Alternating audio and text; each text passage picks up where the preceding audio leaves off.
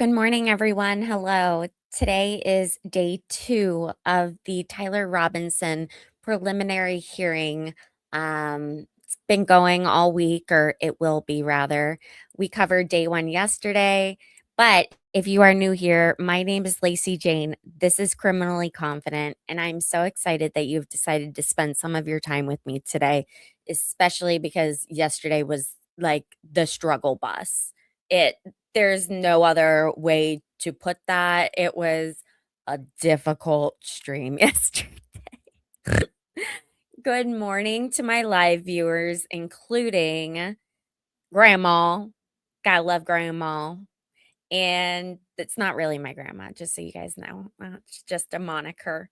Okay, and then we have favorite troll Steve. If you don't know about Steve, Steve came in here.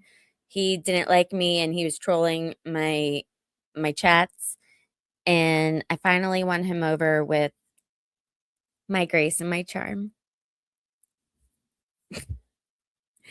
And then we have Angela. Good morning, Angela. How are you today? I'm so excited to have you here.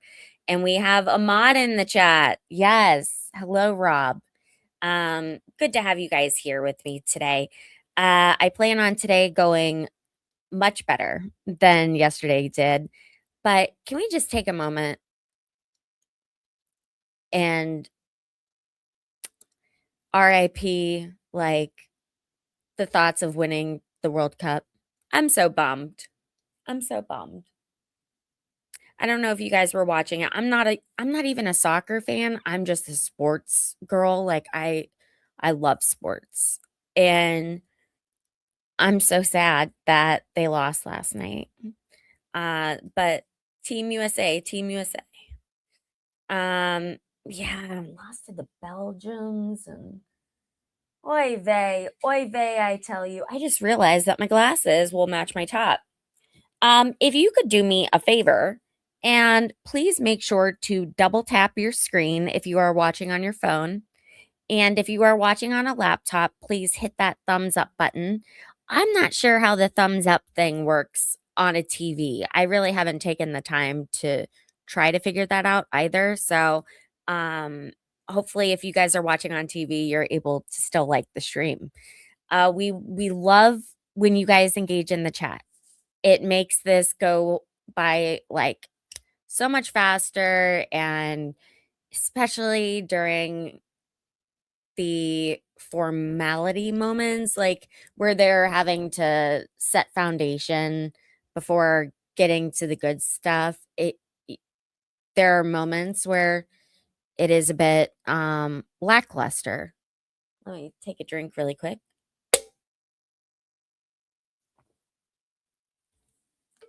With that being said, um we're actually waiting on another trial to seat a jury.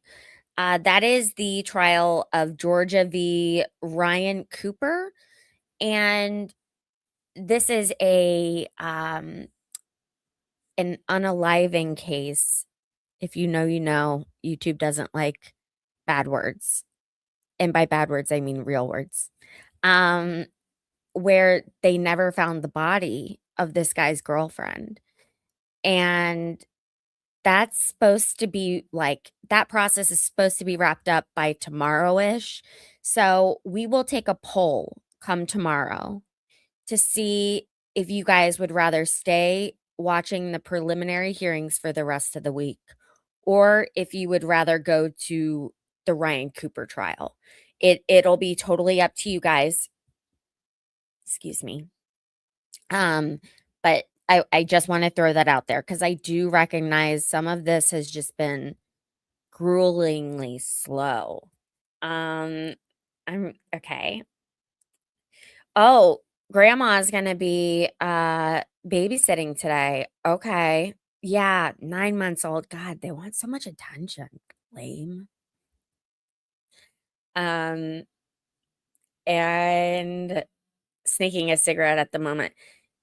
So this is funny. When I was about 3 years old, I spent a lot of time in Charleston, West Virginia at my grandmother's house, Maquetta. Maquetta. That's how you know I'm not lying. It's because, like, that is the most West Virginia name I've ever heard. I don't even think it is a name. I've never seen anyone else with that name. With that being said, apparently we had gone to lunch for the day and a little window shopping. It was grandma, my mom and I, and my grandma's sister Doris.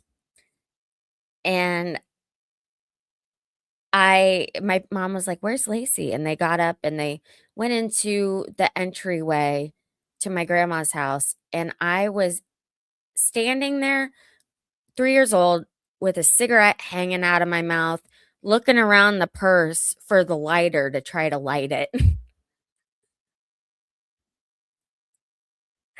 You like, you don't realize how much these little humans are watching every move you make. And that's what I had seen my grandma do so many times growing up, that I was just 3 years old, hanging there, hanging with a cigarette out of my mouth like, "I'm looking for my lighter." Um, yeah, just that's, that's that pretty much wraps up, my life. I'm kidding. Alright, so yesterday in the Charlie Kirk hearing, uh let me put this up on the screen because I did see that they just turned it on. So yesterday was a pretty tame day. Some of the highlights, if you will.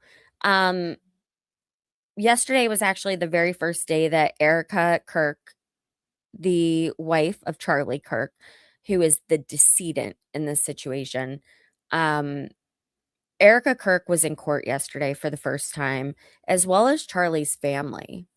And for those of you who haven't been around here very long, I've been covering the trials or the hearings rather, for Tyler Robinson since late last year. And they've they've been pretty there there's been a lot of substance there, believe it or not. Like going over requests to not allow the media in the courtroom, or uh what evidence should be allowed, when the trial should start, requests for delays and the reason for those delays. It's been honestly a ride. And yesterday was the first time they were in court. And about halfway through, Erica left. And that was I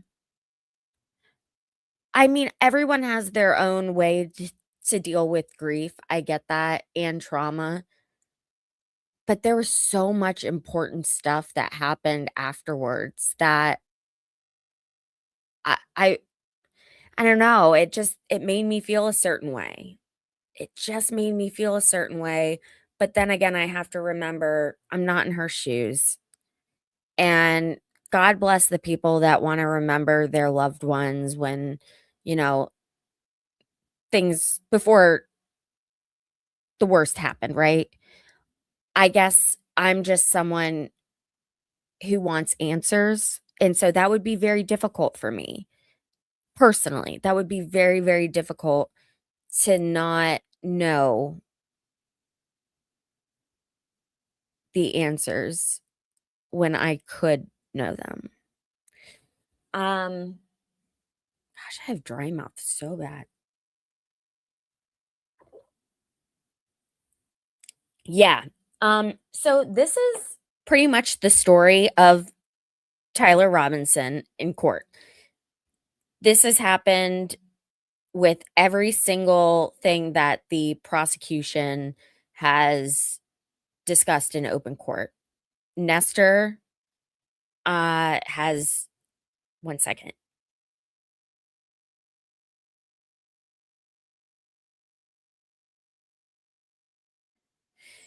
Nestor has really, first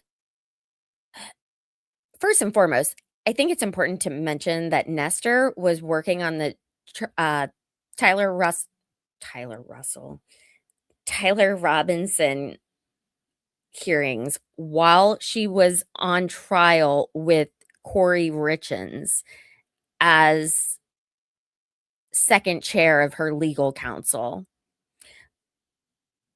And there were days during the Corey Richens trial that they had to, like, have an extra long lunch or a break here and there so that Nestor could just run down and sit in a courtroom with Tyler Robinson, and it's just crazy to think about that. Those are 2 extremely, extremely high profile cases that happen less than 6 months of each other, and it's the same defense attorney. The thing that happened yesterday, besides the family being there, being in court, um, you hear all this stuff afterwards. So I went back and I was watching some reels on X, and I saw a reel a guy put together, and he said, like, he pointed out something that just went right over my head yesterday, but I wouldn't have thought of this regardless. I didn't know about this. There was video of Charlie from behind, and one of the employees at TPUSA, before leaving with Charlie that day, after he had been, I have to find an appropriate word that YouTube won't get mad at me for. After what happened with Charlie, but before they got in the car and went to the hospital, this guy took out the SD card from the camera behind him. And that SD card ended up on a flash drive. That requires you to use a computer, and therefore it is not in its original format. It's not guaranteed to be. So something could have happened with that footage. We don't know. And it wasn't given to the FBI for 6 months, when TPUSA was saying that the FBI had it immediately. Just something that came up, something to think about. I don't know what you guys make of that. I would love to know. Please let me know in the comments. But I thought that was like, that was the first moment I was like,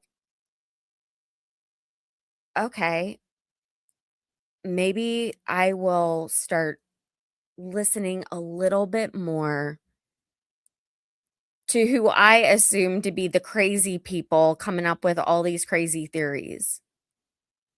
And I know this is, they talked about it in court yesterday. And then because I watched that whole reel, of course, my algorithm started showing me all these similar videos saying the same thing.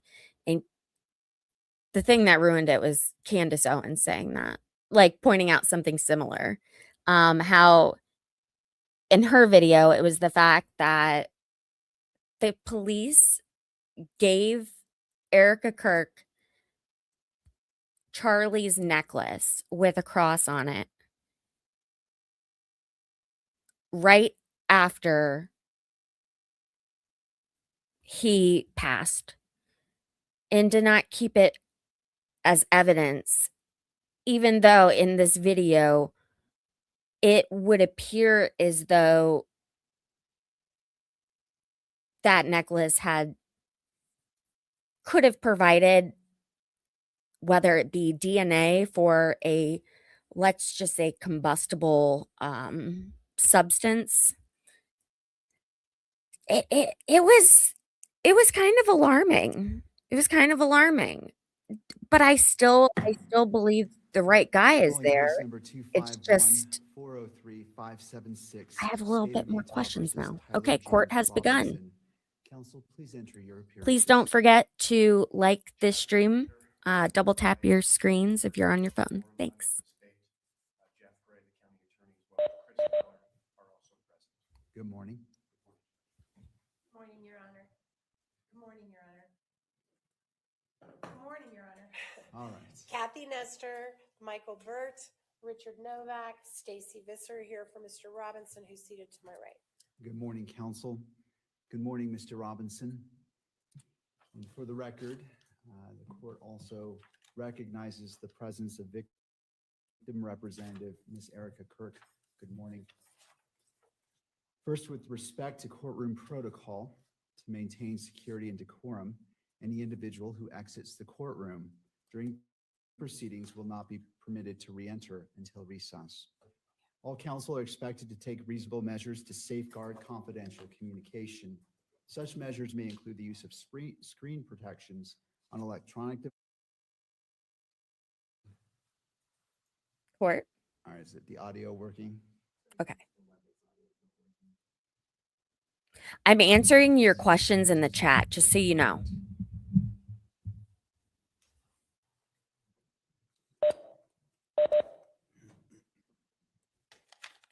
And just let me know when it appears to be working.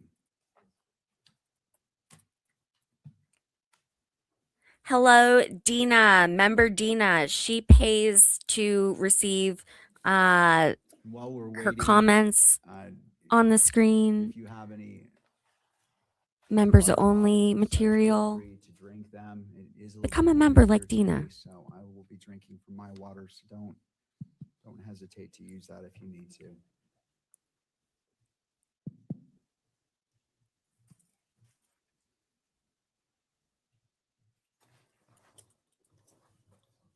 Okay, so Grandma, that's a really good question. Long answer. I can't give you a definitive answer. I can just tell you what I heard and try to find that reel to show you guys.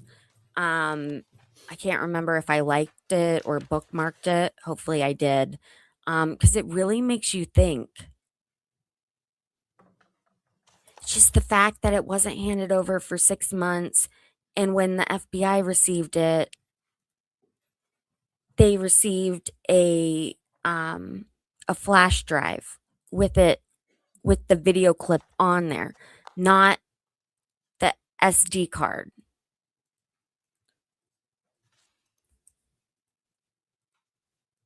I think YouTube knows that yesterday's stream was kind of a hot mess because this isn't being pushed out like it normally is. So if you guys wouldn't mind sharing the stream, that would help tremendously. Hyping the video, chatting. Those of you who are here but just not saying anything, if you could drop a line, that would help push this video out so we can get our normal viewers in here. Right now, YouTube is like has us all the way at the bottom, so we're not popping up on a lot of timelines.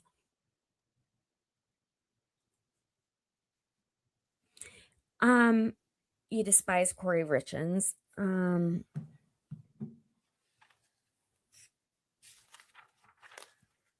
Is it working? Can you send them a link to the Thank you, Rob. I'm thinking about it. Have something to look at. I see. All right. All right, let's go ahead and continue. And let me repeat it just because the audio may have cut out. All counsel are expected to take reasonable measures to safeguard confidential communication. Such measures may include the use of screen protections on electronic devices and care to avoid the inadvertent capture of privileged or private discussions by recording equipment or by those present in the courtroom. Second, the court will address the camera operator and still photographer, and I will invite you to come forward.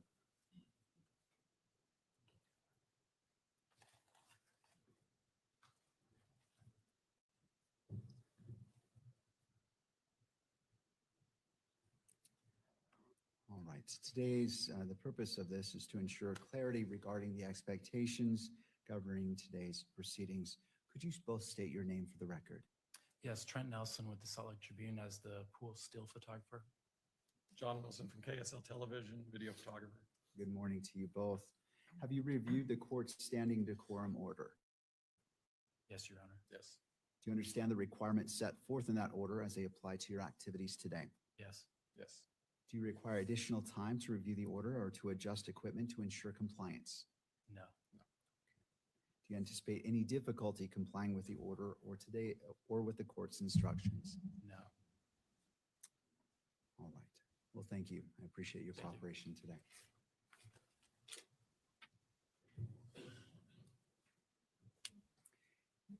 As we begin this morning, the court wishes to acknowledge the importance of the safety, dignity, and well-being of all those who are present or who may be present during these proceedings, including the parties, counsel, witnesses, court staff, and members of the public. The court is also mindful of its solemn obligation to protect and uphold the constitutional rights of both Mr. Robinson and Ms. Kirk. In furtherance of those important interests, all persons attending these proceedings are reminded that portable electronic devices are not permitted in the courtroom or on the fourth floor. The court also expects every person in attendance will be treated with the dignity and respect to which they are entitled. Consistent with the court's standing decorum order, all spectators shall remain quiet, civil, and orderly during all times. Spectators shall not engage in conduct that is distracting, disruptive, provocative, disrespectful, uncivil, or threatening in any manner. I wonder, this is an Spectators important, shall not make this audible part. comments of any kind, I shall not shake wonder or nod their heads, what we and said shall not make yesterday gestures or other that visible made YouTube reactions this during today's mad. hearing. Spectators shall also not wear or display pins, buttons, signs, clothing, photographs, or other items expressing support for or opposing to any person connected with this case, or expressing any position concerning the status of this case as a capital offense. The court appreciates the cooperation of all present in maintaining a courtroom environment that is safe, respectful, orderly, and faithful to the rights and dignity of every person involved. Turning now to counsel. Before we begin, I wish to acknowledge the professionalism, civility, and competence demonstrated by counsel for both the defense and prosecution during yesterday's proceedings. It is evident to the court that each of you approach this matter with seriousness, preparation, and a deep commitment to your respected responsibilities. The court appreciates the care which you have taken in advocating for your positions in the respectful manner in which you have done so. Thank you. Do either party require the benefit of the record before we proceed? A little bit off of chat. We'll address the court. All right, and just as a reminder, the microphones at council table are turned off to prevent the inadvertent capture of any communication. So if you would like to come forward, thank you. And turning to Mr. McBride. Thank you, Your Honor. Before this hearing, the defense moved to find Article 1, Section 12 of the Utah Constitution, Rule 7B, and Rule 1102 unconstitutional as it relates to the admissibility of hearsay and reliable hearsay at this hearing. The issue was extensively briefed and argued. The court denied the defense motion to exclude the use of reliable hearsay at the preliminary hearing. That ruling is at docket number 631. In addition, defense counsel filed a standing objection on July 3rd. That's docket 678. The standing objection reasserted the arguments made in defendant's previous motion. Defendant continues to make these same objections throughout the testimony of each witness. I believe both the state and the court and everyone present knows that the defense objects to the use of hearsay or reliable hearsay at this hearing. On the point of preserving the objection, that has been done.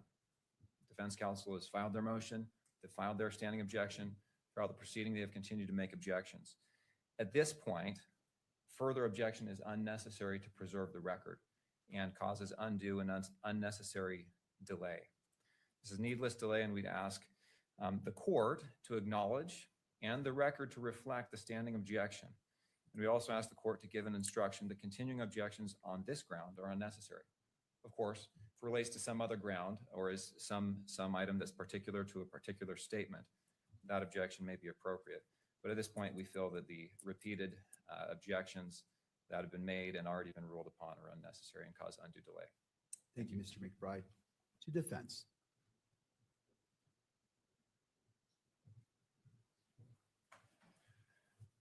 Good morning, Your Honor. Michael Burt for Good Mr. morning. Robinson. I have my bathing suit We on have no underneath objection this. to that procedure as long as the court makes a ruling that the In case you objections see are a preserved. We do think it would bunch of pink. expedite matters if we didn't have to repeat the standing objection. I There may be agree. Particular objections that are not covered by the standing objection we've made, and so we ask permission to be allowed to make those objections as needed Thank you, Mr. Burt.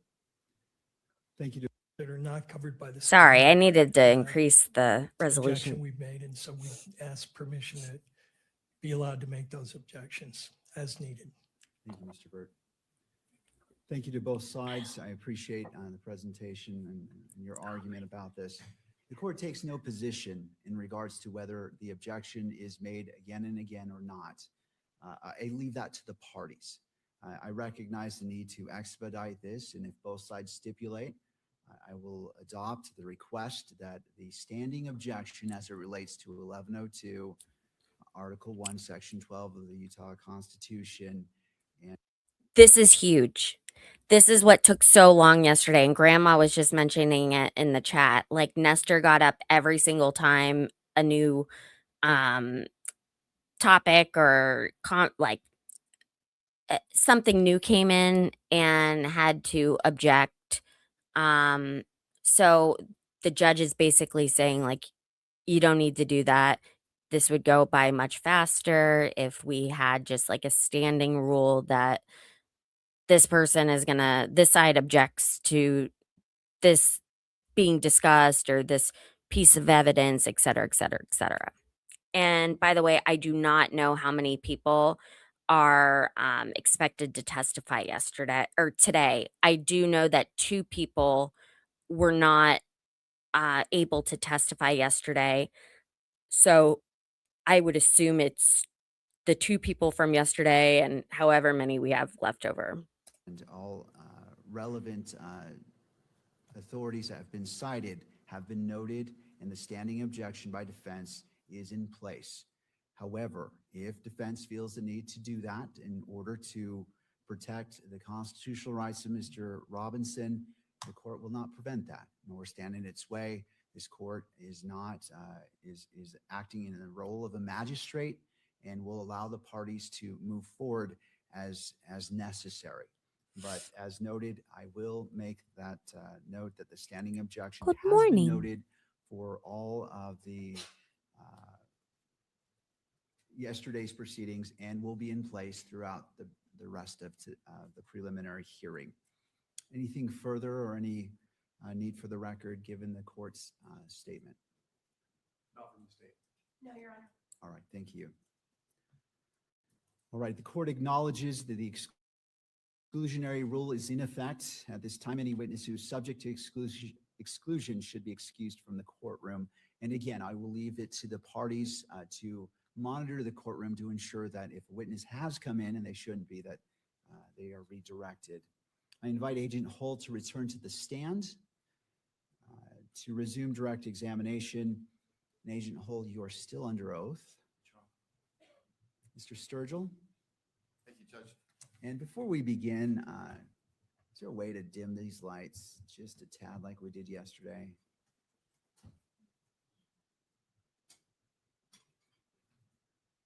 Perfect, thank you. All right, as of yesterday, there is also a water bottle to your left.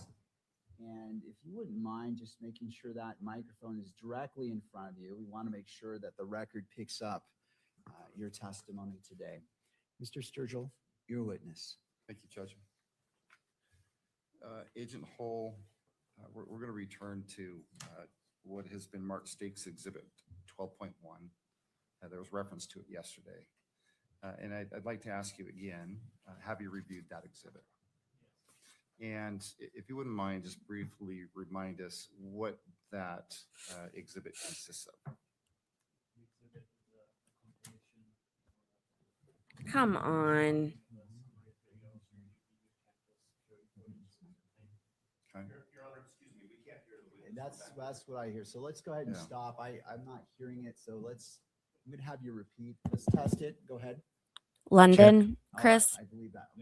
Mr. Sturgill, if Or you wouldn't mind England. restarting. I so can the- do that, Judge. Thank you. Maybe bring the mic or the Germany. base a little bit closer to you. Ah, okay. I'm sorry. Netherlands. All right, Nice. let's go ahead and go back to what's been marked as State's Exhibit 12.1. I'd asked you a moment ago if you'd reviewed that exhibit. Yes, I have. Okay. And would you just remind us what that exhibit consists of? It's a compilation of videos that were part of the overall footage that was obtained from the Utah Valley University as part of the investigation. And does that compilation video, from your point of view, capture Mr. Robinson arriving to and visiting the UVU campus It does, yes. on September 10th through the 11th, 2025? Correct. Okay, and again, I asked you this question yesterday, but did you prepare that video compilation? I did not. Okay, do you know who did? The Utah County Attorney's Office. Does that video, and I'm referring to 12.1 exhibit, State's Exhibit 12.1, does it include all of the footage collected by the SBI from UVU? It does not, no. Does that video, again, 12.1, include all of the footage you collected from UVU that captures who you believe is Mr. Robinson walking around campus? Not all of the footage, no. You reviewed this compilation with Mr. Olson, correct? Correct. And in its entirety. Yes. And he actually, and then you collected an 1102 statement from him. I did, yes. And I believe that has actually been admitted into evidence as State's Exhibit 12.3. Did Mr. Olson refer to that exhibit, 12.1, in his statement? He did, yes. Okay.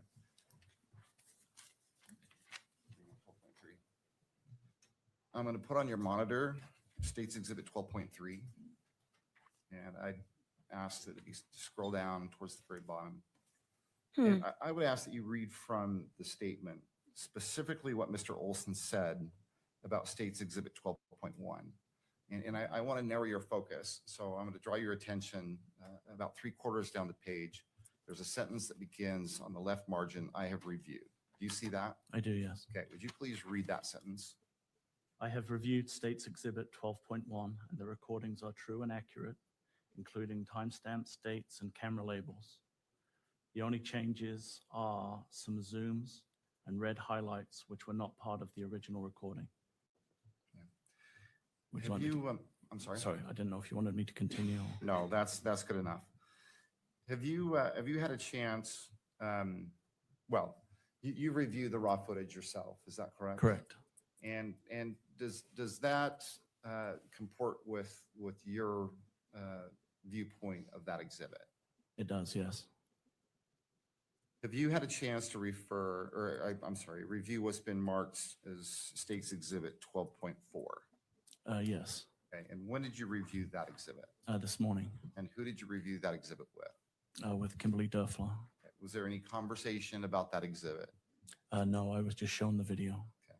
Nobody asked you questions or suggested anything to you? They did not know.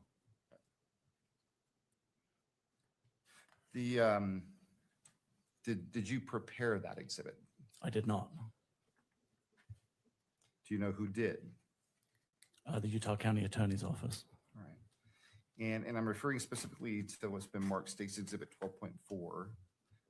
What is depicted in that video? That video is, again, a compilation of videos from the overall footage that was obtained from Utah Valley University for September 11th and September 12th. And how does it compare to what's been marked as State's Exhibit 12.1? Sorry, guys. It appears I'm to be the same changing. footage. However, on this particular version, there were no circles or blurs that had been the made to description video. for How about this zooming video. in and zooming out? No, there was no zooming or zooming out. Does it appear to be identical to the raw footage that you've seen that portrays this particular part of the UVU surveillance video? It does, yes. Judge, the state would move to admit what's been marked State's Exhibit 12.4. Welcome. And Your Honor, we just object to the publication of this for all the reasons we argued yesterday. We think this. This is literally what the judge just said that Going to play a she big doesn't have to role do. in the trial, and to allow the public to see it now would seriously impact our ability to get a fair trial, and we're asking the court not to publish it. Thank you. And Mr. Sturgill, and to all counsel, as it will apply to all counsel, when you are moving a piece of evidence, it's the three parts, whether admissibility into the record, Right. to be published in the courtroom, to be published in the courtroom and captured by the media. So Mr. Sturgill, as it's your request, what are you requesting? Just, first of all, clearly I'd move to admit the exhibit. I'd ask, and Judge, the presumption is that this is a public record, it should be published. And so the state's position is that it should be published here in the courtroom, and it should be published in such a way that the media can capture it on video. All right. You may, if you would approach the lectern, please, and state your name. I'm David Ryman. I represent the news media. I didn't make an appearance because the news media technically aren't parties, but as you know, they do have the right to be heard on issues like this, and I've tried to keep that to a minimum. But since this is the first one coming up today, I thought it might be helpful to just address it again. There is a presumption not just that it be published in the courtroom, as we talked about yesterday, because the participants or the spectators in the courtroom have a right to know what the court is viewing so that they can understand how you're making your decision. This seems like a very important piece of evidence. It doesn't seem like there is a basis to keep the people who are in the courtroom today from understanding why it's being introduced. It is not like the videos yesterday, and my understanding at least is, and you can correct me if I'm wrong, but we didn't object to the videos that weren't published yesterday that were graphic. We didn't object to the non-publication of the autopsy report. The argument here that Ms. Nestor just made is this seems really relevant, and that is precisely why it needs to be public. With the last thing I'll address is just EMC. There is a presumption, it's a rule presumption, not a constitutional one, that EMC is allowed. And I think that for all of the reasons that we've briefed this for your honor several different ways, there needs to be a really good reason why. You know, if it's being published in a public proceeding in the courtroom, it should not also be, it should not also be allowed to be published to the media. So, Thank you. thank you. Mr. Sturgill, do you wish to respond or perhaps give a little bit more detail on what this video purports to show? Well, do you want me to proffer that, Judge, or have the witness? Just I'll say defer it. to you.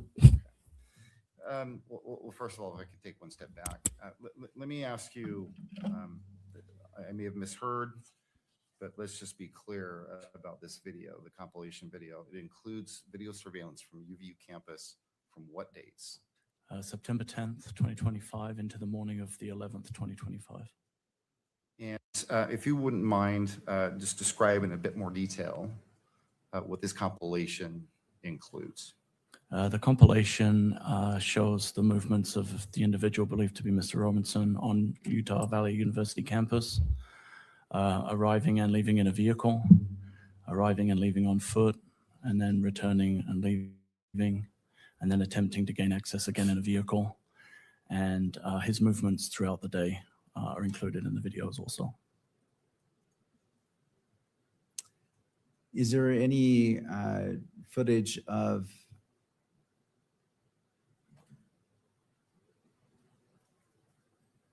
the alleged shooting? There is not, Judge. Okay, I just want to clarify that. Ms. Nestor, given that additional information and anything further from defense? Mr. Burt's he's the one who's been litigating all of the First Amendment issues. If he could address Mr. Ryman's argument. Yes, Mr. Burt, if you wouldn't mind coming forward.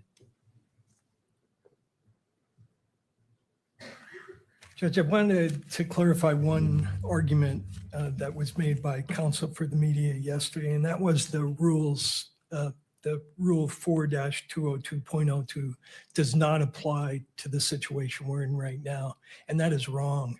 The rule says that this rule applies to the judicial branch. And 4-202.02J says the judge may regulate or deny access to exhibits to ensure a fair trial.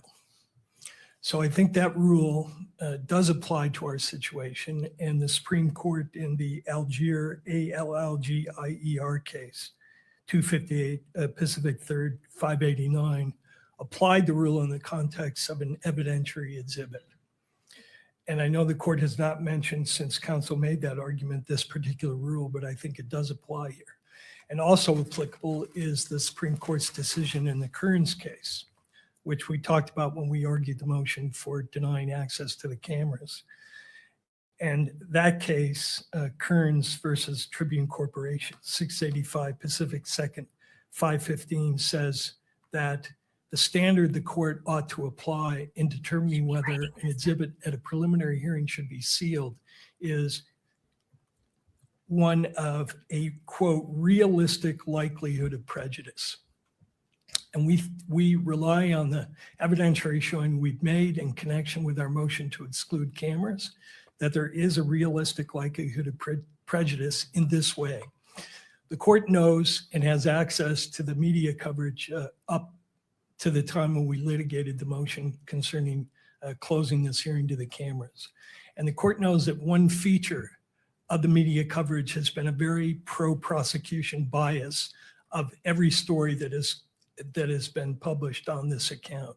The court also knows from that coverage that information is being widely disseminated, and you have found in connection with the shackling issue that the publicity in this case is likely to reach jurors who will be part of our jury pool.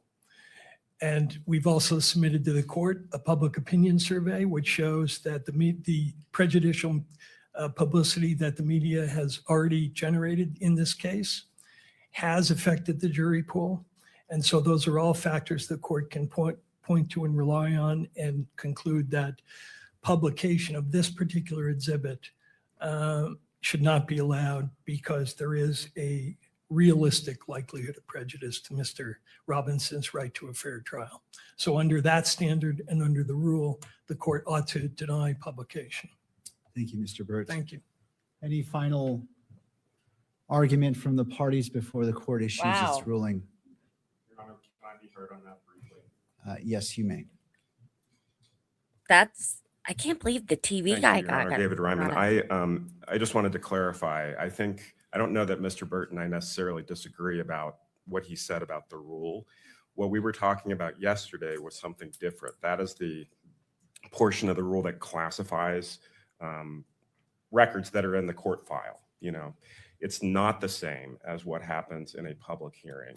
And Mr. Burt referenced the portion of the rule that essentially just tracks the constitutional standard, which of course, you know, controls here as to whether in this public proceeding, it can be closed in any way, and non-publication of exhibits as a form of closure. So I don't necessarily disagree. I would just underscore a lot of what Mr. Burt just said has been briefed ad nauseum at this point. Their position that publicity is incompatible with a fair trial. The Algier case he mentioned, you know, I know that case. I litigated that case. It involved a confession that the court found public because you have so many other tools to seat a fair and impartial jury.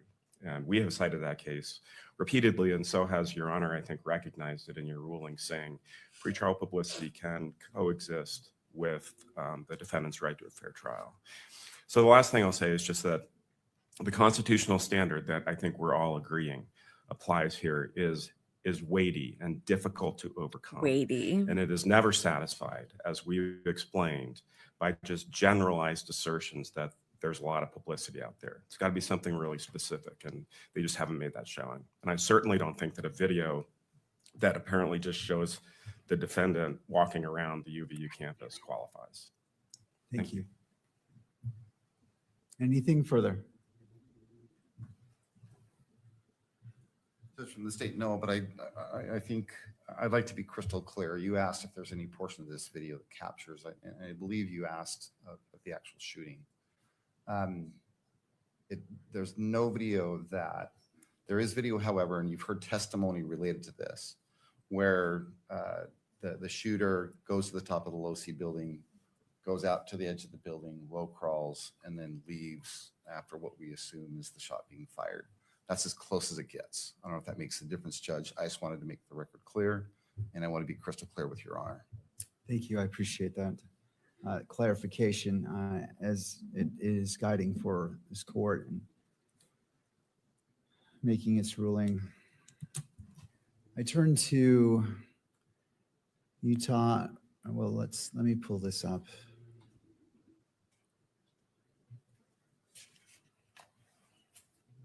So Rule 4-202.02. Googling something. I go down to, well, first it says statement of the rule. 1, presumption of public court records. Court records are public unless otherwise classified by this rule. 2, public court records. Public court records include but are not limited to. I'm going to go down to 2J, exhibits. But the judge may regulate or deny access to ensure the integrity of the exhibit, a fair trial, or interests favoring closure. And the court recognizes the importance of the constitutional rights of Mr. Robinson being upheld and protected. At the same time, the court also recognizes the importance of transparency and a proper balance to ensure that the constitutional rights of all parties are upheld. As it relates to this exhibit, I believe it's 12.4. 12.4, yes. Based off the representation of what is in that, the court differentiates this exhibit from the exhibits from yesterday, namely Exhibit 7, Exhibit 8, and Exhibit 9, as those are different in nature. And those go to issues relating to Utah Constitution, Article 1, Section 28. My As bad. it relates to the Declaration of Rights of Crime Victims. And the court also recognizes Utah Rule of Evidence 1102, as that is the foundation that's being laid for the admission of this exhibit. Having taken in consideration all factors, the court rules that Exhibit 12.4 is admitted into evidence and shall be played in the courtroom and may be broadcast by the media. We can proceed. Thank you, Judge. Why isn't this working? Agent Hall, before we actually watch State's Exhibit 12.4, I have just a few questions. Yesterday, you testified at the very beginning of your investigation that you focused on the video that captured the shooter on the top of the low-C building. Is that correct? Yes, I believe you also testified that you began by working your way, and this is what I remember you saying, so correct me if I'm wrong, but you in essence testified that you began with that video and you started working your way backward and forward with the UVU surveillance video in an effort to trace the shooter's steps on campus. Is that right? correct. Okay. Would you mind explaining just in a little bit more detail what you meant by that, tracking forward and backward on that video? Yeah, we had a known when the shooting occurred, and as the officer testified, there was a video of an individual on the roof at the time of the shooting. And so the philosophy that we applied was to take what we knew and then work that forward through the timeline and backwards through the timeline to try and establish where the individual had gone from the rooftop or how the individual had come to be on the rooftop. And did that, for lack of a better term, did that bear fruit? It did, you yes. actually see from, at least in part, where he came from and where that shooter went? Yes, more so where he came from. It was very limited after the fact. You testified yesterday that in reference, I believe, to what's Mark State's Exhibit 21, that you believe Mr. Robinson visited campus Sorry, at guys, least give 4 me a times moment, on the please. 10th and the 11th. Correct. And I think you reaffirmed that today. Did you do the same attempt that is to track Mr. Robinson through UVU surveillance video during each of those 4 visits? Yeah. Or those other 3 visits, I guess? Yes, on each occasion, we attempted to follow the movements of the individual throughout campus. And did you in fact see Mr. Robinson on campus in surveillance video that is not included in State's Exhibit 12.4? Yes, there is additional footage of him on campus, yes. Okay. I'm going to have displayed on your monitor.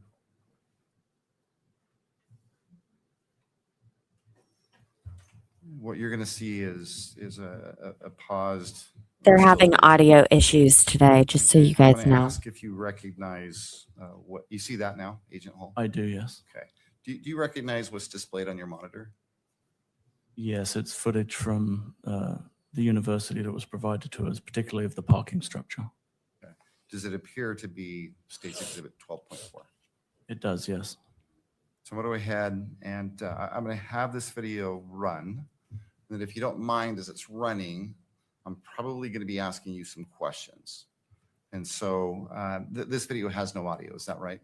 No, there's no audio on the cameras. Okay. Let's go ahead and start the video. Your Honor, it's just not up on the screen yet. Let's go ahead and put it on all screens. Morning, Candy. How are you? No, I appreciate Thanks for dropping it. by. Is, so it is admitted and may be published to the screens. Okay, it's And, admitted. Just want to make sure it's on your screen, Agent. All right. All right, Mr. Sturgill, you may proceed. Appreciate that, Judge. Thank you. Go ahead. Okay, what are we seeing here, Agent Hall? That's the vehicle that is believed to belong to Mr. Robinson arriving in the parking garage on campus. At what time in the morning? What time of the day? It's approximately 8:30 in the morning on September 10th, 2025. And what leads you to believe this particular vehicle belongs to Mr. Robinson? Information that was provided regards to driver's license and Department of Motor Vehicle records. The vehicle fits the description of a vehicle owned by Mr. Robinson. Is there anything unique about that vehicle that stands out to you? The shape of the vehicle is very distinct, but predominantly the wheels were very distinctive on this version of the vehicle. Now what do we see? The driver of the vehicle exits the vehicle and then walks on foot to exit the parking garage. It's the individual in the red T-shirt and the shorts and the shoes. And do you believe you recognize who that person is? Yes, Who is that? I believe that's Tyler Robinson. All right, where does he go from there? He heads out of the parking garage on foot into the campus and actually goes to the quad area of the campus. At that time, he makes contact with some representatives from TPUSA. By quad area, Sorry, the amphitheater is what I previously referred it to. so he goes up on campus, visits the amphitheater area, the courtyard or quad. Correct. And then what do we see here now? He returns on foot back to the same vehicle. And what time is he returning back to the vehicle? It's about 9:25 a.m.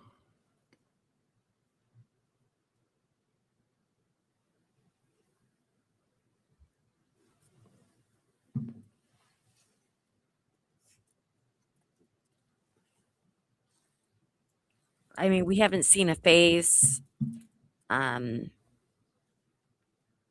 don't get what is so And where is this parking controversial. structure located on campus? It's just off of Campus Drive. It's a short walk from the amphitheater. What do we see now? That's the vehicle exiting with Mr. Robinson driving the vehicle.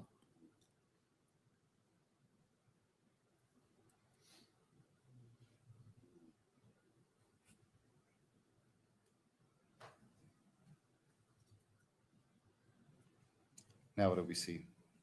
This is Mr. Robinson returning to the campus on foot from the neighborhood to the northeast.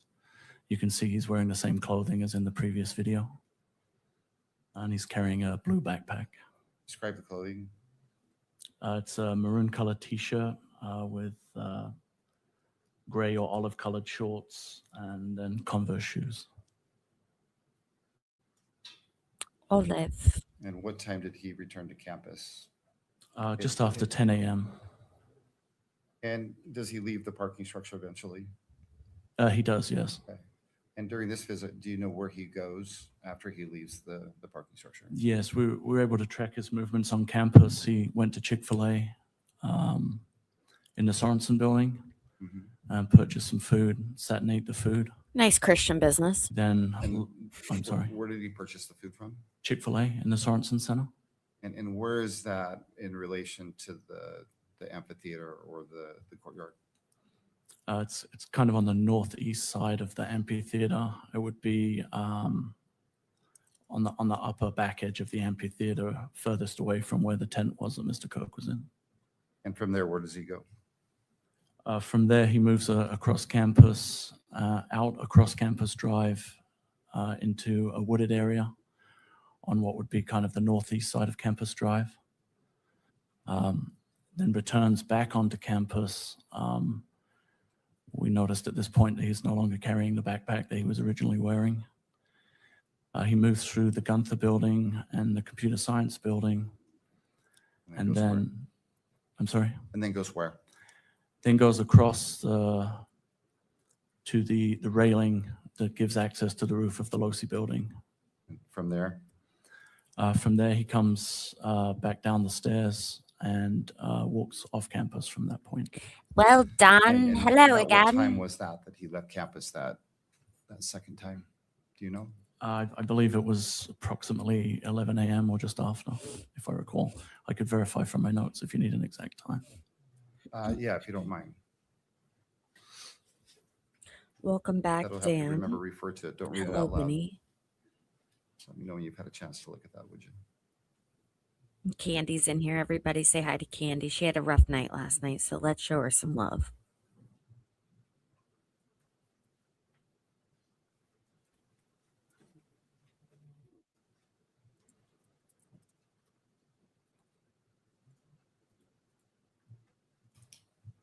Were you able to refresh your memory as far as the time? I was, yes. And what time was it? It was just prior to 11 a.m. when he walked off campus.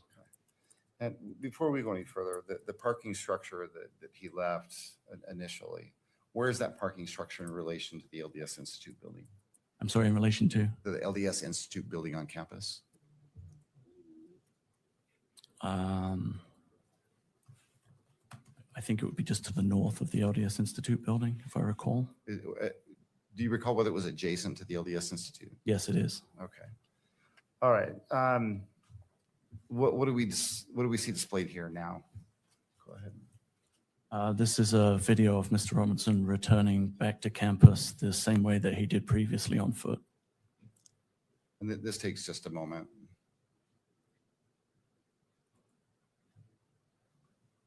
And why, well, let me ask you this. You believe this is Mr. Robinson returning to campus? I do, yes. Okay. And why do you believe it's Mr. Robinson?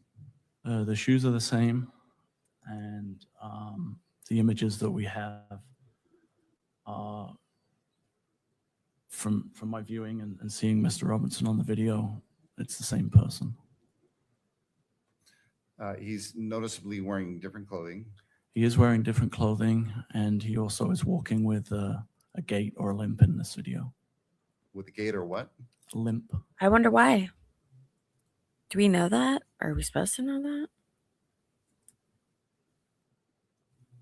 Now, what do we see? So this is Mr. Robinson coming up the stairs of the parking structure.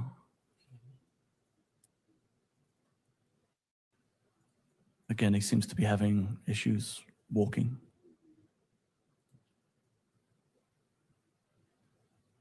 I may have to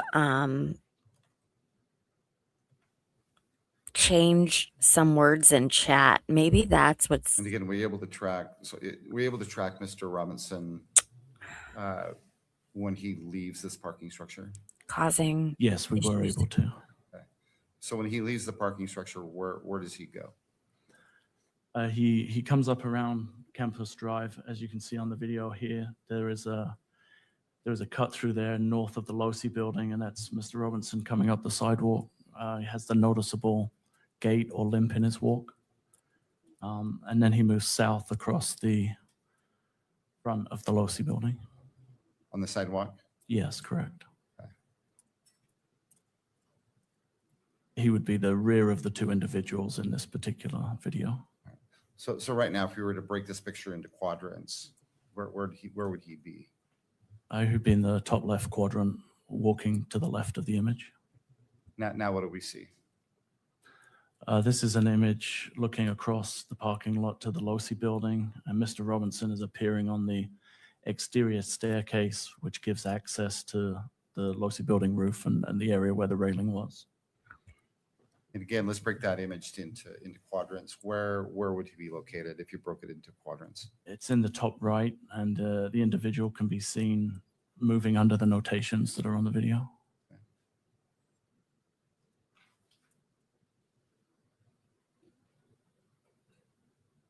And what time is this? It's just afternoon, about 12:15 On what day? on September 10th, 2025. What just happened, or what did we just see happen? The individual actually kind of rolls over the railing onto the roof of the Losi building. All right, Talk soon. go ahead. Sorry. And again, in the top left corner, the individual is now seen running across the rooftop of the Losi building to what would be the southwest corner of the building, crouching down and then crawling to the corner of the building. Hi, Teresa. And this is at what time? Welcome. Around 12:23. I think the timestamp on the video is 12:22.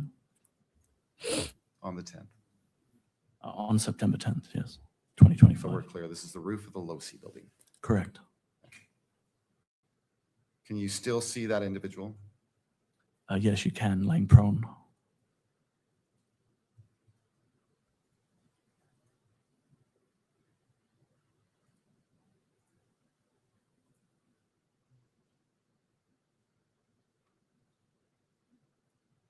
You believe this to be Mr. Robinson?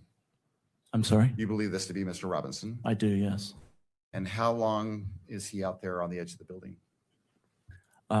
Just until the reported shot was fired at 12:23 and 28. Individual then stands up and then moves across the building to the north. Is that what we're seeing happening right now? It is, yes. They move behind the atrium area on the rooftop to the northeast corner where the white triangle is. Oh, okay. Oh, Do you see yeah. Mr. Robinson now? I do, yes. He's just arriving at the corner of the building, almost the top center of the image. I mean, how would a normal person know what capabilities they would have on the rooftop? What are we seeing now?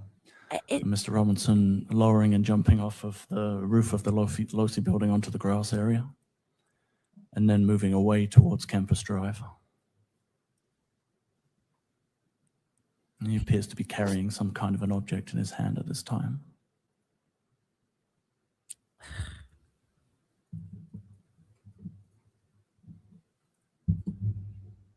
So he's approaching, Campus Drive, and again, broken into quadrants. Where is he currently?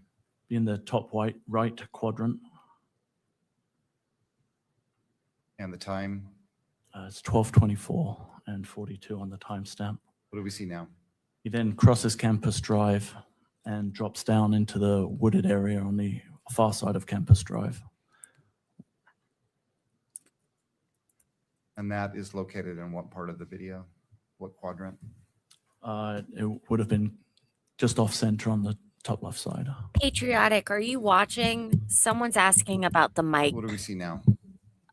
This Yuri. is the intersection of Campus Drive and 800 South. Or There's a Huskies. vehicle attempting to turn right onto Campus Drive. That's the vehicle that's driven by Mr. Robinson. And on the screen, where is that vehicle that you're referring to located? If you broke it into quadrants.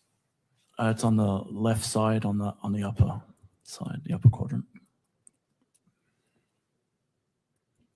Now what do we see? That vehicle's now pulling away and heading east on 800 South. And why do you believe that that vehicle is Mr. Robinson's vehicle? When that vehicle was stopped, it actually made contact with an officer who was doing security detail, And do you know who that officer is? or Officer was? Goforth, Okay. And do you know which department he works for? Spanish Fork Police.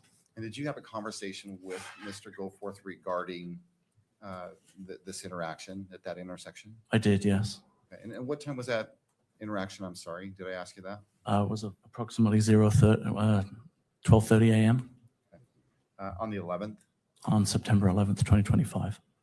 So you talked to Officer Goforth about that contact on the corner on that, or during, I guess during the early morning hours of the 11th. Correct. And what did Officer Goforth tell you about that interaction? It was an interaction that I guess cop intuition, but there was something about the interaction that made him make a note of the license plate of the vehicle.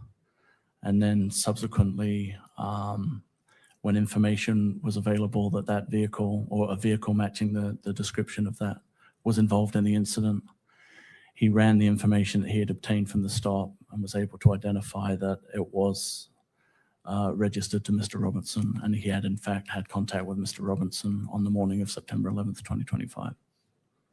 The information that he ran, do you know what information when you say that, he ran information, Yes, he ran a partial plate. a license plate? Correct. And based on that partial license plate, he was able to identify the owner of that vehicle? Yes, And did he tell you who the owner of that vehicle was? he did, yes. Okay, and who did he tell you that it belonged to? Said there were two registered owners of the vehicle, Tyler Robinson and an Amber Robinson. Did he say anything about the person that he actually interacted with? Yes, it was a male that he believed to be Tyler Robinson.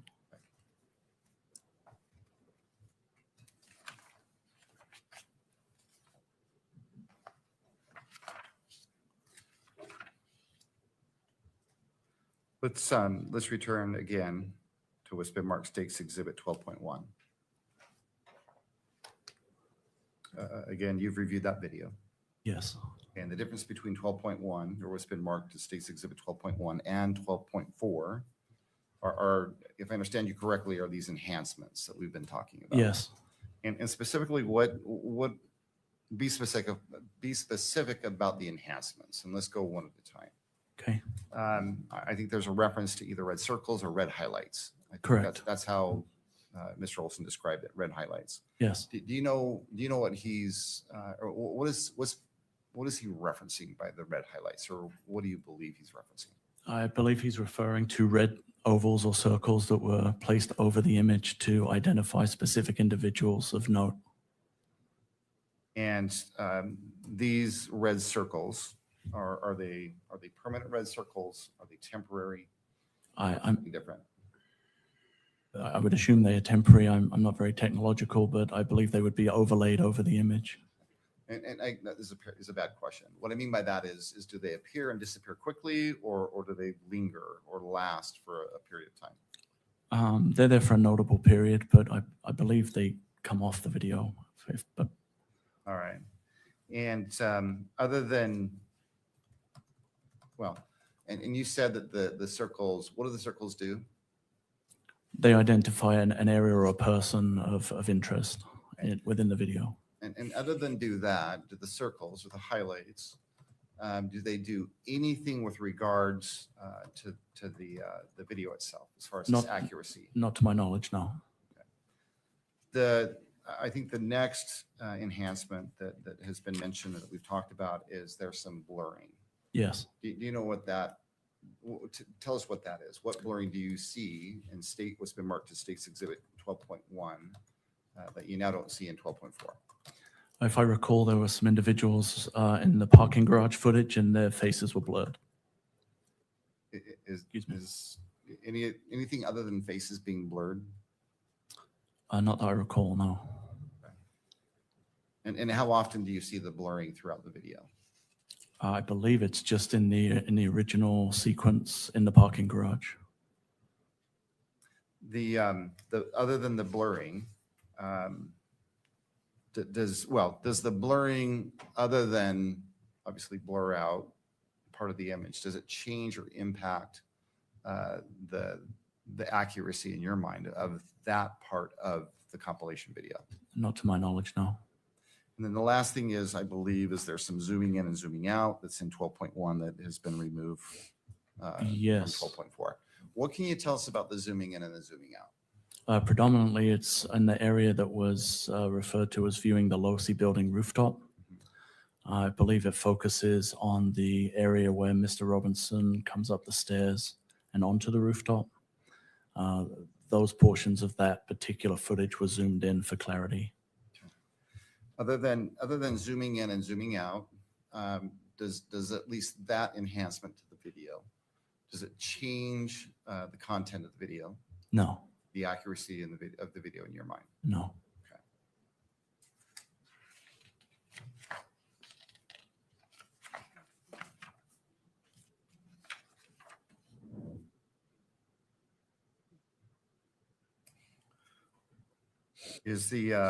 Are the enhancements in State's Exhibit, well, it's been marked as State's Exhibit 12.1, are they helpful in any way, or what do they add or take away from that video?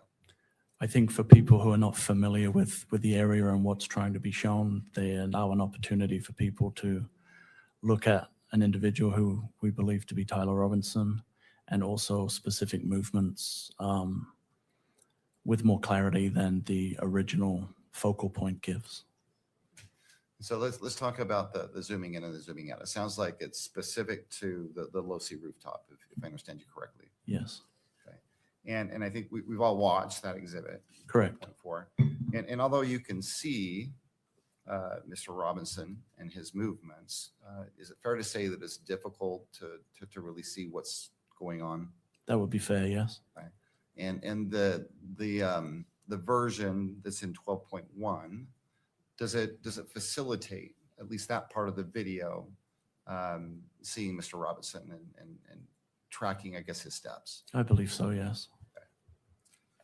Judge, at this point, I think in combination with yesterday, the foundation that was laid yesterday, including the written statement from Mr. Olson, which has been admitted into evidence and is, well, it's already been admitted to evidence. We believe there's enough foundation that at this point, we'd also ask the court to admit what's been marked State's Exhibit 12.1. We think it would be well, beneficial for Your Honor to view it. Ms. Nestor. Thank you, Your Honor. We renew our authenticity objection, and we also object to for admission purposes. And then we also object to the publication for the same reasons, the fair trial issues that we raised with the unaltered version that was just submitted. And Judge, sorry, I neglected to mention the other two. Again, Judge, we believe that the presumption is that this is a public record, that it should be not only admitted, but it should be published here in the courtroom, and it should be published in such a way that the media can have access to it. All right. I do have a question in just directing your attention to the Utah Rule of Evidence 403, to the last phrase, the last 4 words in that. Do you wish to address that? I'm trying to set up a stream for Kick. Judge, Give me a second, guys. I'm going to have to look at 403 specifically for those last But, 4 well, words, I unless can you read, want to share that I with can me. read that. Or Okay, go ahead and needlessly read that. presenting cumulative evidence. So the court may, let me just read the whole rule for completeness. The court may exclude relevant evidence if its probative value is substantially outweighed by a danger of one or more of the following: unfair prejudice, confusing the issue, misleading the jury, undue delay, wasting time, or needlessly presenting cumulative evidence. I'm not looking at anything else other than that last portion. I recognize there is no jury. I am the magistrate. I am the fact finder, but just addressing that last point of Rule 403. Right.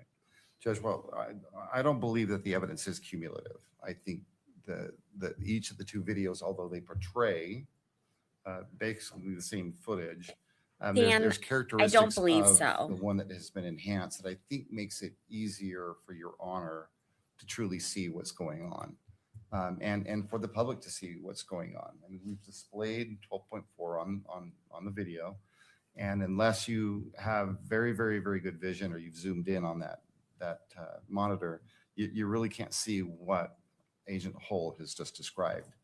The character of 12.1 is it simply it enhances that at least important parts of that exhibit, and it just makes it easier to see, not only by Your Honor, but also by the public. and specifically as it relates to the zooming in and the zooming out. Okay. Anything further from the parties as it relates to 12.1? All right, well, I will admit 12.1 into evidence, but as it relates to playing it in the courtroom or on television, well, for the media, I find that it is, well, as the fact finder, I will look at the evidence and weigh it as a magistrate is required to do, but I do not find it is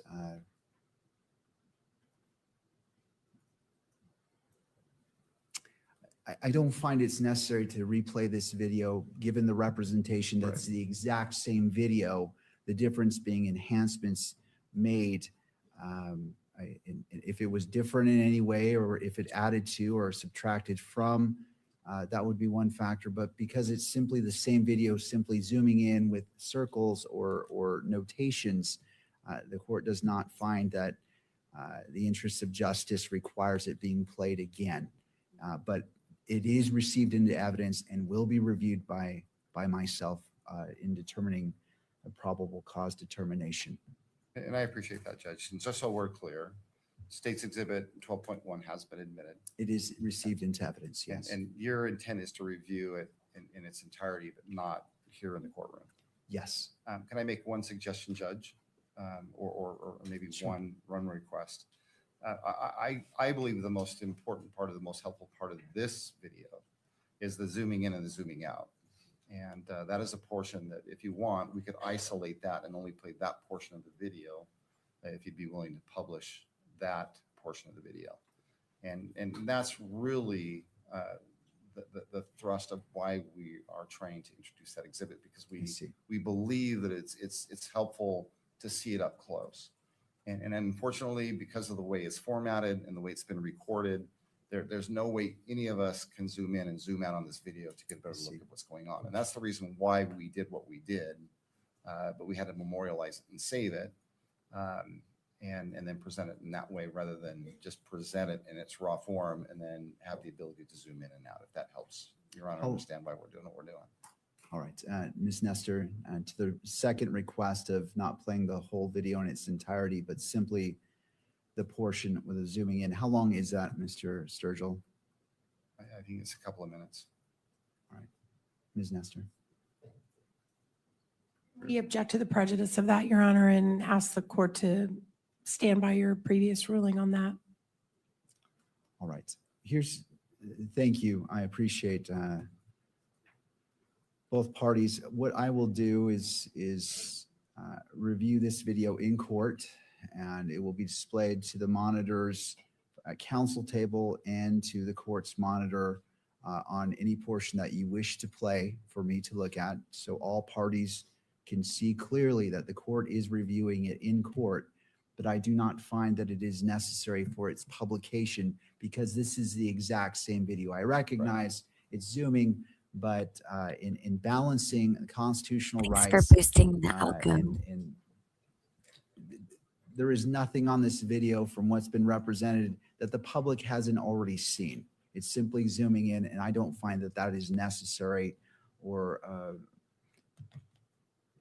and so in balancing the constitutional rights of all parties, I'll view it on the monitor. Counsel's free to view it with me as I'm looking at it, but it will not be broadcast in the courtroom or by the video camera. I appreciate that, Judge. I respect that. I think there's a natural break where we can start. And what I'm going to ask is just we simply play you will have this entire exhibit in evidence, though. Thank you. Is that right? Yes, I will. All right, whenever you're ready. Counsel, as it relates to your monitors, just as a caution, if you don't want it to be wished to be picked up, and I'm not saying it will, I know there are camera operators being diligent in ensuring they're complying by the rules, but in abundance of caution, this is just your moment to take care of your screens if you feel the need to do so. So if I could just have one moment, hold on, Kimberly. Not sure where the power button is on that. You don't know where the power button is. Come on, man. All Get right. with it. All right, counsel for defense, are we prepared? And for the state? Yes, Judge. All right, thank you. Having heard from both counsel, I'll go ahead and review it on my screens. It is not being displayed in the monitor in the courtroom. And you may present 12.1, the portion you wish for me to view.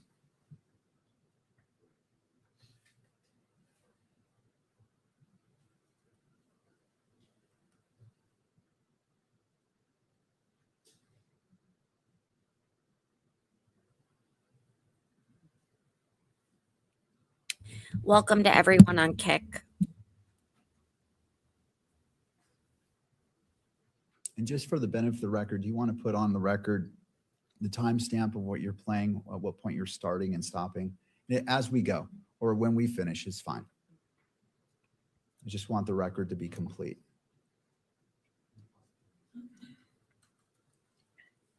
Just the difficulty in doing that is because we've zoomed in, it's removed the timestamp on it. And so Well, you can just give me the count The on the count video? on the bottom. There's a timer at the bottom of the total length of the video. So that's fine. I'm just trying to create a record of what exactly I'm looking at.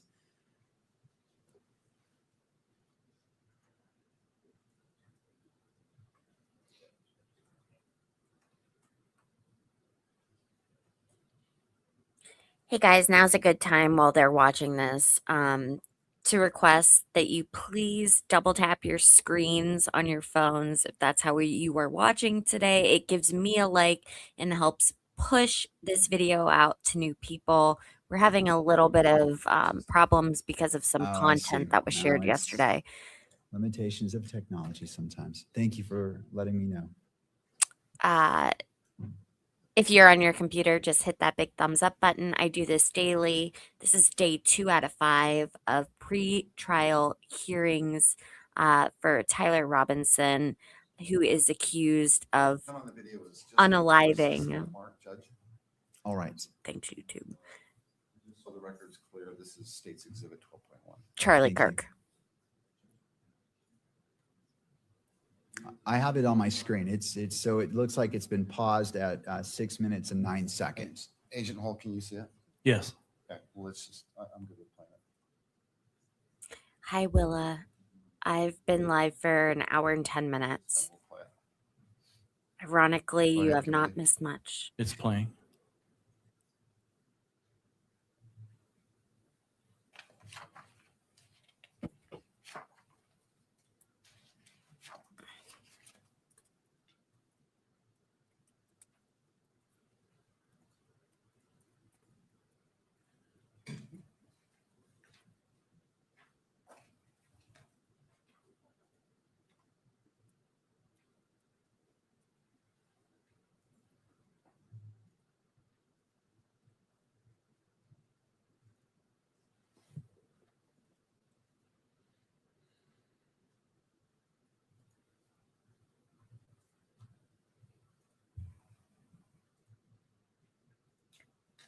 Okay, Grandma.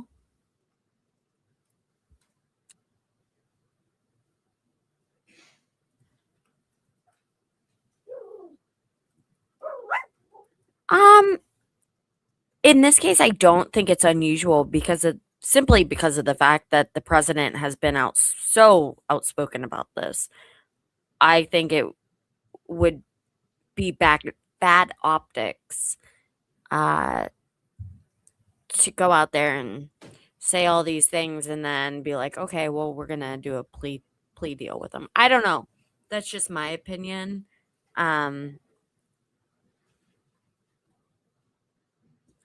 Give me 1 second.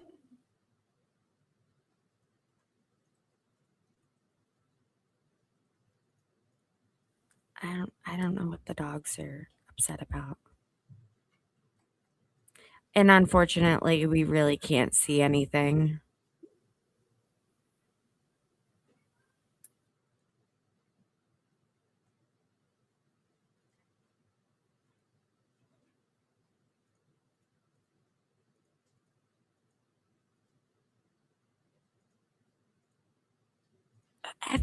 I feel like All everyone right, and it's forgets been that paused, I'm it looks doing like, this. At 6 minutes and 23 seconds. I'm sorry.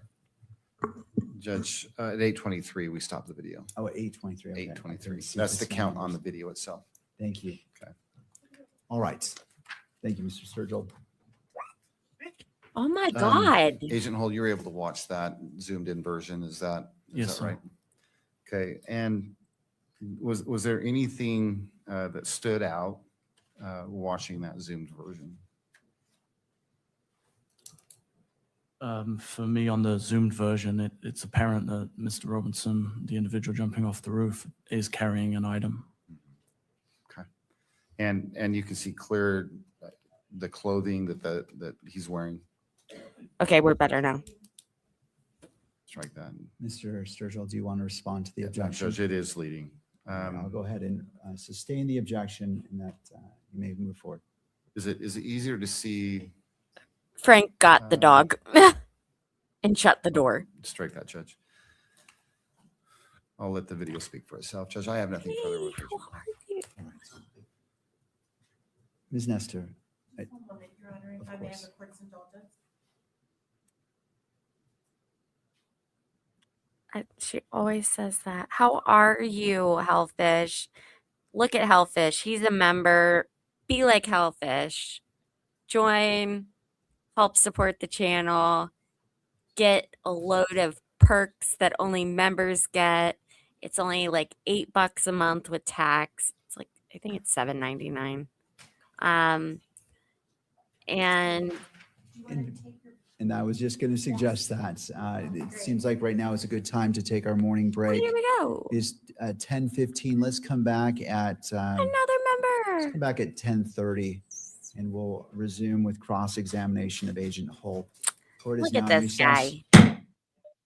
Okay, and we have another member. The goal here, you guys, in case you haven't caught on, because I actually thought about this yesterday. I haven't said this aloud on a stream. The goal is to have all y'all have your names in green. Like that is the goal, so that we can make this channel what the goal is. And the goal is for me to be able to be boots on the ground and providing you guys trial analysis, not from home, but from where this is taking place.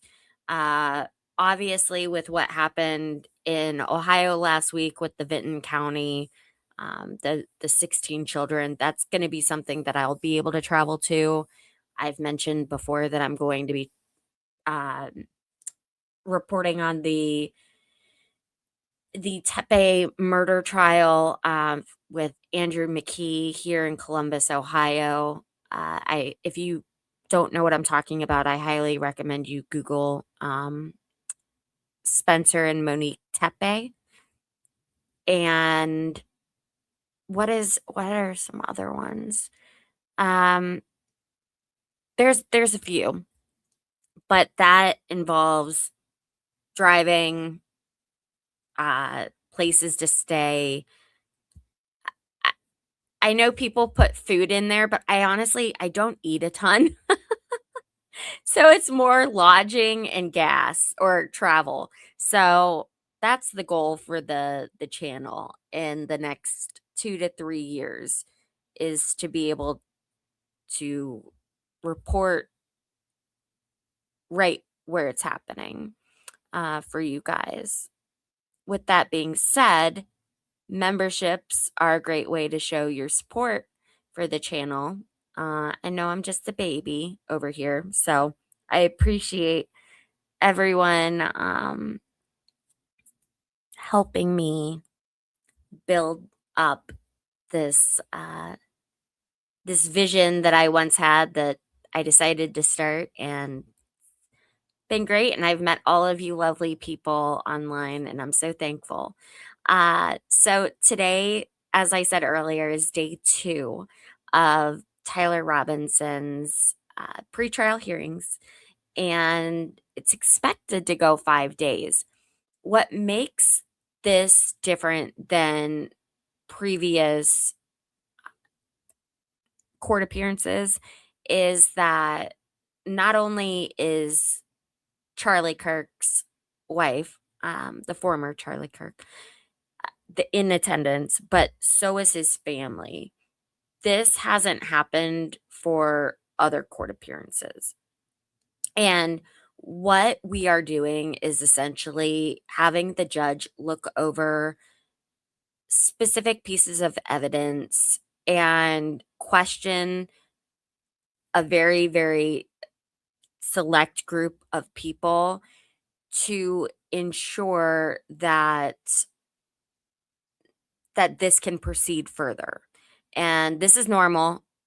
This is kind of like what a grand jury is in a lot of other states, but it's just done a little bit differently in Utah. So yeah, we are here. This is what we're doing.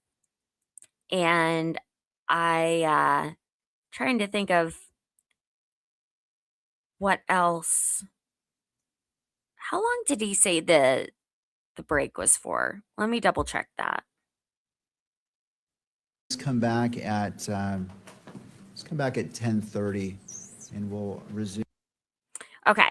So I will keep this going in the background. However, I do want to show you guys what I have been watching with the Vinton County case, if that's all right with you. Later on today, I will try to locate the video that I saw that I was referring to earlier about the SD card and the flash drive and the FBI.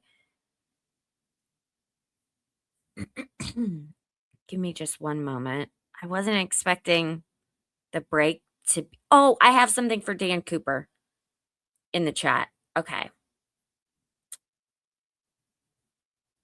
For those of you who were asking about the microphone theory, I have a friend that went on a show the other night, and my friend is Matt Tardio, and I'm going to post this link. This is for Dan if he's still watching.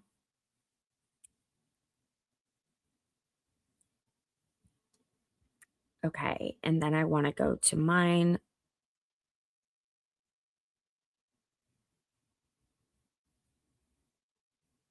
Go to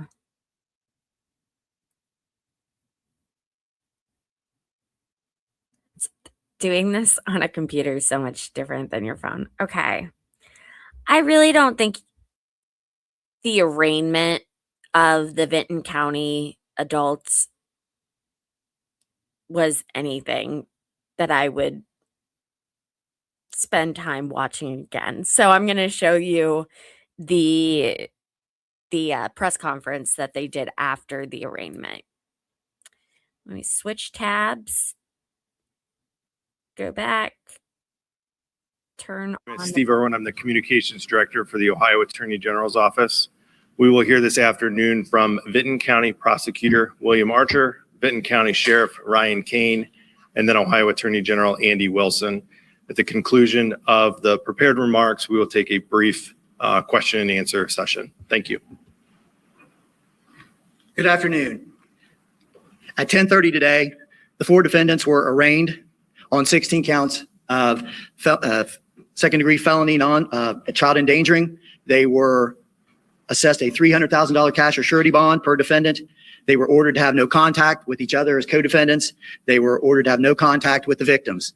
We believe, will be requesting court-appointed counsel and will anticipate getting ready for the next stage, which at this point would be a preliminary hearing if they request that, or if they don't waive it, and that'll be with their counsel. Right now, the abuse, neglect, dependency complaints that have been filed are being heard by the Vinton County Juvenile and Probate Court. The initial hearing occurring now, we are asking for temporary custody to Job and Family Services. The children are safe. They have been placed. We have some other issues we're still dealing with for their safety, but they are currently in a good situation and are being protected. The last thing I want to mention very quickly, particularly for our local community folks, is this is an intra-family situation. This is not human trafficking. There is nothing to put our other children at risk. This is clearly involved a multi-generational family in a very limited situation. I can't. We don't know what the mom's situation was. As you will learn throughout this case, the mother of the 16 children got married at 15, and she had to go to West Virginia to do it. So we can't say with certainty if this started out under nefarious terms. Like, we don't know. So to come out and just say, like, this is absolutely not the case, is a little ballsy, to be frank. We know the early reports came out that some of this might be going on, but we want to assure the public that their children in Vinton County are safe and they do not have to worry about these defendants. I will now turn it over to Attorney General Andy Wilson. Sure. Sorry about that, Mayor. I just wanted to touch on what the prosecutor had said. Yesterday, I know everybody's got a lot of questions. The nature of the crimes, we have a lot of hurdles that are real sensitive that we want to get you guys information as quick as we can, but the age range of the kids, there's a lot of specific hurdles involved in this crime. We will get you that information as soon as we can. We just want to let you know that, also to touch back on that, the community is safe. They're just as safe as the day before you learned that this had happened. That is true. We're still working on it. We're going to do the best we can to make sure you guys are informed. So thank you. Okay, I'm Andy Wilson, Ohio's Attorney General. I want to open up by saying, like I did yesterday, like I do every time I talk about a criminal case that's just been charged, that under our American criminal justice system, everybody who is charged is cloaked in the presumption of innocent, and they remain innocent unless and until they're taken into court and proven guilty beyond a reasonable doubt. That being said, I'm coming to this press conference directly from the Sheriff's Office, where I had the opportunity again to sit down with Sheriff's Office detectives and with some of our BCI agents. And I was briefed, updated on the status of the investigation and the case. And I actually had the opportunity today to look at some of the evidence of the case. I was out at the scene with our agents and the detectives yesterday, so I saw the location, I saw the condition that it was in. Some of the evidence, yesterday when I saw the location, the kids were already gone. They were being treated at the hospital. The evidence I got to see today was some evidence where the initial discovery of the children was captured or documented. And again, I've done these types of cases for a long time. I've been in incredibly poverty-stricken areas in the inner city. I've been in poverty-stricken areas in rural Ohio. I always assume that you guys are also from Ohio. Vinton County, if it's not the poorest in every aspect, like median income, schools, free lunches, dependence on the state, it has to be in the top 5. I can figure that out. I can Google that while we're watching this. But to set the stage for y'all, Vinton County is all the way at the bottom of the state and very close to West Virginia, and not a whole lot going on down there. As someone who used to work for Farm Bureau, it is the one of like 2 counties in the state of Ohio whose number 1 commodity is agriculture, by the way, who didn't have their own county Farm Bureau because there's nothing they can grow down there. It's too hilly. It's just not a really great place to have a farm. So I know we aren't going to be able to watch this whole thing, but we'll come back to it for lunch and the other breaks. And I've just never seen anything like I saw today with respect to those kids. As we sat and we talked about it, the team kind of talked about it, it really looked third world. It's the type of thing that we're not used to seeing here in America, where our children are really our most precious resource, and we have an obligation as parents, guardians, and custodians to love our kids, to care for our kids, to ensure that they are safe, that they are well fed, that they have safe conditions to live in. That's what we expect here in America. And again, what I saw today in the evidence, what I've seen up to this point in this case is just almost beyond comprehension that this stuff can happen in our country, and that it can happen in a house at the hands of people who are in charge of taking care of kids. In looking at the evidence, I can tell you without hesitation that a lot of credit has to go to local law enforcement, to Ohio BCI. I have the superintendent great of BCI, idea. Bruce Pijanowski, with me here today. And I have the on-scene supervisor, Jim Mulford, who really, it was his team that put this case together and worked with local sheriffs, deputies and sheriff's detectives in putting this investigation together. And they took it to the prosecutor's office to get the warrant, or at least have the warrant approved. And the reason I say that is because, again, a lot of credit goes to the men and women of this investigative team, because I'm telling you, in what I've seen up to this point, I think if they would have waited another 24 hours, there was a very high probability that we'd be dealing with a death or multiple deaths of these children. I'm not going to go specifically into the medical conditions of the kids, other to say that is, since the discovery of this situation, as you heard the prosecutor say yesterday, our number one concern has been the physical well-being of those children. Several of the children. That must be why there was a welfare check called, because that has not been. All we know is that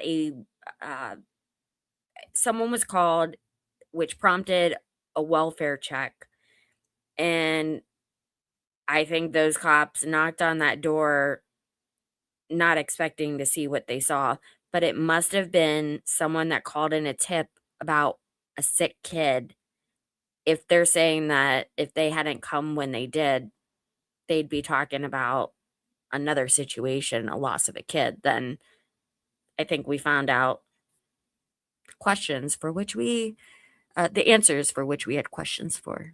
Where all of the children were examined and treated. Several of the children, I believe 7 of them, were taken to Columbus hospitals. And as I told you yesterday, I think at least 2 of them were care flighted. Those children, again, continue. We continue to treat and make sure that they are okay. Their physical well-being is our number one concern.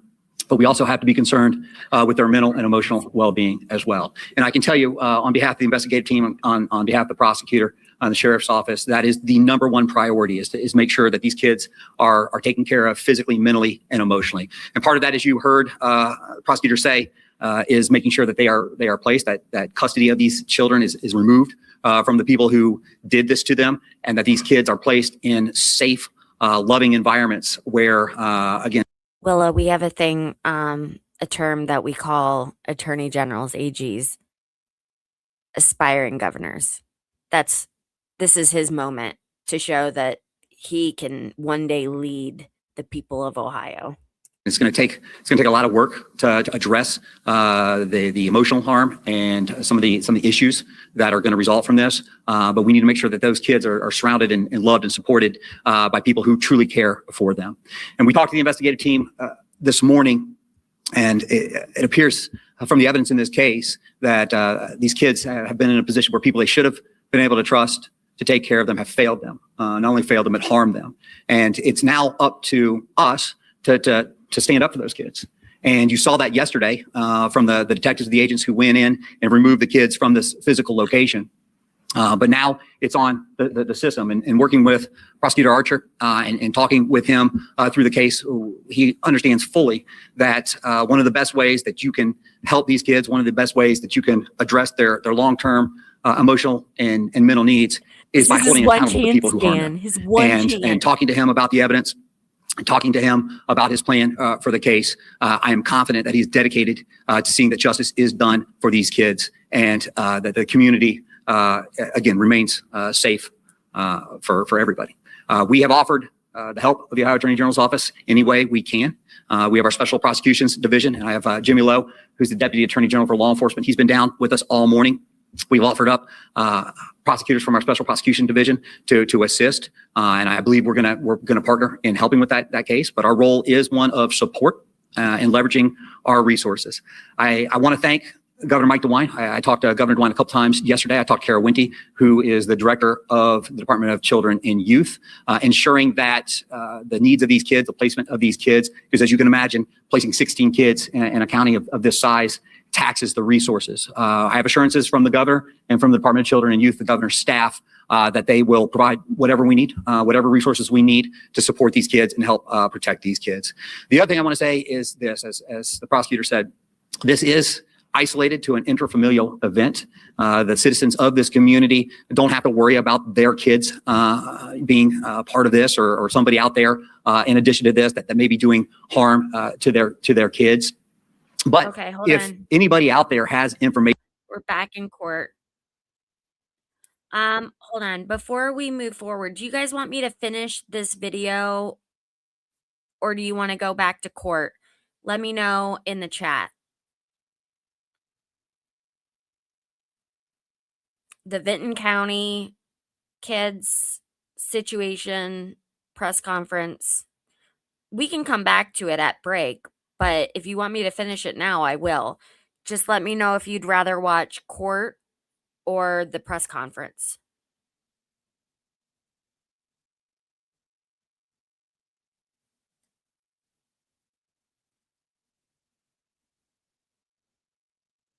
Okay, more people are saying court. So we'll come back to it at the next break. I'm leaving it right where it is at the screen, I promise.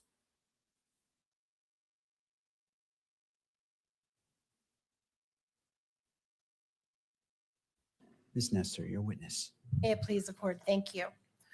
Good afternoon, Agent Hall. Good You and morning. I have met before, but just to remind you, my name's Kathy Nestor. I'm one of the attorneys representing Mr. Robinson. So when did you leave the SBI?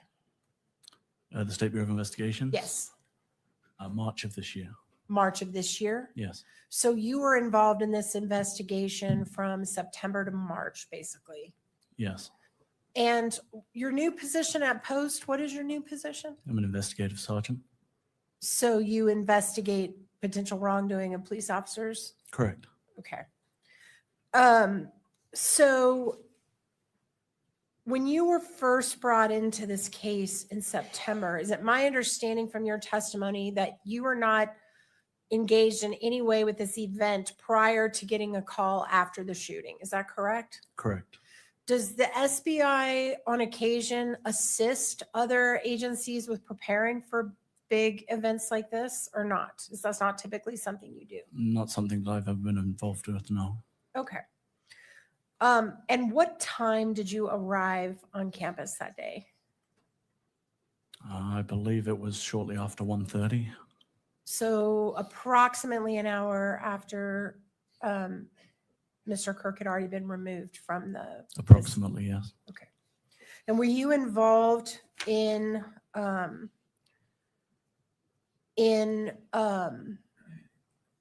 putting up any drones into the air? Were you part of that or were you not It's involved? not, no.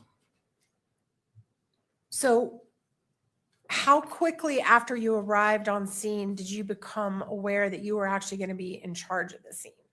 I believe it was approximately an hour after, so what would have been approximately 2:30. So for the first 2 hours, you were not in charge. For the first 2 hours, I didn't arrive till 1:30, so no. Okay. And once you came from on high that you were basically going to be in charge of the scene, what was your first priority? What were you focused on?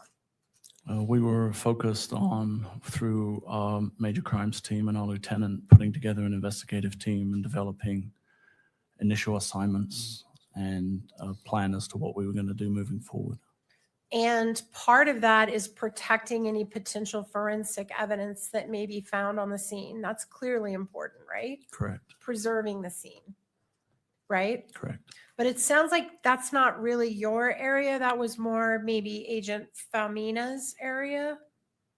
Agent Falmina was assigned to process and document the crime scenes. Have a It good was day, my Candy. I hope you understanding feel that better. the known scenes at that time, amid the chaos, had been contained and had been secured by the on-campus officers who were already on scene. And what's your understanding of what the known scenes were? In other words, the area where there might potentially be evidence that you needed to process. I know that the amphitheater area was cordoned off and managed as best it could with the number of people that were there. I was also made aware that there was a rooftop area that had been secured, and also an area off of the side of that building that had been secured by an officer. And that building was the Losi building. Correct. Wasn't there also a bullet found on another building? I believe an unfired bullet had been found on another building at some point during my time there on September 10th. Yes. Which building was that, sir? I don't recall. Was that considered a scene that was worth preserving? It was not. My recollection is that that was accounted for as an ejected cartridge from an officer who had cycled his rifle. Okay, I thought you said it was an unfired bullet. And now you're That's- saying it was a that's correct. cartridge? When a weapon is cleared, Uh-huh. an officer would make his rifle ready, which would chamber around. Oh, I got you. My understanding was that that's how that was accounted for. So an officer claimed that bullet belonged to him or her? That's my recollection, is that was how it was accounted for. And when was that accounted for? I don't know specifically. Do you remember what type of bullet that was? I don't. Was it a 30-06? Do you remember? I don't. Do you know where that bullet is now? I don't. Okay. So you had the amphitheater area that had to be preserved. For real? And how far out did that stretch? The entire amphitheater or just the area around the tent or what? My understanding was the entire amphitheater area was cordoned off, and there were attempts to secure the campus itself with a perimeter of officers who were monitoring or preventing people coming and going. When you arrived on the scene, were you aware that an individual had been taken into custody? I had heard that, yes. Did you ever have any interaction with that individual? I did not. And were you advised at any point that that person was no longer a person of interest? Information was passed down that the individual was not considered to be a suspect in the shooting. And when was that time-wise? I don't recall specifically, but I know I was on campus when I had heard. So whoever arrested him as a potential suspect got that wrong. He wasn't the actual suspect, right? So we got what wrong? That he was the shooter. The person I believe to be the shooter was not the individual who was taken into custody, correct? And then was there anybody else taken into custody as a person of interest? There were several people who were detained for questioning and who were interviewed throughout the investigation. And none of those people were they were all ultimately cleared by you or somebody connected with you. Correct. And were there any other guns confiscated on the scene that day? There were other firearms that were located on the scene, yes. How many guns were confiscated that day? I don't know specifically confiscated, but I know that there was a firearm Chain found of in a custody. backpack that was accounted for during the day. What type of firearm was that? It was a handgun, Any other guns that were found on the scene? not that I recall.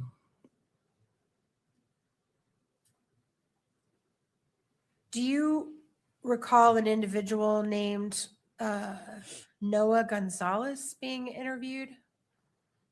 I don't recall that name specifically. Let me see if it refreshes your memory that he was an off-duty, I think maybe trooper that was on the scene that day and that was involved in recovering the holster. Does that refresh your memory? I know that a trooper was interviewed having been on scene. I don't recall if it was Gonzalez. I don't recall the name, but I do know there was a trooper that was interviewed, yes. Okay, and just a moment, Your Honor. And do you recall the trooper that was interviewed saying that there was actually a gun found in that holster? I do not. You do not? No. Okay. Can we pull up?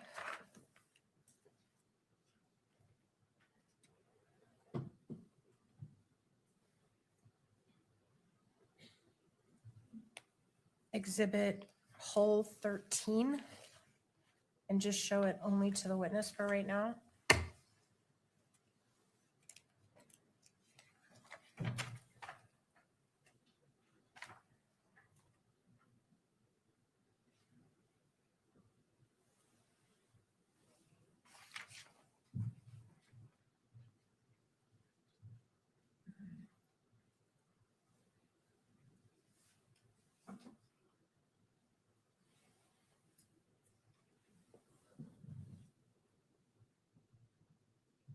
All right, can we go to page 2 of that report? Do you recognize this report? Have you reviewed it as part of your investigation duties? I do recognize the report now, yes.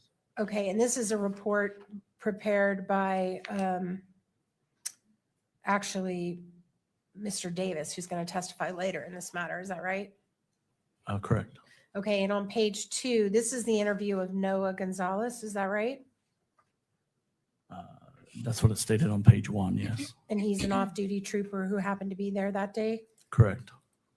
And do you see on the second paragraph, does that Wow. refresh your memory about whether Trooper Gonzalez believed there was a gun found in a holster in that area of the amphitheater?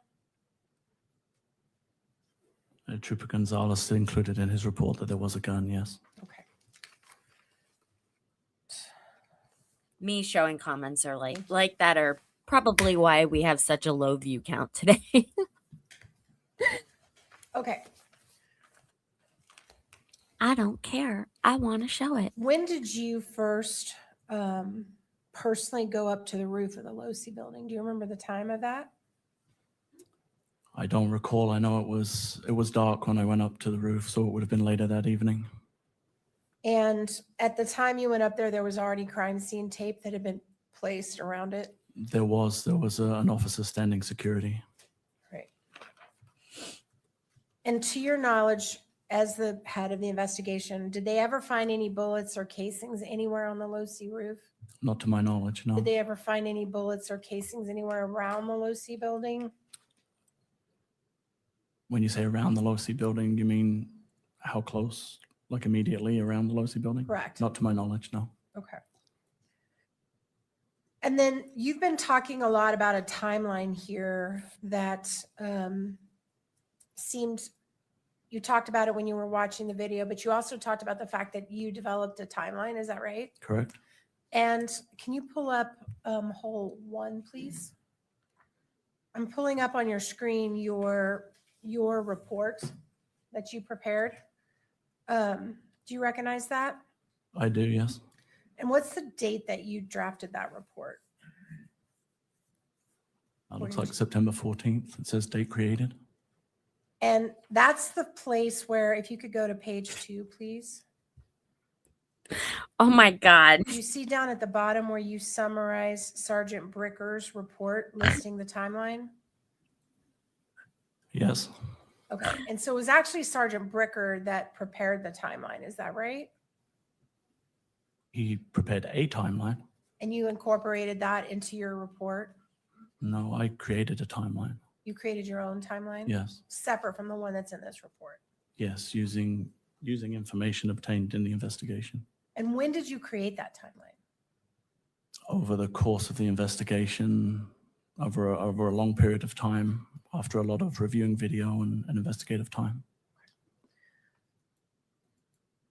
So as of September 14th, Tyler Robinson had already turned himself in to the authorities. Is that right? Yes, I believe he turned himself in on September 11th. So prior to the time that Tyler Robinson turned himself in, had you all prepared a timeline? A documented written timeline? Yes. Not to my knowledge. I don't know when Sergeant Bricker produced his specifically.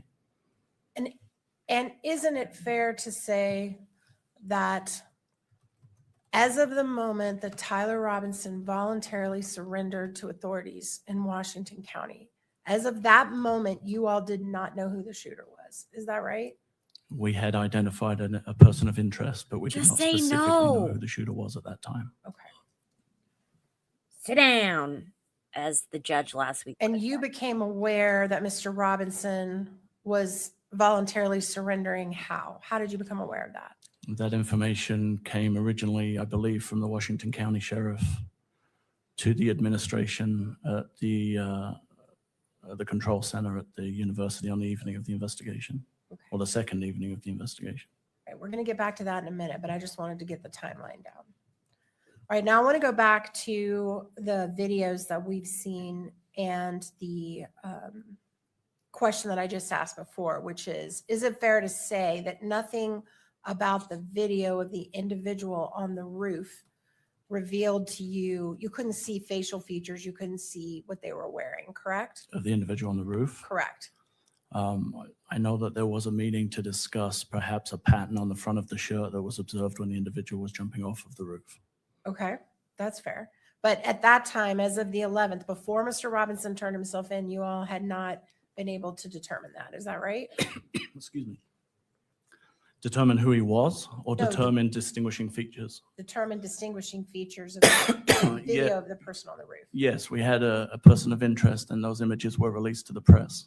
You're talking about the ones in the stairwell from the Correct, from the parking garage. correct. But the video on the roof was not distinguishable. Fair? That video as a standalone Yes. was not, no. Okay.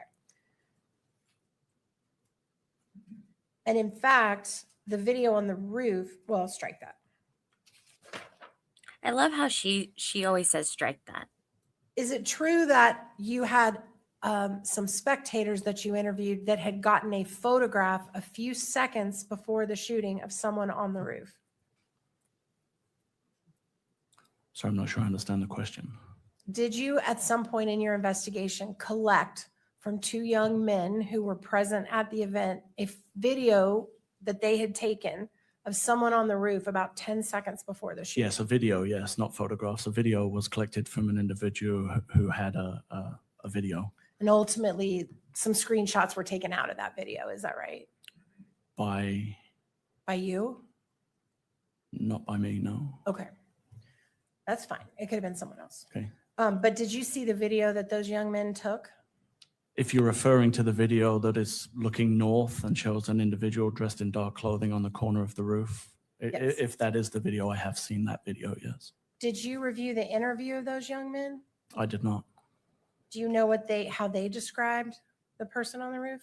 I don't know if I read it or if I heard it, but my understanding was they believed it was Overwatch or some kind of a police Overwatch for the event, Okay. if that's my recollection. And do you remember anything specific about the person's build that they discussed when they described the person on the roof? I do not know. Okay. They're talking about the low C roof, the low C building. There That's my is understanding. a portion of the video after the individual jumped off the roof, which we all saw here, where the individual crosses, I believe it's Campus Drive. Is that right? Correct? And there's a moment where the individual waits and there's two cars that pass in front of him, right in front of him. Correct?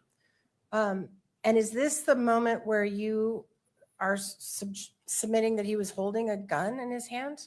As across the road? Yes. From my observations, would show that he's carrying an object in his hand that's concealed or in a bag, and it is long and has the appearance, based on my training and experience, it could be a firearm. But do you see a gun anywhere? The actual gun? In the video? Yeah. No. All right. And did anybody that was driving by on Campus Drive that day report to you or any other investigative entity, hey, we just drove by a guy with a gun who was leaving campus and he was standing right by my car? We did not receive any reports to that effect, no. Okay. Also, when you were revealing the timeline, exactly how long was there between when the person was prone on the roof and when the shot was taken? Do you recall? If you would like to replay the video, I can time it for you, but I don't recall. It was my guess, I would estimate between 15 and 30 seconds. So between 15 and 30 seconds to lay flat, take a shot, and get up and run off, right? I think you asked how long he was prone. I Right. think it took longer for him to crawl into position Okay, and then establish a position Oh. and then take the shot. He appeared to be in prone for approximately 15 to 30 seconds, but the video would verify that. okay, thank you.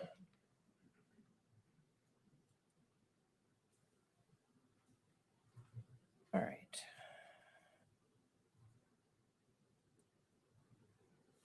I want to talk to you for just a minute about the video that was taken.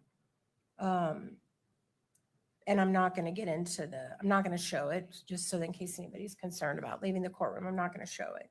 But there was a video that was taken by Mr. Ty Phillips from behind the individual that was speaking to Mr. Kirk. Correct?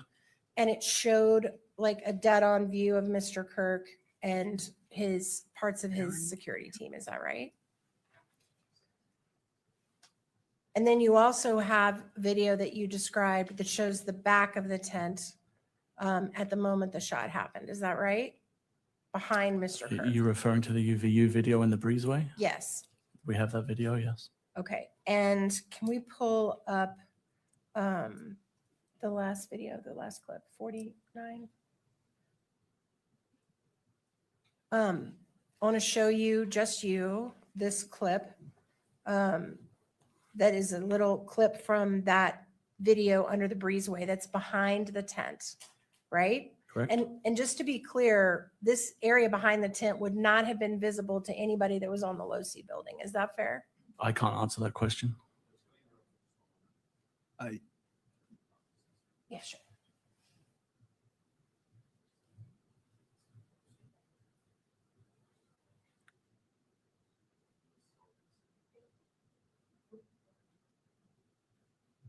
And Ms. Nestor, as you're Sorry, guys. I doing was this, are editing some you stuff on just Kicks. being cognizant if the sound is on or not?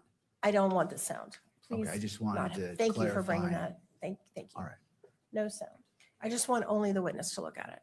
So can you just watch this clip for just a minute? This one little clip of behind the breezeway at the time of the shot. That's fine. And so just as a reminder to all the parties, if it's on your monitor, please be cognizant of that. It will not be displayed on the main monitor. Ms. Nestor, you may proceed. Thank you. Is it playing?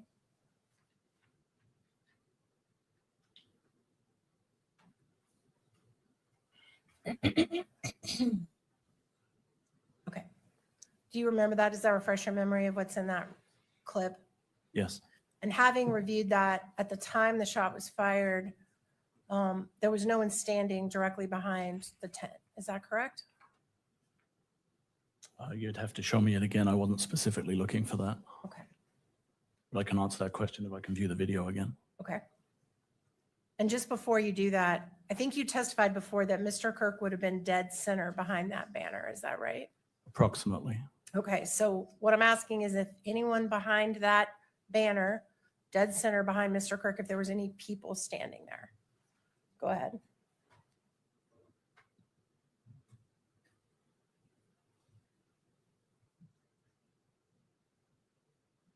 So there's a videographer on the right side of the tent. And then I can only see as far as the video allows me to, so I can't speak to whether there's anybody out of frame who could have been behind the tent. But what you can see, is there anyone directly behind the middle of the tent? Yes, there's a videographer stood behind the tent. To the right? Yes, behind the tent. Correct. But directly in the middle of the tent, is there anyone standing? There's no one stood in the middle behind the tent, no. Thank you. All right, I want to talk now about the TP. You can take it down off of the screen. Thank you. I want to talk now about the TPUSA video that you got. That was the angle that was taken from behind Mr. Okay, Kirk here- while he was this is what I was talking about looking out at earlier. The audience during when the shot was fired. Do you remember that video? The visual impulse videos? Yes. Yes. All right. Is it true that Visual Impulse provided 4 videos? Yeah, I believe there were 4 total videos that encompassed everything that they provided to us, yes. But the one that you showed, that's only one of the 4 that they provided to you? That one that was shown had a Bates number. It was an item that was provided by Utah County Attorney's Office. Okay, but were there more that you haven't seen in this courtroom, in this prelim that you got from? There's the original footage. Okay. But were there other angles that are not shown here in this prelim? Yes. Okay, that's what I was trying to get to. Thank you.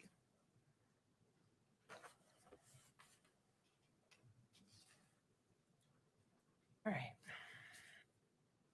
Were you involved when the gun was located in the forest area? I was not involved in the search for the gun, no. Did you get notice when it was located? From the footage that we reviewed, we identified an area that we believed could be potentially of evidentiary value. And then it was secured. And then I was notified that as a result of that search, a gun had been located, yes. Were you involved in the processing of that gun? In other words, I was not. boxing it, shipping it, sending it wherever it was going to go to be I was analyzed? not, no. Okay, thank you. All right, now I want to shift to the autopsy for just a moment. You were not present at the autopsy, is that right? I was not. Okay. So anything you know about the autopsy was not from personal observation? No, other than from my meeting with the medical examiner and his report. No, I was not present. Did you meet with the medical examiner after he had conducted the autopsy? I did, yes. And when you met with him, did you provide him information about what you all had learned in your investigation so far? We didn't have any reason to provide any investigative information to him. The purpose of the meeting was to establish what information he could provide to us. Well, in fact, on the front page of the medical examiner's report, he talks about the investigation and information he learned. Did he learn that from you or did he learn it from someone else? It would be my recollection that he did not learn that from us, but I couldn't speak to how he did learn about it. Okay, so you didn't share with him your conclusions about what happened or how Mr. Kirk was injured or anything like that? That's my recollection. Okay, thank you. And isn't it also true that fingerprints that were taken from Mr. Kirk and autopsy photos were provided to you on a CD? Yes. Was there anything else provided to you from the autopsy other than that? Other than the CD and the report? Yes. Not to me, no. Okay. You did mention not to you. Were you aware of anything else from the autopsy going to anyone else? I believe standard practice is anything of evidentiary value that the medical examiner collects is transferred through a chain of custody. Oh, And shit. are you aware of anything that was transferred after Mr. Kirk's autopsy? I'm aware that there were items transferred for evidence, yes. What items? I believe some fragments of a bullet casing. I know Mr. Kirk's personal item. I really hate to do this. I really hate to do this, but I just saw that the family members of the Vinton County case are about to appear in court. They're 9 minutes late. It hasn't started yet. Do you guys want to watch that live? I know it's a 360. We do not have to. Just I'm going to set a poll. I'm going to start a poll. So vote in the poll. Let's go back. Items to be returned to the family. Someone gifted me That's all I can something? recall off the top of my Do you head. know how many Thank you, fragments Lindsay. from the bullets? I don't. Now, I'd like to talk a little bit about the Ring camera that you obtained, and you interviewed a woman named Ms. Noble, is that right? To get that Ring camera that we watched with the car on the outside? We interviewed her to verify the authenticity of the video, yes. And were you involved in that interview? With Miss Noble, Mhm. yes. And do you recall what they told you about what they remember seeing in and around that car that night? I don't recall. I just know we were there to verify the video. I didn't conduct an interview with Miss Noble at that time. Okay. Can we please bring up whole? Sorry, just a moment. Okay, you can vote on the phone thing. I have two streams. I have a computer stream Whole and a 48. phone stream. Let me do the other This is stream. Ms. Noble's interview. Do you have it? A vertical and a horizontal is what I'm trying to say. Notify me when that goes. All right. Do you remember that? Looking at that interview, does that refresh your recollection? I remember reading the report at some point, yes. And do you remember that the Nobles told you that the driver of the vehicle was bald? I do remember that being in the report, yes. And you didn't mention that today when you were talking about that Ring camera, did you? I did not. And did they also tell you there were 3 other people in the car? Yes, I believe they thought that was the case.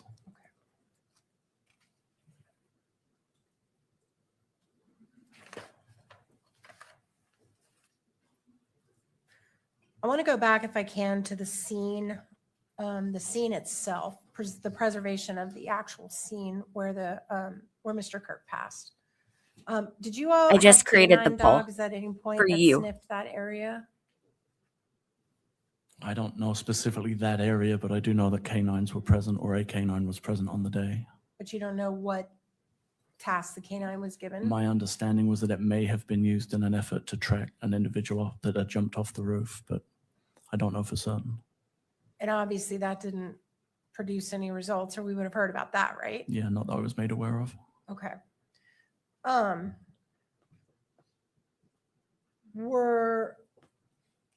Do you know when the tent and the stuff was actually removed from the scene? I don't.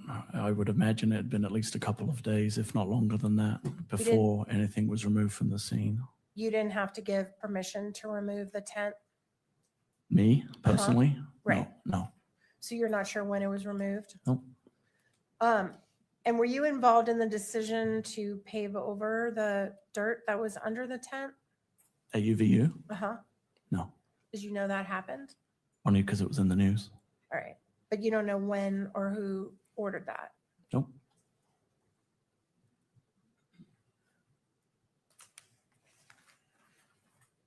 And it's Okay, true here's that what we're going to do. I'm during just the letting you time- know before it starts. We are going to, based on your votes, let me refresh it one more time. But based on your votes, we are going to show the Vinton County court appearance so that when we come back to court for Tyler, we can just zoom past the breaks. And like, if it gets us into the lunch hour, like that'll help us zoom through that. So that I think is the way to do this. But we could also do it the other way around. Before Mr. Robinson turned Yeah, this himself guy in, doesn't you know all much. received lots and lots of tips from the public. Is that fair? Correct? You received tips of death threats that Mr. Kirk had received before, the day before the shooting. Is that right? I'm sorry, did we receive threats that Mr. Kirk had received before the event, or? Let me clarify. That Thank was a you. confusing question.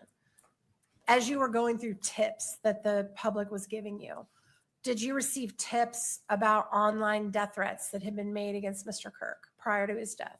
There was a huge variety of tips and information and suggestions that were being provided by the public. Okay. And a lot of those, some of those filtered through you, right? Some of them filtered their way down to us, but predominantly that was being handled by our State Information and Analysis Center that had been set up. And you also got multiple tips about potential suspects, people who thought they recognized people in the picture, right? Yes, there were different calls and information provided by the public. And you had quite a few of those. Correct. And then Mr. Robinson turned himself in, right? Yes. And is it your understanding that the individual they Clothing. used to facilitate Mr. Robinson turning himself in was someone known to Mr. Robinson personally that had been connected to law enforcement? I know he was known to the family. I don't know his connection specifically with Mr. Robinson, but I am aware that someone was used to facilitate Mr. Robinson turning himself in. And were you aware that he was one of his Boy Scout leaders? Did you know that? I think I had heard that at some point. There was a connection. I didn't recall specifically what it was. And Mr. Robinson, in fact, no police went to go arrest him. He drove himself, or he was driven with his parents to the Washington County Sheriff's Department, correct? That's my understanding, yes. And he voluntarily walked in. That's also my understanding, yes. And that was the first moment you ever knew his name connected with this case. Yeah, aside from the image that we had, that was the first time that we had a name of an individual who had taken responsibility, yes. And did you personally ever meet with Mr. Robinson? I did not.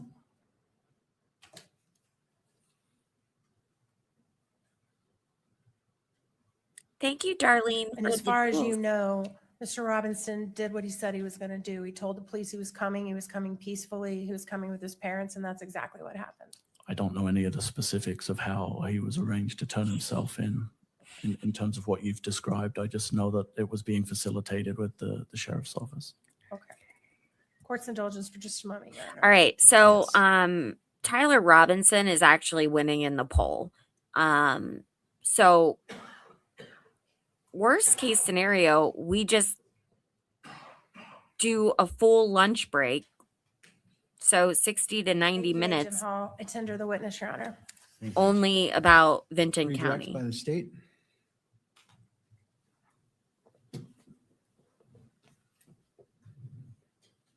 If I could drive, I'm still not cleared to drive by my doctor. If I could drive, I would just take you guys I'm down going to go there back to a with few me. things that Ms. Nestor asked you about. First of all, the unfired bullet that you referred to.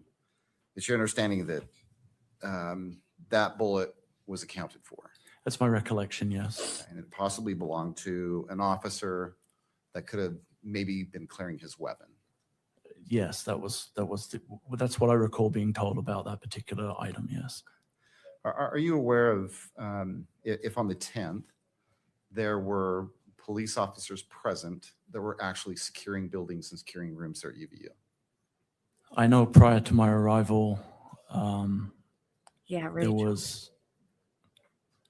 it was a dynamic and active scene that I believe was originally being treated that there was an active shooter on campus. So there was a large rapid response of law enforcement who were actively trying to clear, secure, and ensure that the campus was safe, if that answers the question. The entire campus? Yes, correct. And what types of officers were there clearing the campus? Originally, there would have been probably local units who would have responded, I'm thinking. but subsequently specialty teams would have been deployed to do a more methodical search of the campus and what we would call a clearing of the campus. And those specialty teams and any other officers, how are they equipped? Like what type of equipment were they I carrying? believe most officers carry a sidearm, a handgun, Mhm. and most officers in this day and age are equipped with a rifle platform as well. When you said that it was possible that that round was from an officer clearing his weapon, what exactly do you mean by that? Our standard practice in our department is to carry a rifle cruiser ready, which I'm is sorry? we carry our rifles in a situation which is called cruiser ready. What does that mean? Means we don't have a round chambered. So if an officer deployed with his rifle, he would chamber a round. Once he had done whatever task it was that he was doing in order to put that weapon back, he would eject the magazine and eject the round. Sometimes in doing so, rounds are dropped or not accounted for. Have you personally done that yourself? We do that at training, and I've done that in the field as well, yes.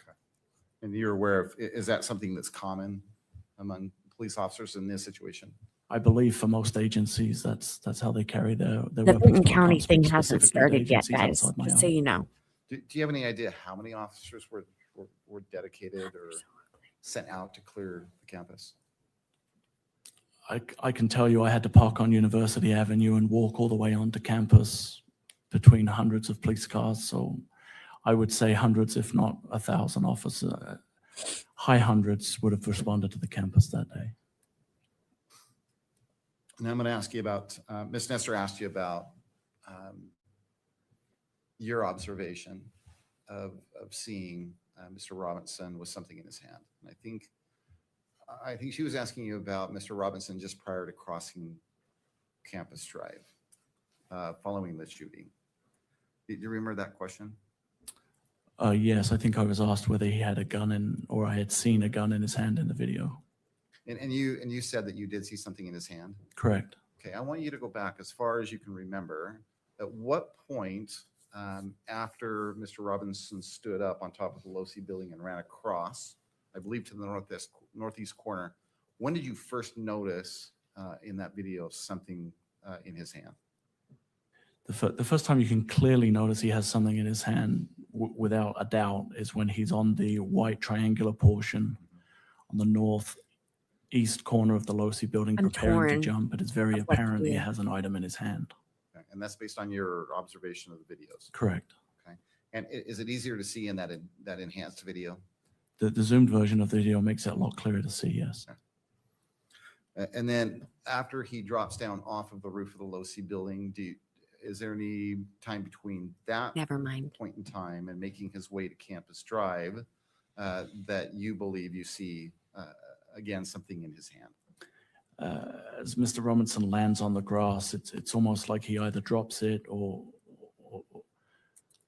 goes into a crouched position, and then when he returns up from that, it is again clear that there is some kind of an item in his hand, yes. Can you be more specific or describe in more detail? It what that appears item might it be? appears to be black, and it appears to be longer. Okay, anything else about that item? No.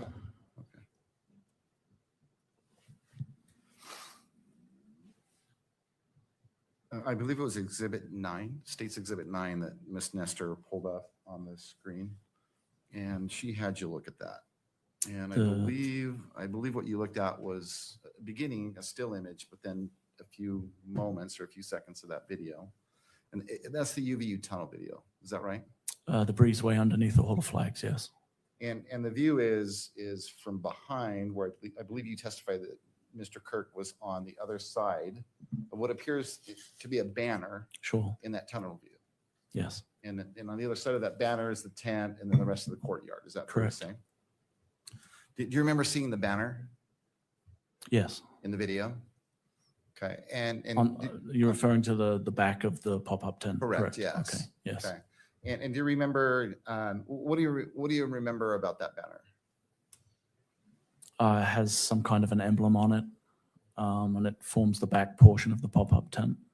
Is it opaque?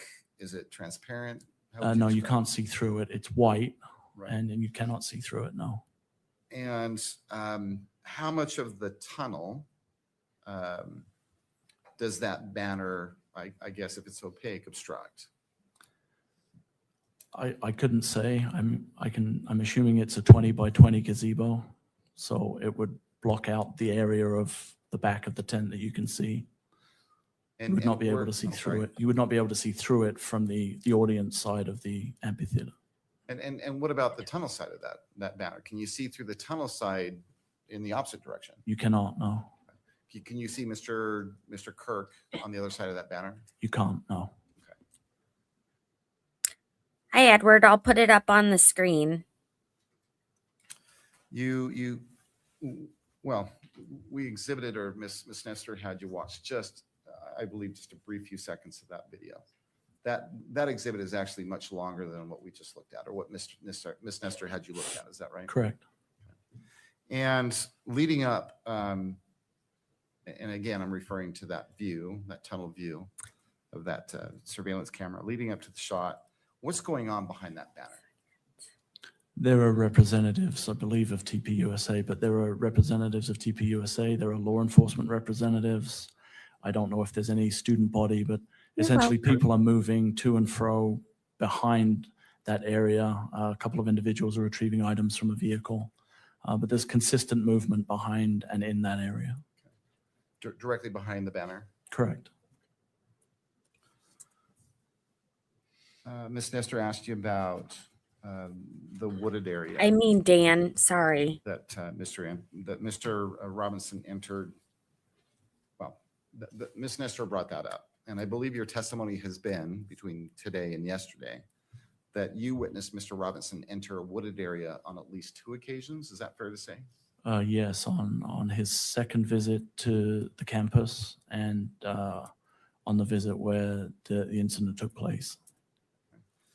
At least on those 2 occasions, did the wooded area that he entered, were they different parts of the wooded area, or was it the same parts of They the? appeared to be the same. You're aware that a rifle was eventually discovered, Yes, and was it your understanding that that rifle was discovered in a wooded area? it was in the wooded area where we believe Mr. Robinson entered the wooded area, yes. And that rifle was discovered on the 10th. Yes.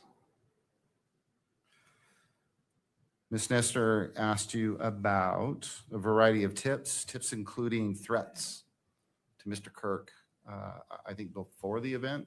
Yes. And did you follow up on those tips? After tips have been put through a process and been analyzed and screened, anything that appeared to have relevance to either the investigation or a credible threat was managed by the various entities involved, yes. So managed by law enforcement. So Correct. Did you personally follow up on any of the tips? I don't think I personally did, but I worked closely with people who did. The point is, I guess, is that those tips were followed up on. Is that fair to say? To the best of our ability, yes. Okay. And then Ms. Nestor also asked you about tips, I believe, of people reporting to police that they felt like they knew who the shooter was. Yes, Okay. So identities of possible shooters. correct. Did law enforcement follow up on those tips as well? They did. He did, Chris. I didn't catch that. Miss Nestor, finally, Miss Nestor asked you,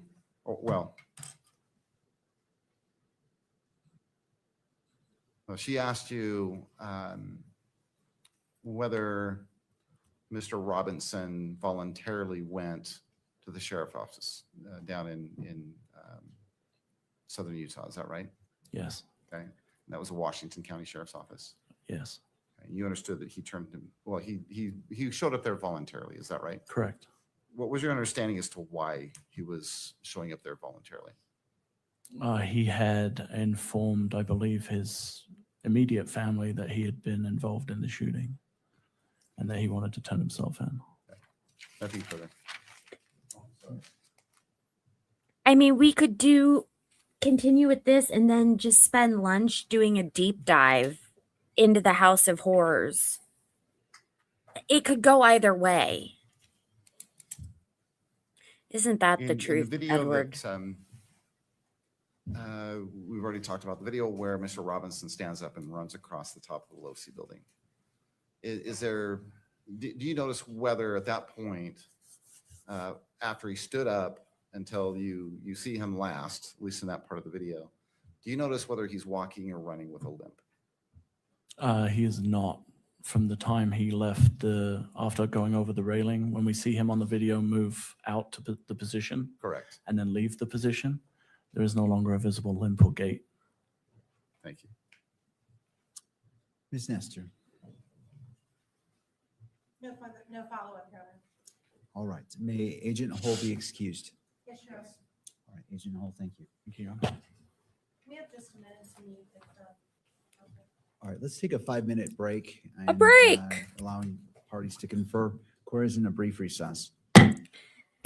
Okay, Charlie Kirk moment. Prove me wrong, but I really don't have a stance one way or the other. I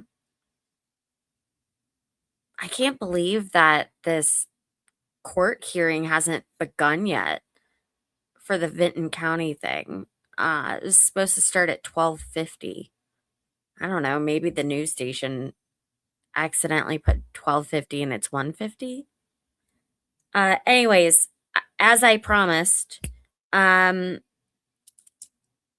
am going to continue with the Vinton County press conference that we had started earlier and then stopped for the Tyler Robinson stuff.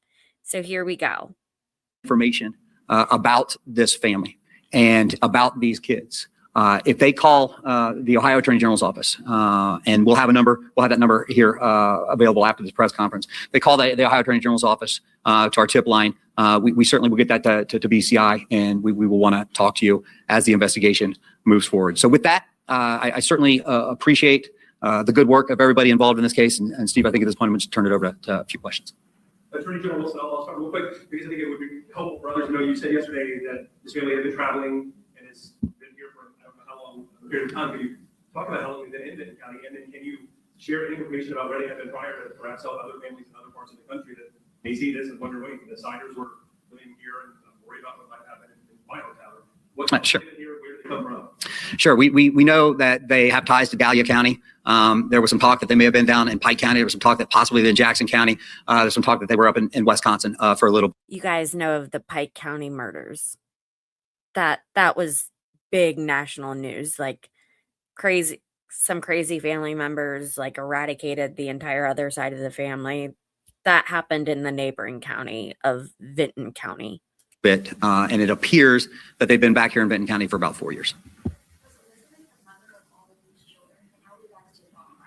I'm not going to answer that because it's an ongoing investigation. Attorney General, you said the conditions were third world. Can you describe some of the conditions? Whew. It's almost indescribable. So the sheriff was on the scene as well. I probably ought to have him come up, but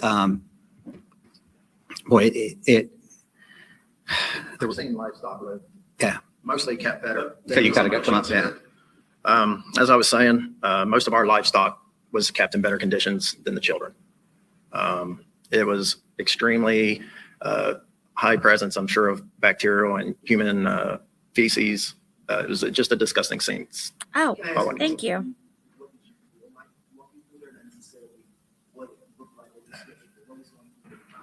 So it was disgusting even where the kids weren't. I would think it's typical. Most law enforcement have experience with homes in a similar fashion.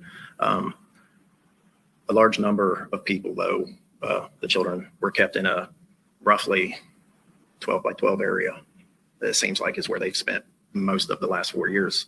And that's what it looks like. In a weird way, you're hit with two emotions. There is joy when we realize that we're about to change 16 lives for the better, but you're also, it's hard. Were there instances of sexual abuse towards the children? Did they ever go? That's still part of the ongoing investigation. Yeah, yeah. So I'll answer. That's part of the ongoing investigation. We can't answer that. I will tell you this. There isn't much evidence that kids live there. We talked to some of the neighbors. We talked to some of the people from the neighborhood. These people have been here for about 4 years. And we talked to some people who live in the neighborhood who said, I had no idea that kids were even there. And talking about, somebody asked about, to describe the conditions, adding on to what the sheriff said. I didn't actually go into the room where the kids were. I just looked through the door. That was yesterday. I can still smell it. I can't get the smell. I cannot get the smell off of me or away from me right now. And we were just talking about that a little while ago. And then we were talking as a group about some of the evidence we looked at today where they actually discovered the kids and found the kids. And it's not that different than those old commercials you see of like kids in Africa, like just where they're covered in bugs and squatting and had that like distant look in their eyes. It's terrible. I mean, it is absolutely terrible. And again, we got to make sure the kids are safe. We got to make sure they're placed in good, solid therapeutic placements. And we have to hold accountable the people who are willing to do this to their own family.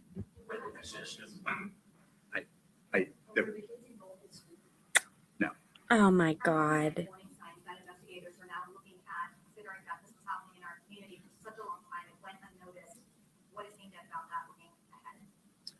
Yeah, well, obviously, we'll look at every single case and look at lessons you can learn or how you can do it better so conditions don't repeat themselves. So we're certainly looking at that.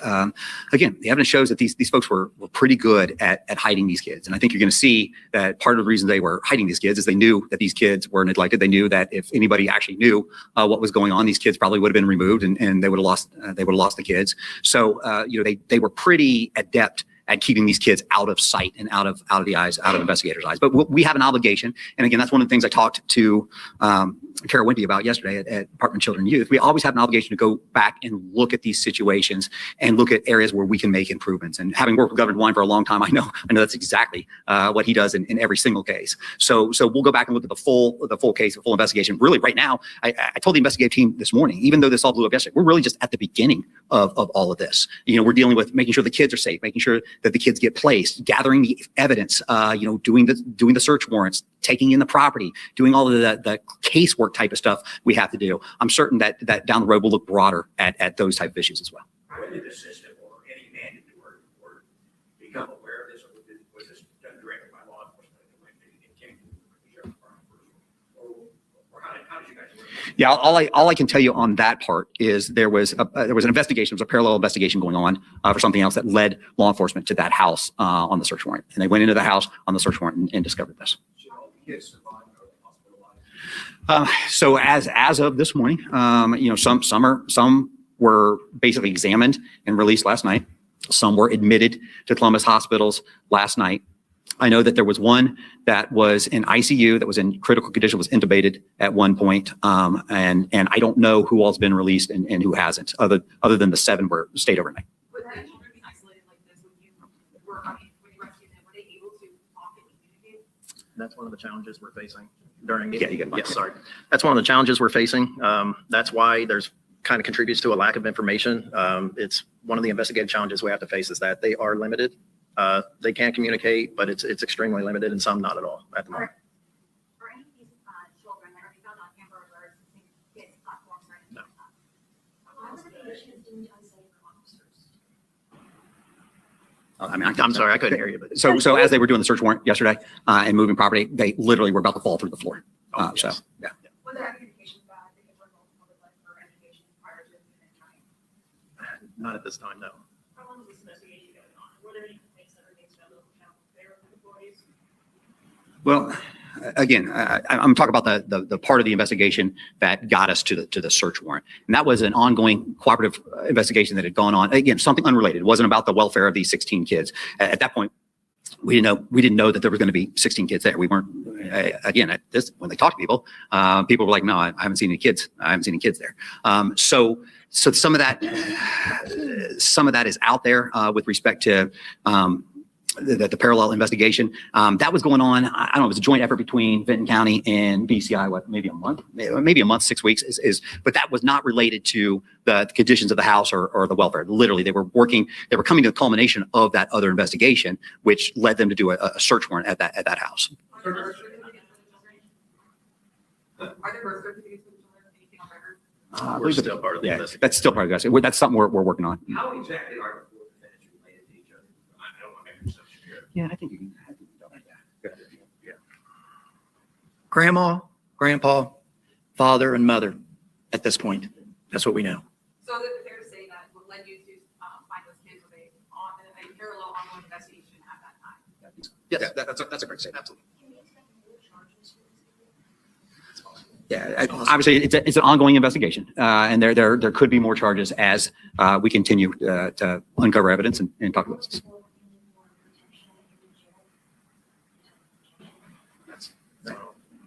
Currently, at the regional jail, they are aware of their crimes and, or the allegation of their crimes and appropriately are treating them as any other inmate accused of those crimes are while in population.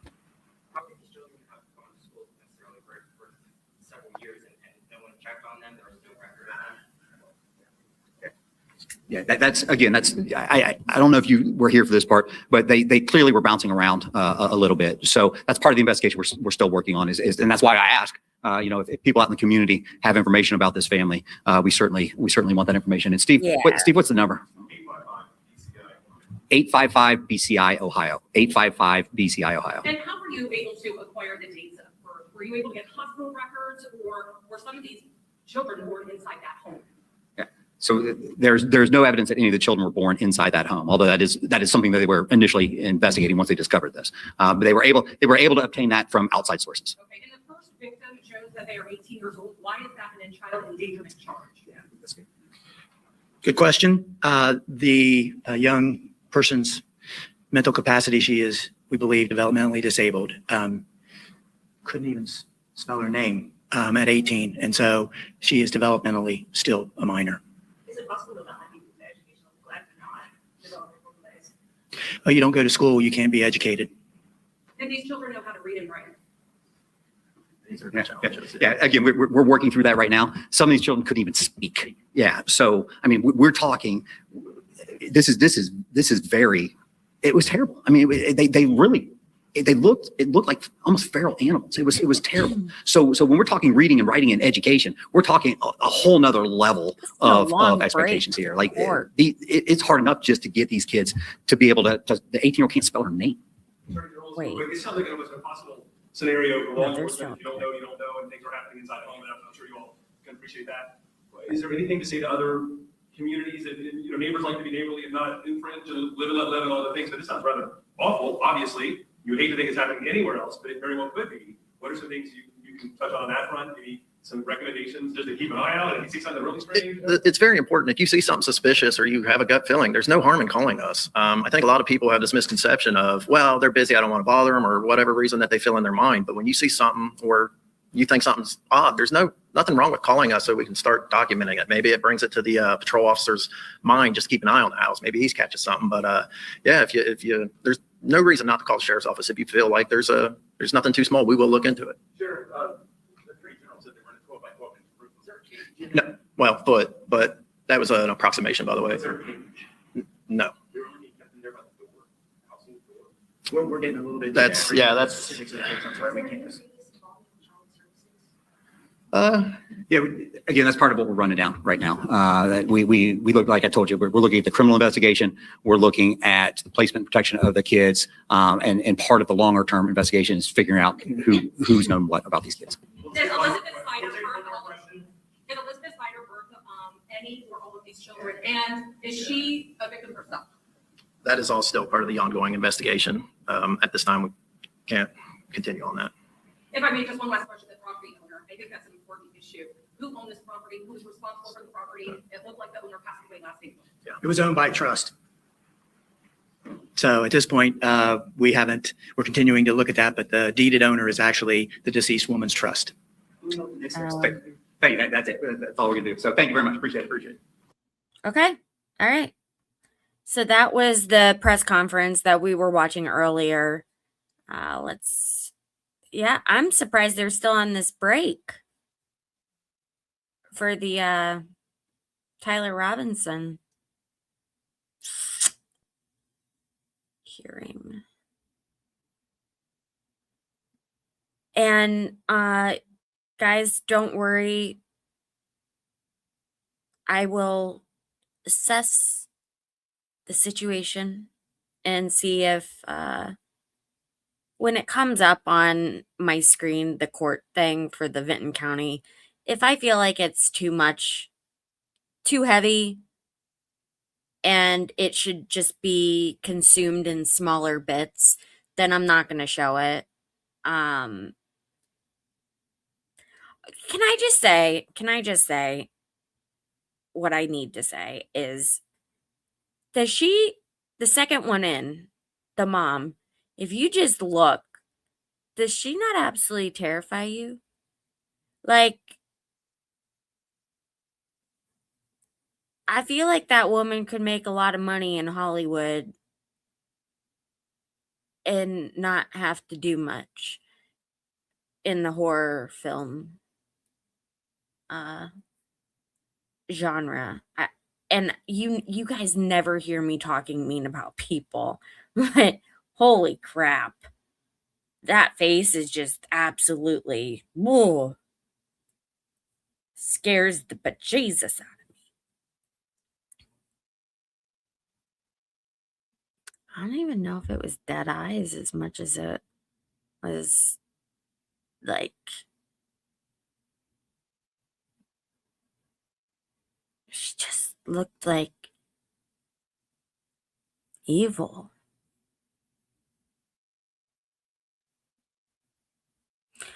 None of this sits well with me.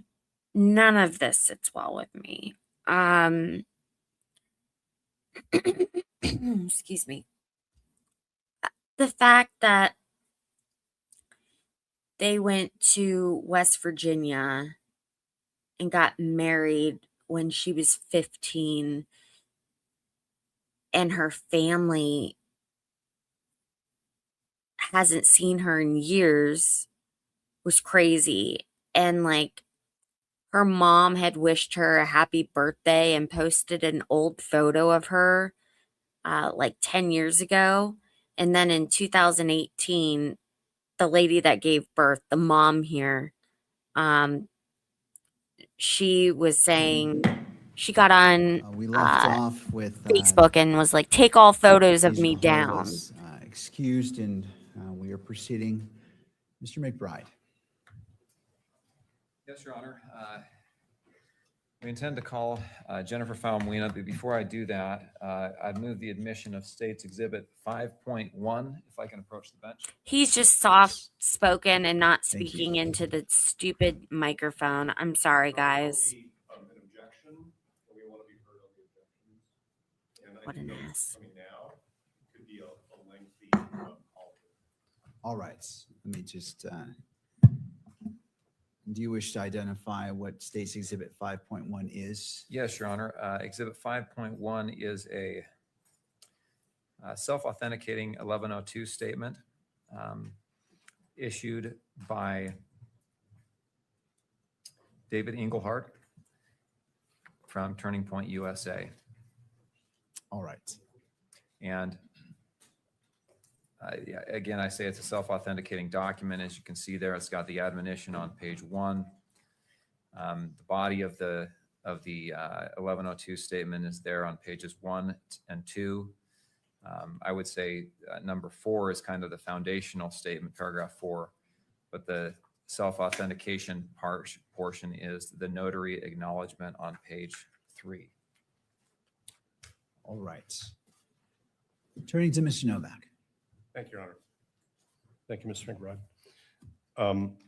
So the court, obviously, because the court can decide how much of this we discuss in open court, how much we discuss at the bar, so to speak, sidebar. There's initially a fundamental relevance problem with this 1102. There are other issues, but I think that just to help the court parse the evidentiary issues, we should start with the relevance.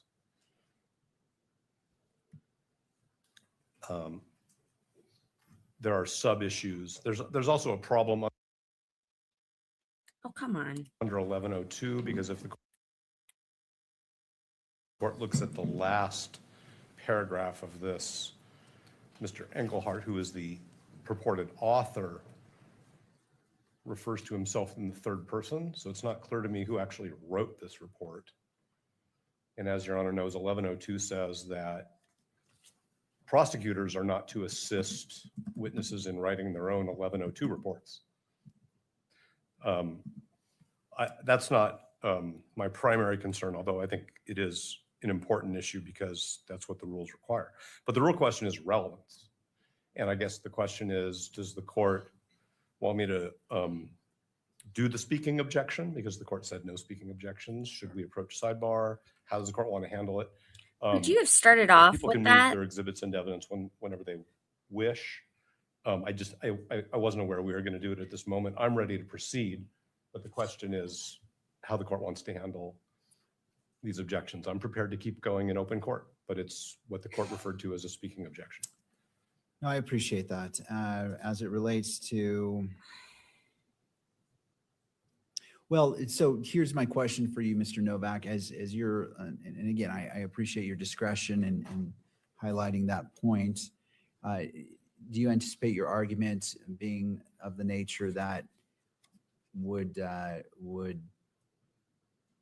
defeat the purpose of, if the court does not admit this, that you've already let the cat out of the bag with your argument? Or do you feel that you can make your argument without compromising what is in the 1102, so the purpose of if excluding it is still preserved? I'll go as far as I think we can go, and then we'll just see. I mean, I do think I am not trying to conceal from anybody in the courtroom or the public our concerns about relevance. So why don't I, taking the court's lead, go forward publicly with my concerns about relevance. And if we reach a moment where it feels like further argument may deprive Mr. Robinson of his fair trial rights, we can approach. All right, we'll proceed. Okay, so then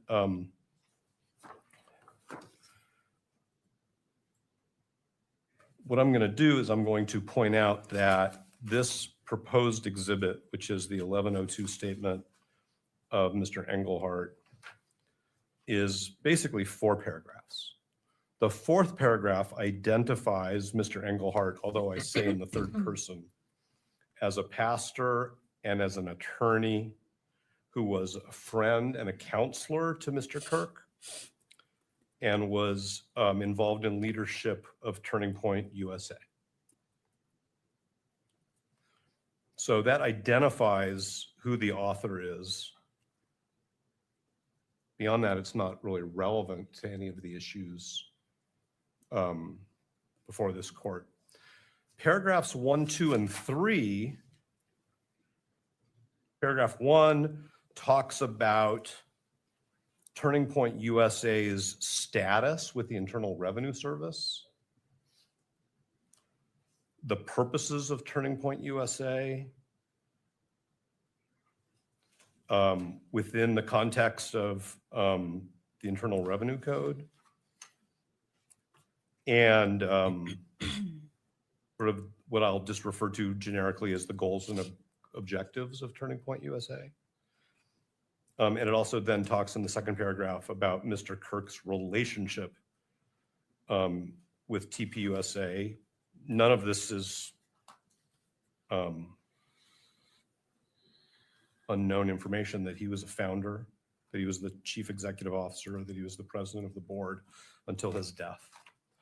So I'm still not sure what the relevance is. And I guess actually what I should say is I don't believe there is any relevance of any of this information. Paragraphs 2 and 3 are, and actually I'm going to preface this. My discussion of this is within the context of the rules of evidence. And there's nothing that I'm going to say here that is meant to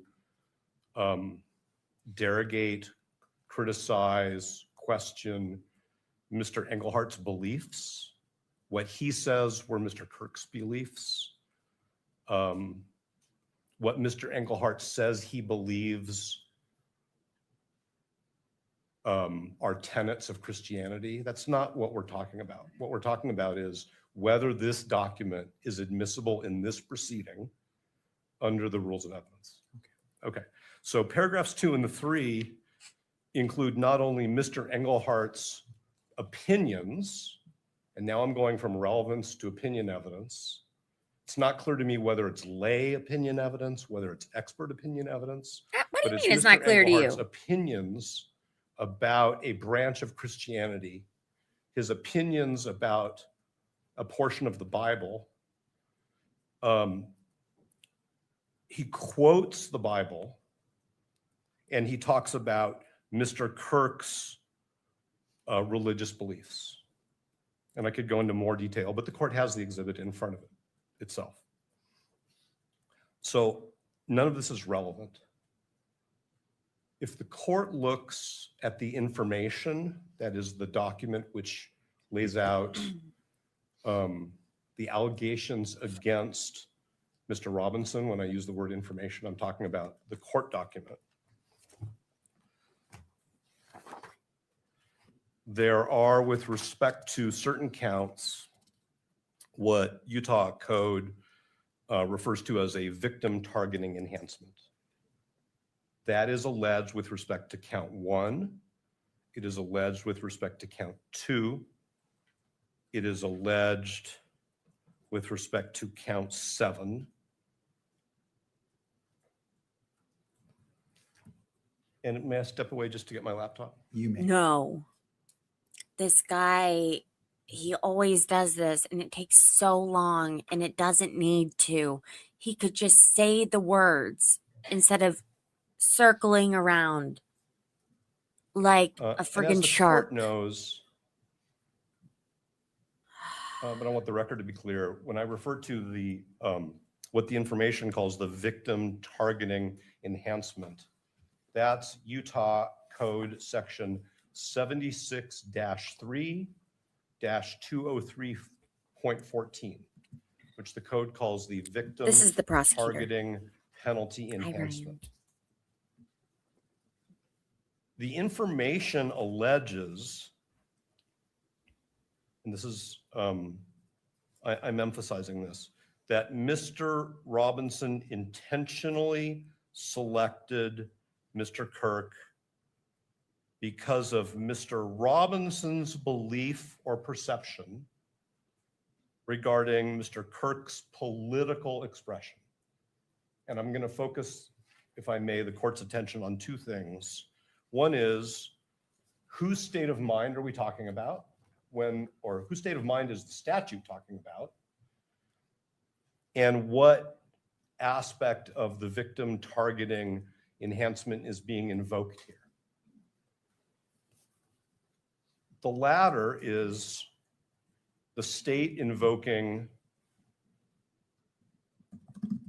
Mr. Kirk's political expression, and now I'm quoting the statute, as the personal attribute that the state alleges is the gateway to this penalty enhancement.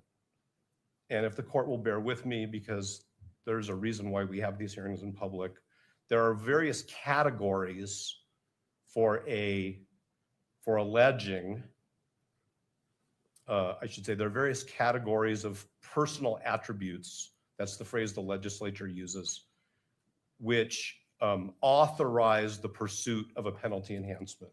And those personal attributes are listed in the statute A through R.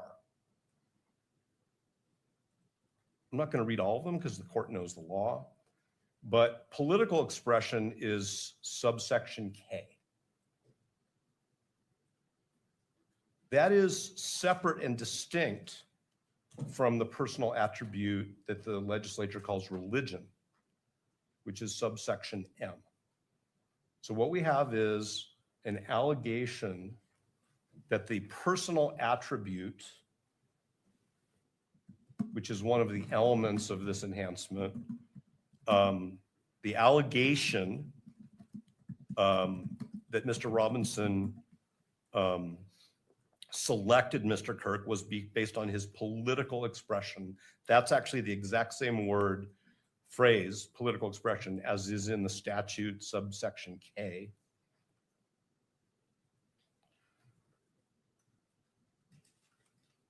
The 1102 statement is predominantly about what Mr. Engelhardt describes as traditional Orthodox Christian values that he believes in, that he believes Mr. Kirk believed in.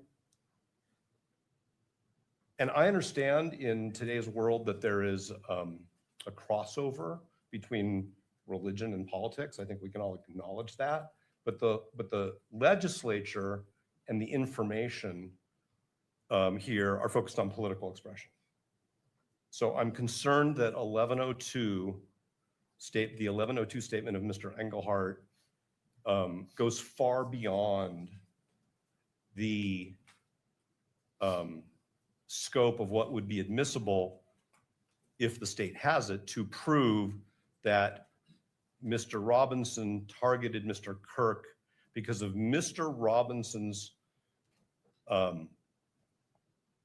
belief or perception concerning Mr. Kirk's political expression. I mean, The we second knew this. element of this is that the victim targeting enhancement focuses on the allegation of what is in Mr. Robinson's state of mind, not what is in Mr. Kirk's views or deeply held beliefs, sincere religious beliefs. And so the evidence that the state needs to present is not what Mr. Kirk believed or said or what TPUSA stood for. It's what was in Mr. Robinson's head, if anything, about selecting Mr. Kirk because of Mr. Kirk's political expression, because that's the information. So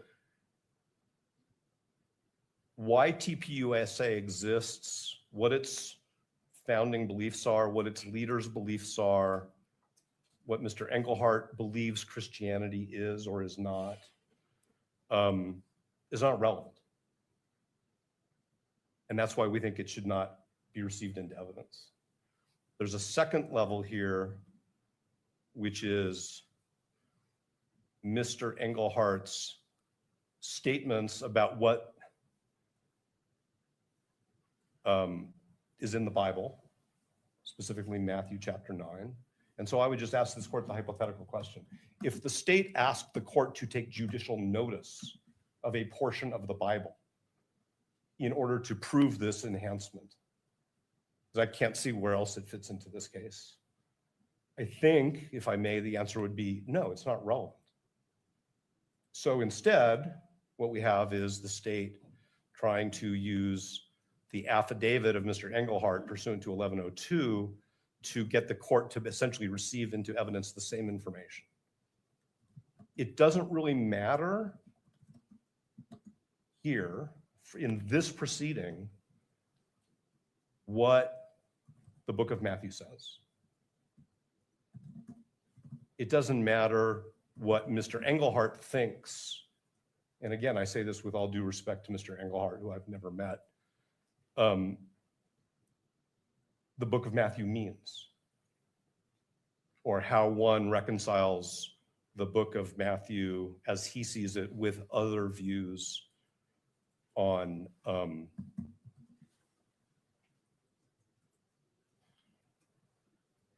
the topics that are there. I mean, I want to be careful and not suggest what other views are, because I shouldn't be testifying about different perspectives within the sort of the heading of religion. But it doesn't really matter for this proceeding what Mr. Engelhardt's views are, what Mr. Kirk's religious views were, what religious views TPUSA endorses, seeks to encourage others to adopt. None of that really matters. There are multiple opinions in this 1102 from Mr. Engelhardt, and it's not clear whether the state has thought about whether it's expert opinion or lay opinion. I happen to think that it's expert opinion that is not helpful to the trier of fact in this proceeding. That's your honor. There is nothing in this that helps the court resolve with respect to the victim targeting enhancement, whether Mr. Robinson intentionally selected Mr. Kirk because of Mr. Robinson's beliefs or perceptions regarding Mr. Kirk's political expression. Oh, yay. He said it If the state comes a back third up here different and way. says, no, it's lay opinion, we still have the question of whether it's helpful to this court, because the court has to decide whether there is evidence of the targeting enhancement in the way I think I've structured it. So it's not relevant. It's not admissible lay opinion. It's not admissible expert opinion. There are two aspects of Rule 403, one of which I'm prepared to talk about publicly, and one of which I think is appropriately discussed at sidebar, because it does get into undue prejudice. The 403 here is that receiving this document into evidence is going to create confusion. It's going to create chaos. Looking for something, Not and by I've the lost trier it. of fact, but by the future jury pool in this case. For this court to make a ruling that Mr. Engelhardt's opinions about religion, about TPUSA's views on religious matters, that Mr. Kirk's views on religious matters are in any way what this case is about, is going to create significant confusion.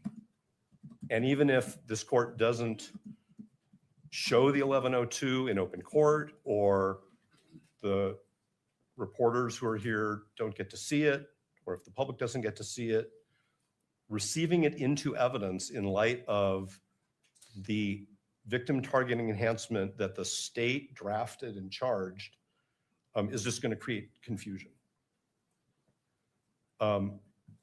There may be, outside of this case,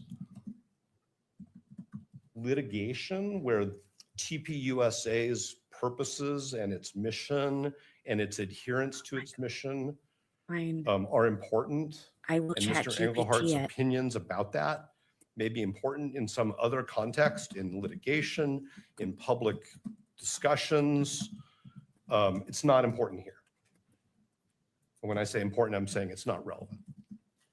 So there's a 403 issue with respect to confusion. There's a constitutional concern that this type of evidence being sanctioned by the court is going to suggest to the jury pool that this is a case about religion. This is not a case about religion. The state doesn't even allege. Oh this my is a case God, about guys, religion. it State is the alleges defense. I'm one so enhancement sorry. Based on Mr. Robinson's perceptions of Mr. Kirk's political expression. So I'm very concerned that this document, even being sanctioned by the court as admissible for any purpose in this proceeding, is going to interfere with Mr. Robinson's constitutional right to a fair trial, which I think is a sort of an umbrella over parts of Rule 403. If at the time, if there is a trial, if Mr. Robinson is bound over, and if there is a trial, and if the state wants to proffer Mr. Engelhardt for some specific evidentiary purpose that I'm missing. This is the defense. Then we can engage in that. But it seems to me that it's, again, a mixture of lay and expert opinion, which at this stage is more prejudicial than probative. The other part of the 403 issue we can discuss at sidebar whenever the court's ready. Thank you, Mr. I Novak. spent all my time Turn to looking the to state. see if this guy was a prosecutor or the defense attorney. I'm going to write it down now so I don't confuse that again. I could have sworn he was for the state, that I didn't get to hear the argument. So just to give an overview, what I'm intending to do is address what Mr. Novak has presented, the state respond. I may have some questions limited to what's been presented now. Of course, that doesn't preclude addressing the second portion of that in whatever means is necessary to protect constitutional rights. But we're just focused on this portion right now. Understood. Thank you. Mr. McBride.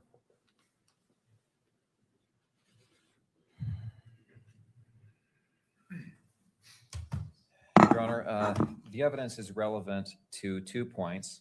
One is to the defendant's motive, which is not an element of the offense, but nonetheless is powerful evidence, persuasive evidence. And 2, it is relevant to the victim targeting enhancement, which has been described and appears in the information. The statement clarifies what Turning Point USA, what Charlie Kirk's business was. And I think as you read this statement, it's clear that Charlie Kirk presented both religious and political arguments and positions in his presentations. And that is what paragraph 3 says, that he engaged others in debate, discussion of traditional family values, Orthodox Christian views on sexuality, marriage, gender, sex, America's founding principles, political doctrines, and so forth. He often spoke specifically and attempted to persuade attendees to follow a mindset rooted in Orthodox Christian and politically conservative values. Excuse me, Your Honor, can I lodge an objection to Mr. McBride reading the exhibit which we are discussing the admissibility of? And I'd ask the court to strike his statements and admonish him. Okay. As it relates to reading from the actual 1102, because it's not admitted into evidence, I will, well, before I do that, let me turn to you about the objection to make sure that you are heard as well. Thank you. Yes, Rule 104 requires the court to consider evidence before determining its admissibility. How can you determine whether an exhibit is admissible without knowing what is contained in that exhibit? That's what I'm putting in front of Your Honor, is explaining this is why the exhibit is admissible, because it contains this language that is relevant and probative. I don't know how I can make an argument something's relevant and probative without saying this is what the exhibit says. Well, Mr. Novak. And I want to make sure I do see you have a microphone. Go ahead. Your Honor is not a jury. Your Honor can look at the exhibit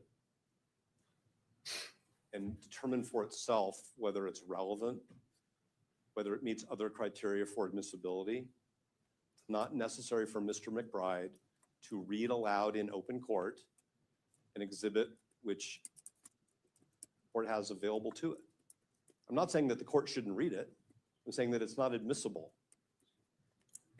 I understand that the court has two roles, one under 104 and one as the magistrate, but that doesn't require Mr. McBride to read in open court the exhibit which we are discussing the admissibility of, especially where I have just expressed our concern that the exhibit has a tendency to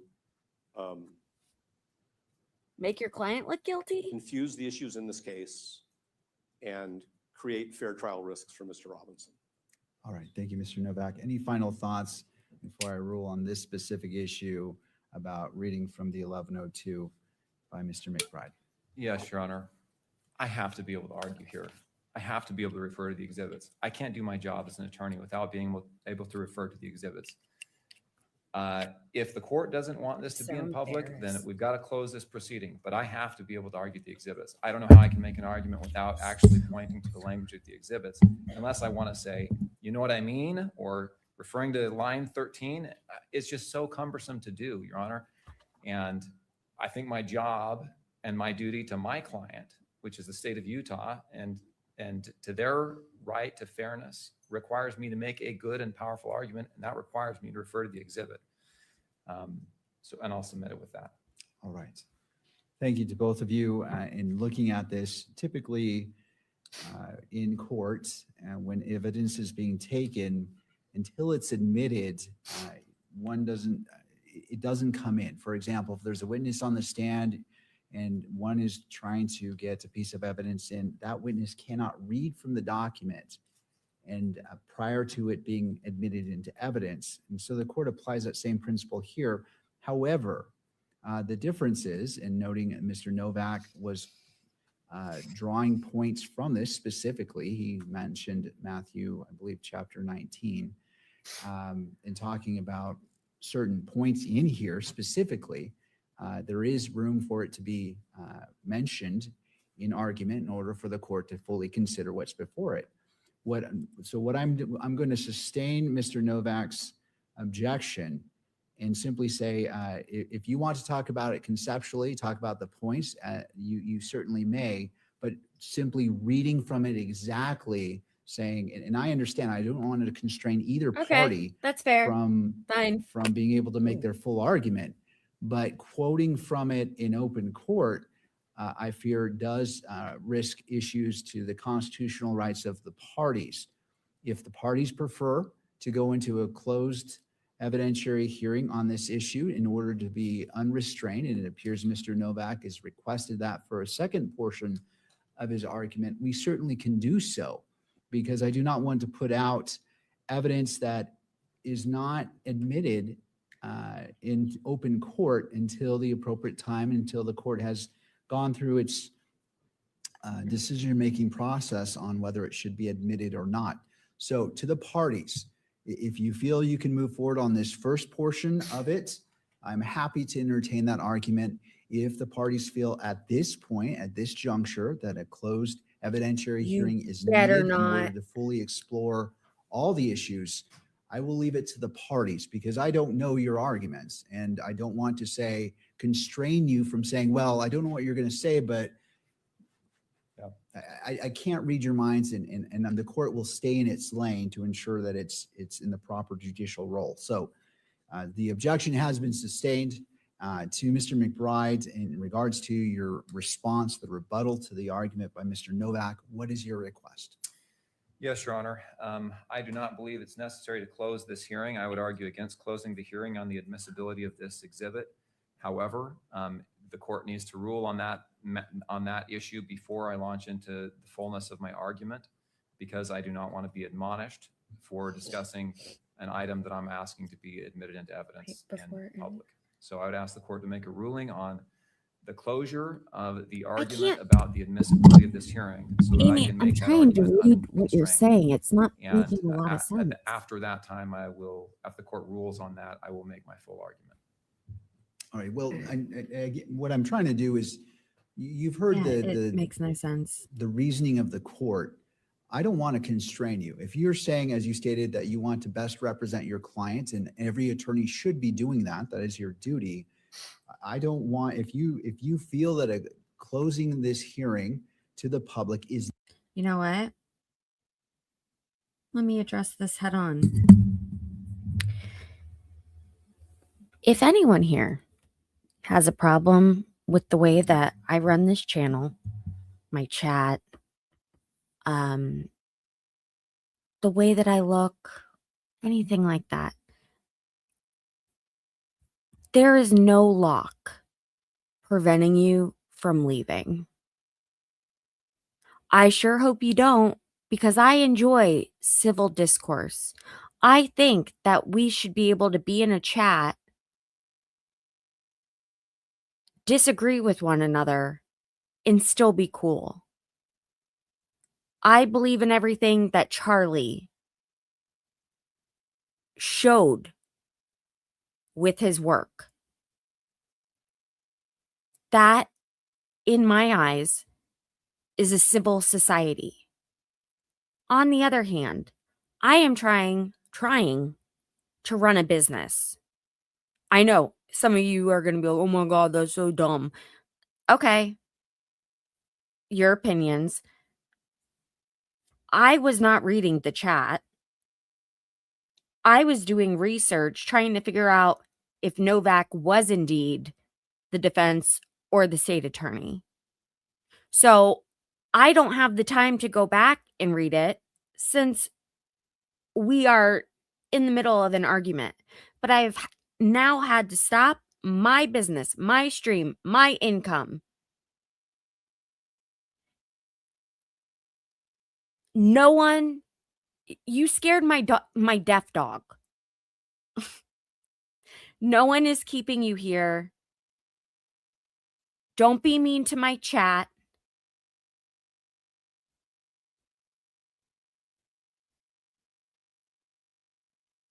Don't go there with me.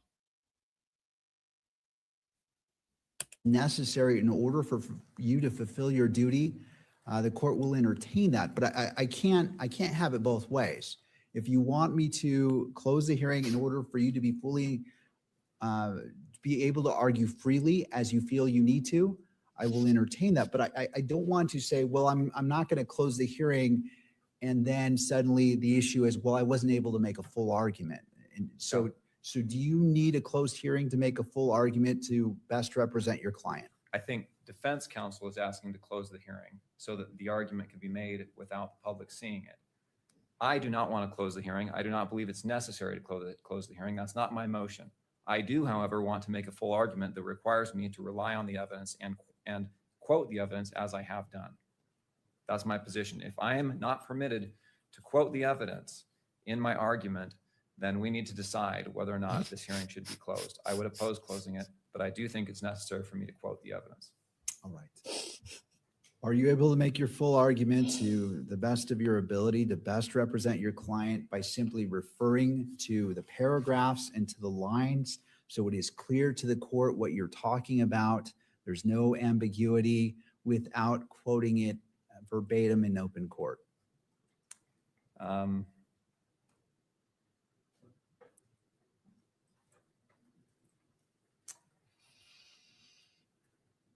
No, I don't think so. All right. Your Honor, if you're going to make a closure ruling, I'd like to be heard before you. All right, I'll hear from you as well. If you would like to come forward, again, just, Mr. Reimer, just stating your full name for the record, for the clarity of the record. Sure, thank you, Your Honor. David Ryman again for the news media. Thank you, news We have media. briefed this issue a couple different times so far. Sometimes there is a misconception that I think is running, particularly through what Mr. Novak argued, that suppression hearings, because the evidence may be suppressed or excluded, or in limine hearings, need to be closed unless the evidence is deemed admissible. That is the opposite of the law. That has been settled since the United States Supreme Court decided Waller versus Georgia. You can see it in Kearns Tribune, which dealt with a preliminary hearing This and guy. access to a preliminary hearing where, as you know, and as we've heard repeatedly today, all kinds of evidence is presented at the preliminary hearing that may not be admissible at trial. And so the universe of the public's right of access to proceedings is not limited just to what eventually gets admitted at trial, which, if there even is a trial. And we've cited the court to, numerous cases on this, and I don't have the brief in front of me, and the docket is huge, and I can find it for you if you'd like. But I just wanted to correct the misimpression that the public is not entitled to hear argument and to see evidence just because it may not be admissible. Otherwise, we would never have admissibility arguments in public. And I do want to I'll just make one other point. Kearns Tribune also speaks to this, and that is that if you do decide that there's and so let me just make two quick points. To the 403 point, just because evidence isn't admissible is not a basis to close the hearing. There may be a 403 argument. I haven't seen this document. I don't know what's in it. Maybe there is something incredibly prejudicial. You would have to make that decision. I'm at a loss. I haven't seen it. I'm happy to take a look at it and give you substantive argument, but it's the same high constitutional standard that you have to satisfy in order to close it. And then the last thing is just on the scope of any closure. Kearns Tribune speaks, and I know the court is aware of this. If you are going to close it, it needs to be as minimal as possible. And it's my experience, at least, that most of the argument about things in this context can occur in open court. And if you want to have, a closed session or a sidebar or however, you have also done it in chambers. I just ask that it be as limited as possible. Thank you. You suck. You're not doing your job. Mr. Novak, and looks Lobby. like, would you like to respond to Entertainment that? man. And then I'll I could return do a to better Mr. job. McBride for any final thoughts, and the court will make its ruling. Well, I just wanted to mention the Utah Supreme Court decision in State versus Archuleta, 857 P. 2nd 234, where this state's Supreme Court reminds us that the First Amendment right of access is qualified, and that what needs to be carefully judged in light of the qualified right of access with respect to preliminary hearing exhibits. That was the issue in State versus Archuleta, is the defendant's right to a fair trial. So we're in this slightly twilight zone situation where counsel for the media is saying, even if the court has decided that the exhibits are not going to be made available for copying and inspection, and the court may decide that this exhibit is either not admissible or admissible for the court's eyes only, counsel for the media is counseling that the court permit Mr. McBride to read the exhibit verbatim in open court. And that basically defeats all of those principles. So I don't think that's the correct path. Counsel for the media is correct that the court's sealing or closure should be narrowly tailored. And the 403 issue, which we are prepared only to discuss because of the sequencing of things in this case, in this proceeding, we're only prepared to discuss at sidebar, has to do with potential future evidence that the court may receive in this hearing, or it may not. So I'm not going to address other 403 issues in open court. If the court wants to defer this entire exhibit and discussion of it until later in the proceeding, then it may be that that part of the 403 argument doesn't need to be at sidebar. And I think we're all assuming that sidebar proceedings in this preliminary hearing are going to be part of the sealed transcript until some later point in time. In other words, it's not sidebar just for the moment. It's because the transcript's going to be sealed. So it very well may be that taking this issue up at a later point in time in this proceeding eliminates the need, from our perspective, for that 403 issue to be discussed at sidebar, or at what counsel for the media says. I would rather have people come at me than at each other. And so, because I just want everyone to have a pleasant viewing experience. So that's maybe why I'm struggling, because it's completely out of my control. And I'm just now realizing that, saying it out loud. And it is what it is. So I just need to let it happen in the most civilized way possible. Just, I haven't experienced that before. In a closed proceeding. However, I agree with the court that Mr. McBride can't have his cake and eat it too. If he wants to make his argument and he thinks that his argument requires that he read an exhibit in court, which we in good faith are saying is not admissible, then we need to have a closed proceeding. I'm not asking for a closed proceeding. I was asking the court to caution Mr. McBride not to read into evidence exhibits that are not received into evidence, because that's the same as Mr. McBride testifying. Why didn't you just say that, my man? All Anything those further, words. Mr. McBride? Just a note, I have not made my full argument on admissibility. That's all. And thank you, Angela. All right, I Thanks, appreciate everybody. the arguments by the parties. This is clearly something that's It's very okay. important to you all. It's okay. It is important for this case, as is every piece of potential evidence. I note that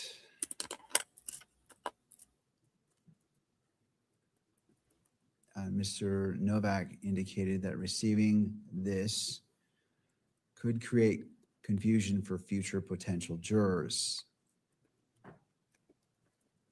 And that he mentioned that it could suggest to a potential jury pool that this case is about religion. However, what is happening at a preliminary hearing is far different than what happens at a jury trial. The magistrate, myself, is the fact finder. And whether something becomes admissible at trial is far different than what is admissible at a preliminary hearing. The purposes are different, the standards are different, and different steps need to be followed. Something could become admissible at a jury trial, but given the nature of a jury trial, more steps are necessary. Under Rule 1102, one of the major differences is that reliable hearsay is allowed in a preliminary hearing under the Utah Constitution and under the Rules of Evidence 1102. That is far different than what would happen at a jury trial. Taking this into consideration, I look to the information going to the very beginning, whether this is relevant. And as noted by counsel, looking to count one, which is squarely before the court, to determine probable cause at the end of this proceeding.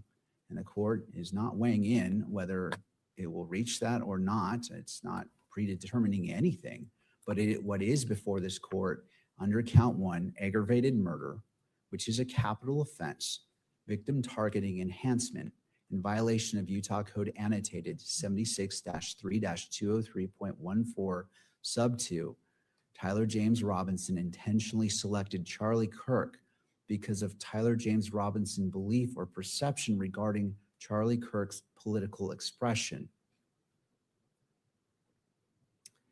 And so if that was not here, this enhancement, and it also goes to count two, felony discharge of a firearm causing serious bodily injury.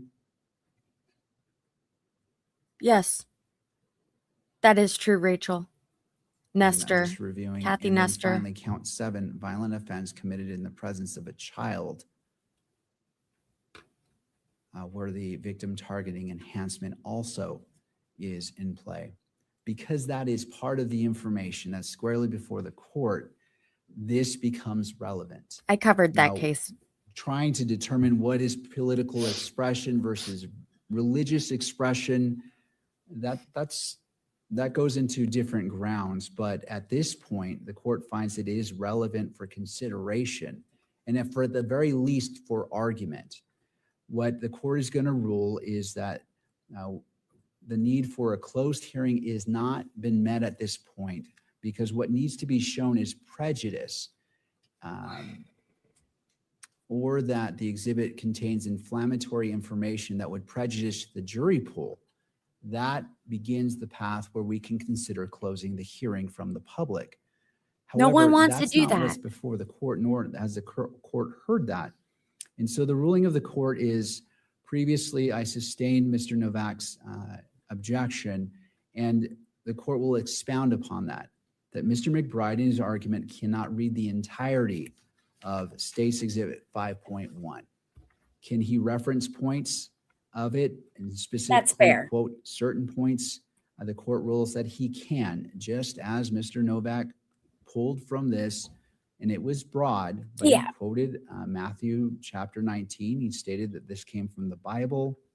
He talked about the going from paragraph 1 where he quoted, or at least drew from, about the Internal Revenue Service and the type of business. And so there is grounds for that to occur, and in order for the court to consider the argument fully and making the determination whether it is relevant and should be admissible. Therefore, the court rules that Mr. McBride can continue in his arguments in order that the I'm court on my laptop, guys. can make its determination whether State's Exhibit 5.1 is admissible or not. You sound fun, Magnetic Man.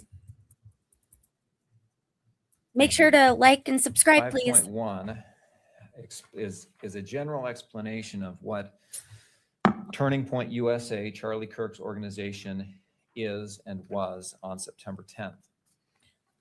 The exhibit describes the events that Turning Point USA holds, talking about at least 200 plus of these events featuring Charlie Kirk as a headline speaker had taken place by that time. That's in paragraph 3. That these events discussed political issues as well as religious issues. Yeah. Most political issues in the portion I previously quoted talked about gender issues in particular, gender, sexuality issues, the difference, or the Christian and political Homosexuality. view regarding marriage and families and gender identity. Pearl. And that information is relevant to the motive that we are alleging in this case. Well, duh. And it's also relevant to the victim targeting enhancement, which is in part a motive type enhancement. And the evidence will be introduced through, or we will offer evidence through other witnesses that talks about some of the defendant's statements that indicate his gender persuasion, and that he falls into some of these political and gender views that Charlie Kirk argued against. That's the relevance of this statement, is it shows Here you go. Charlie Kirk publicly in front of large gatherings of people debated and presented his views, his political views, which were tied to his religious views about gender identity, LGBTQ rights type issues. And the relevance to that is the defendant's motive is that he was on the other side of those views. And you'll see evidence that talks about that through other witnesses.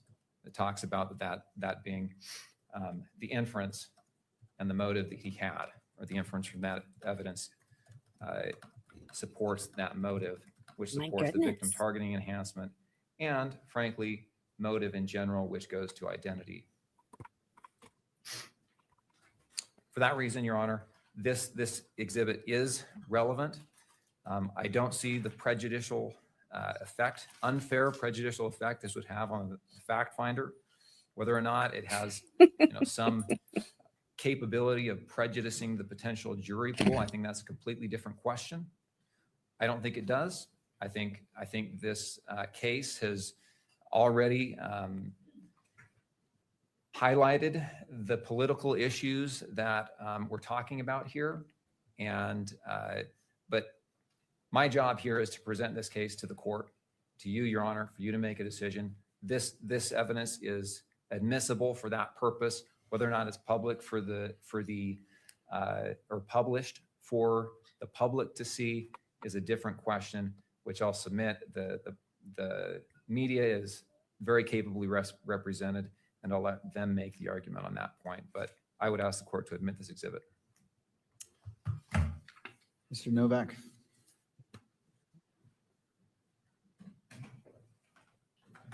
Never a Thank you, dull Your Honor. moment. For the state to argue that this exhibit says anything about Mr. Robinson's state of mind should be rejected out of hand. This exhibit does not say anything about Mr. Robinson's state of mind. And that's what motive is. And that's what the victim targeting enhancement adopted by the legislature focuses on. What do we think that this piece of evidence is? Is it a video?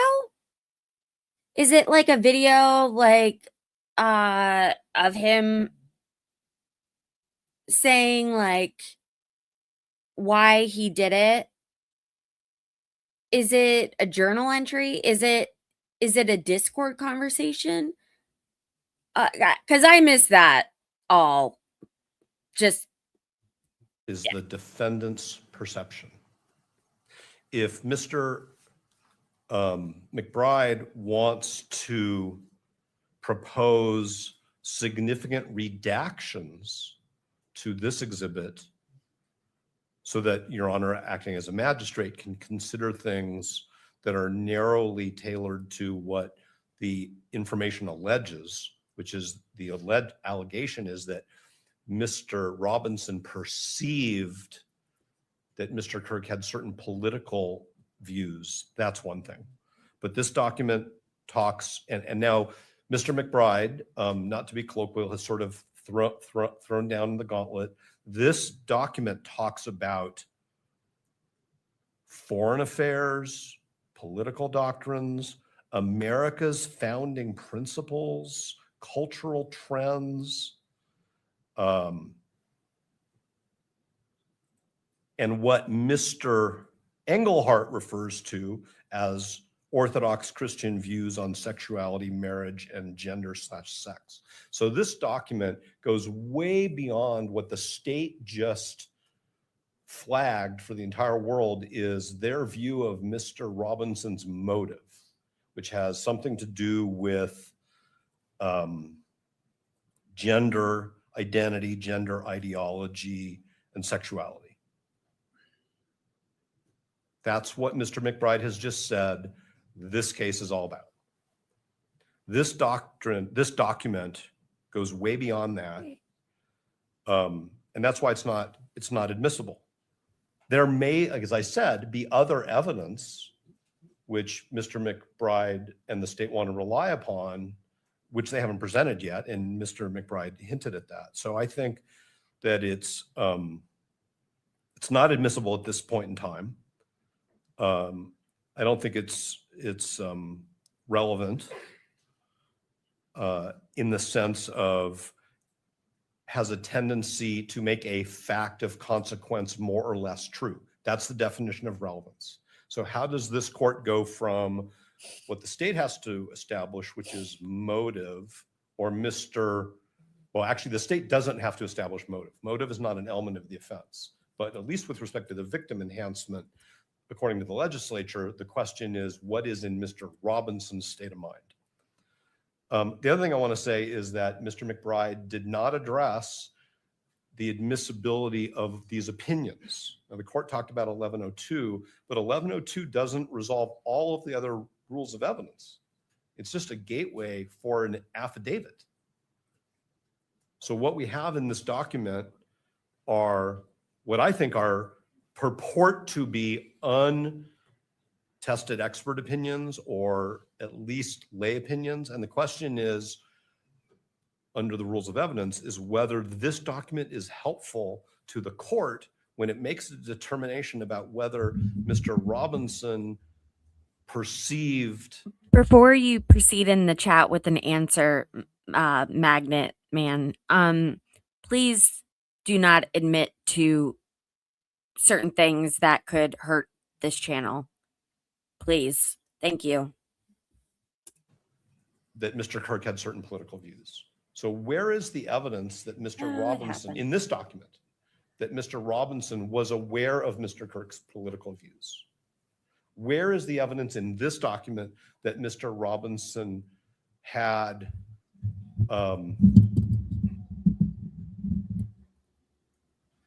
disagreement with Mr. Kirk's political expression? None of that appears in this document. There may be other evidence Stop. of that we'll have to see. But there's nothing in this document which connects up with Mr. Robinson's state of mind, which is the question in the enhancement. And Mr. Engelhardt cannot, of course, express any opinion about Mr. Robinson's state of mind because he doesn't know him, and because that would be improper opinion evidence under any rule of law. So for a document to be received into evidence that quotes one very narrow piece of religious doctrine and that involves Mr. Engelhardt's interpretation of what that means. I mean, Mr. Engelhardt at the top of page 2 is basically telling this court what he thinks Chapter 19 means. How could that possibly be admissible in this proceeding? And how could it possibly be admissible for the purpose of this court concluding what Mr. Kirk thought Chapter 19 of Matthew means? So it's not relevant. It's improper opinion evidence. It's definitely overbroad in terms of the evidence that the state is proffering to prove a very narrow point. And it actually doesn't get to that point, which is what was Mr. Robinson's state of mind. It also doesn't say anything that Mr. Kirk specifically said on September 10th that Mr. Robinson may or may not have heard, or anything that Mr. Kirk said before September 10th, specifically that Mr. Robinson may or may not have heard, nor has the state presented any evidence. And as an officer of the court, I would say, I don't think the state can present any evidence that Mr. Robinson specifically heard Mr. Kirk say a specific thing at a specific time. There are some statements which I think that the state will say are admissions by Mr. Robinson, which reference Mr. Kirk, which we will get to later. But none of those reference specific statements by Mr. Robinson about specific statements by Mr. Kirk on any specific issue that would even make a piece of this relevant. So I'm pretty sure that I've reached that point where anything more I say, I'm going to be repeating myself. Thank And so I'm just gonna God. stop unless the court has questions. I don't. Thank you. I think people I laughed. do have a question as it relates to political expressions. Does religion or gender intersect with political expressions? Yeah, you're I think absolutely that's right, a great Angela. question, but probably not a question to be answered by me in this proceeding. That's actually a really, really complicated question that the state wants the court to say is a simple yes. All right. Because I don't want to be the expert. I mean, the court's basically asking me to testify. I'm not trying to be flippant. The court is asking me to testify about where religion and politics intersect. And that's a fascinating question, The question here is whether this document, the way it's presented, the way it was written, is admissible under relevance and expert 701, 702 rules of evidence to prove what Mr. McBride says the state, what he acknowledges the state has to prove, which is that Mr. Robinson had a state of mind which was, let's just say, hostile to Mr. Kirk's A political lobbyist, expression. Dan. And I don't think that this court should be deciding, based on the record before it, where, if at all, politics and religion intersect. That's, I mean, if the court needs to resolve that issue, then the court also needs to resolve the question of which religious philosophy are we talking about? Well, Mr. Novak, I bring that up because you mentioned it. You said you cited directly to the enhancement. You said political expression, and then you went to the Bible itself. And so it appeared to the court that you put it into play. So I just wanted to get a little bit of guidance from your position. And so that's the reason for the question. No, I totally appreciate the question. I'm not suggesting, Your Honor, that there's a problem with the question. Any question that the court asks is a question that counsel should take seriously. The legislature separates in the statute religion and political expression. The state selected the victim targeting enhancement based on political expression only. Now the state wants to bring, I didn't bring Matthew in. The state is bringing Matthew in through Mr. Engelhardt. I didn't bring the Bible to I this used to, courtroom. Dan. The state brought it. And that concerns me greatly I still because the can. state is turning this into a question of whether Mr. Robinson's views, identity, life are anti-Christian. And that's a huge problem. And the state has created that problem. And this hearing is being broadcast to the entire jury pool. And that's what Mr. McBride just did, is he turned this case into whether Mr. Robinson's life is inconsistent with what Mr. Engelhardt calls Orthodox Christian views. I'm going to just stop right here because I think the court knows what the problem is. Thank you. All right, anything further before the court makes its ruling? I appreciate the in-depth argument welcome. and the passion behind the argument. You are advocating for your clients, and I respect that.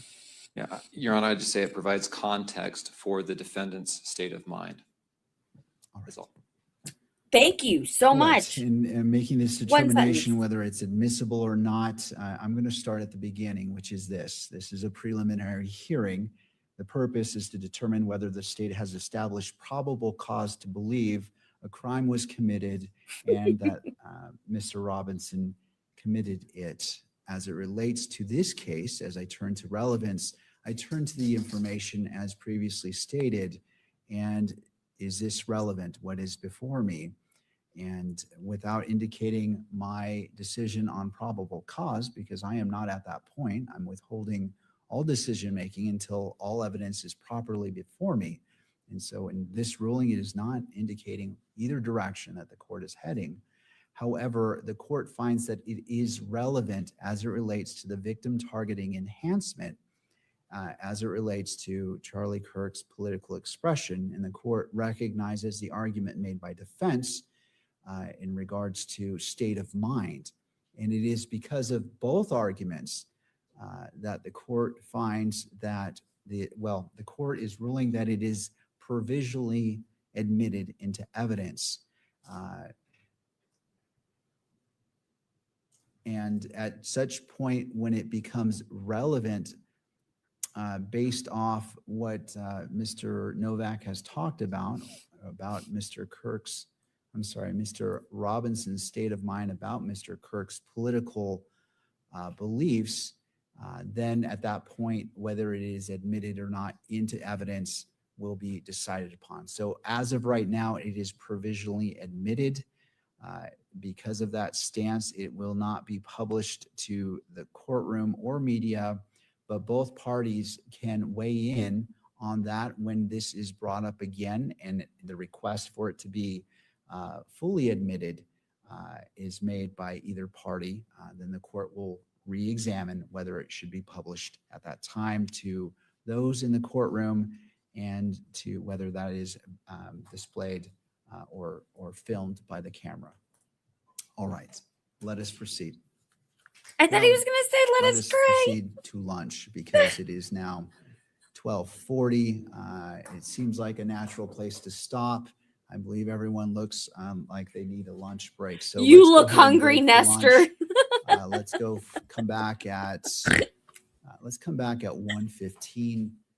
Well, I need to give you a full lunch here. I need to do my lawyer math and see what that would bring us to. So it's 12:40. Let's come back at 1:45 for lunch. All right. Any party need the benefit of the record before we break for lunch? Not from the state, Judge. No, Your Honor. All right. Court is in recess until 1:45. All right. Okay. I really should have thought about this, right? I should have thought about this before this happened. And I'm just now realizing that. But to be honest, and my mind is still stuck on what happened earlier. So I'm struggling with whether we want to stop the stream and start an afternoon stream. Because any streams that go beyond 6 hours, I can't have AI clip it for me. And that's how I get shorts. And shorts is how apparently a lot of you guys find me. And I don't do them. But like 79% of my audience has come from there. Nestor never misses a meal.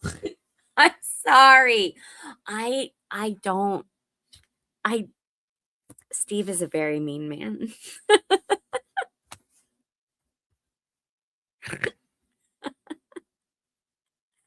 Oh my gosh. Okay. All right.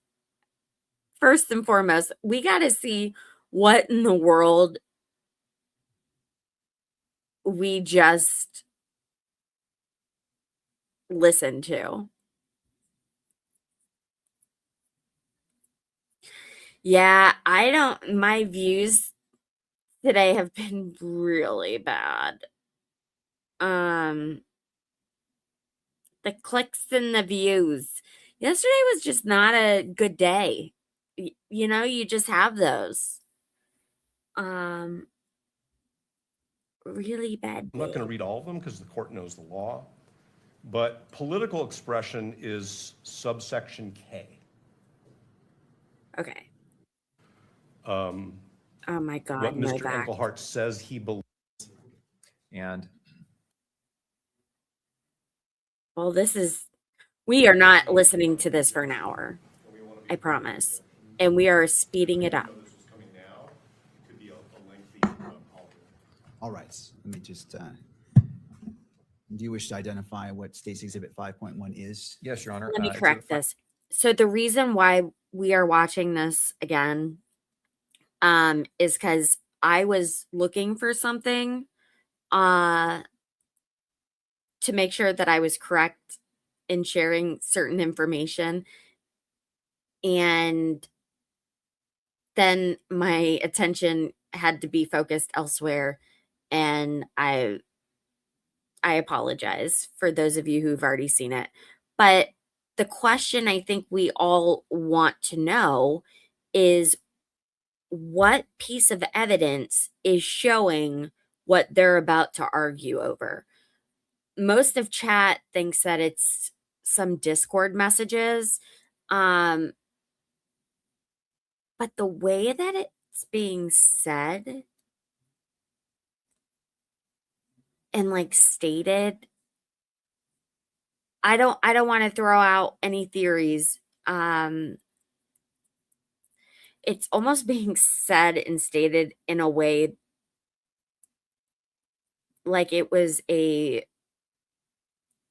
reading like a hostage video, like reading off something and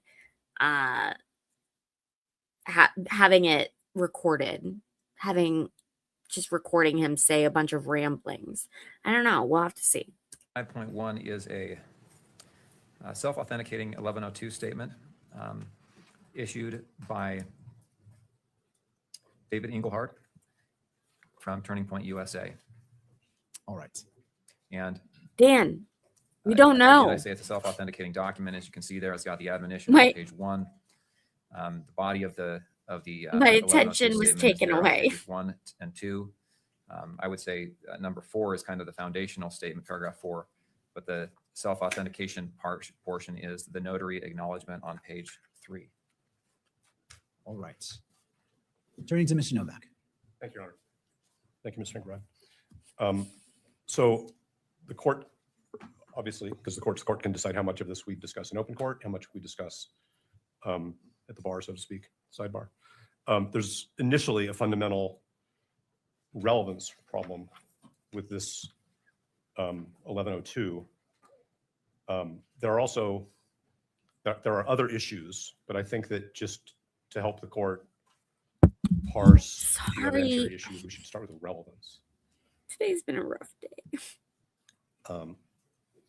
There are sub-issues. There's also a problem under 1102 because if the court looks at the last paragraph of this, Mr. Engelhardt, who is the purported author, refers to himself in the third person. So it's not clear to me who actually wrote this report.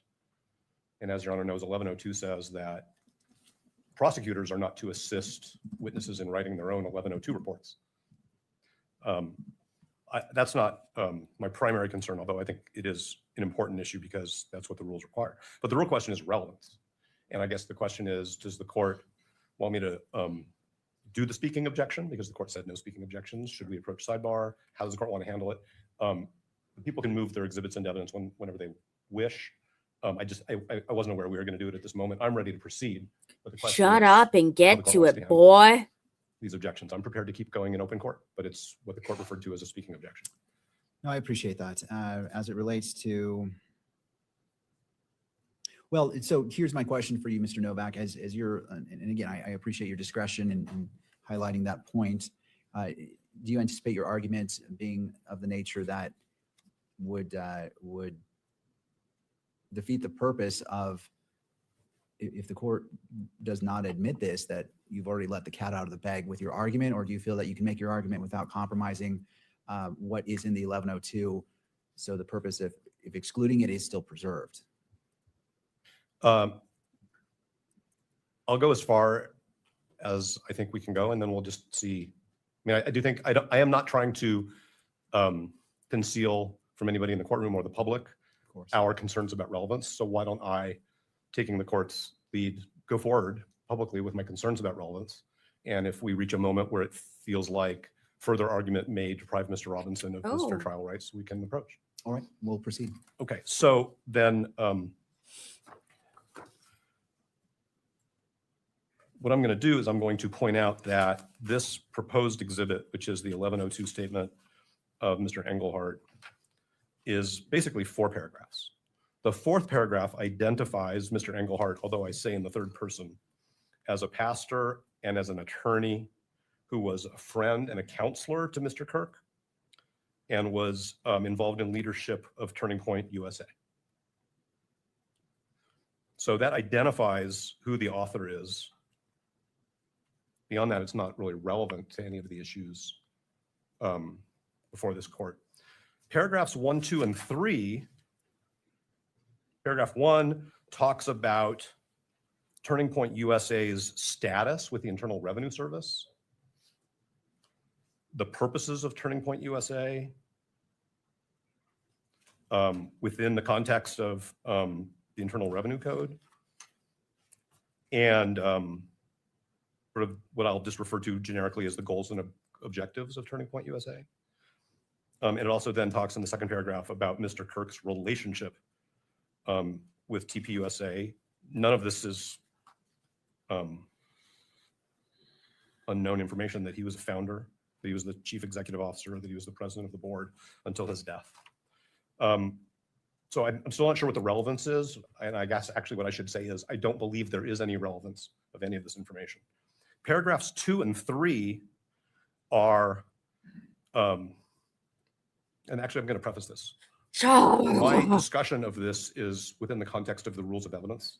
And there's nothing that I'm going to say here that is meant to derogate, criticize, question Mr. Englehart's beliefs. What he says were Mr. Kirk's beliefs. What Mr. Englehart says he believes are tenets of Christianity. That's not what we're talking about. What we're talking about is whether this document is admissible in this proceeding under the rules of evidence. Okay, so paragraphs 2 and 3 include not only Mr. Englehart's opinions, and now I'm going from relevance to opinion evidence. It's not clear to me whether it's lay opinion evidence, whether it's expert opinion evidence, but it's Mr. Englehart's opinions about a branch of Christianity, his opinions about a portion of the Bible. He quotes the Bible, and he talks about Mr. Kirk's religious beliefs. And I could go into more detail, but the court has the exhibit in front of it itself. So none of this is relevant. If the court looks at the information, that is the document which lays out the allegations against Mr. Robinson, when I use the word information, I'm talking about the court document. There are, with respect to certain counts, what Utah code refers to as a victim targeting enhancement. That is alleged with respect to count 1. It is alleged with respect to count 2. It is alleged with respect to count 7. And may I step away just to get my laptop? You may.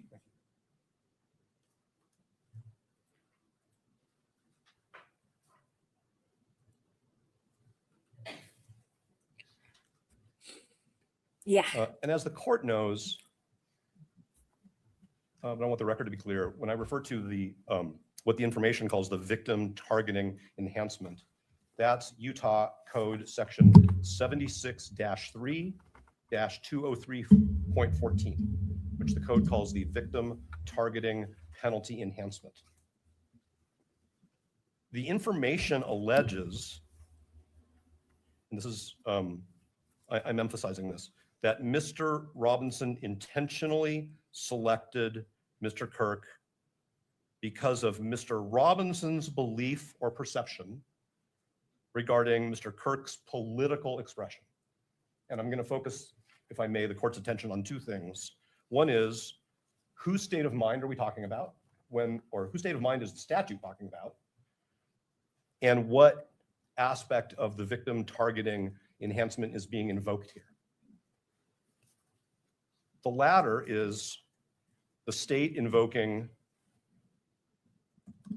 Mr. Kirk's political expression, and now I'm quoting the statute, as the personal attribute that the state alleges is the gateway to this penalty enhancement.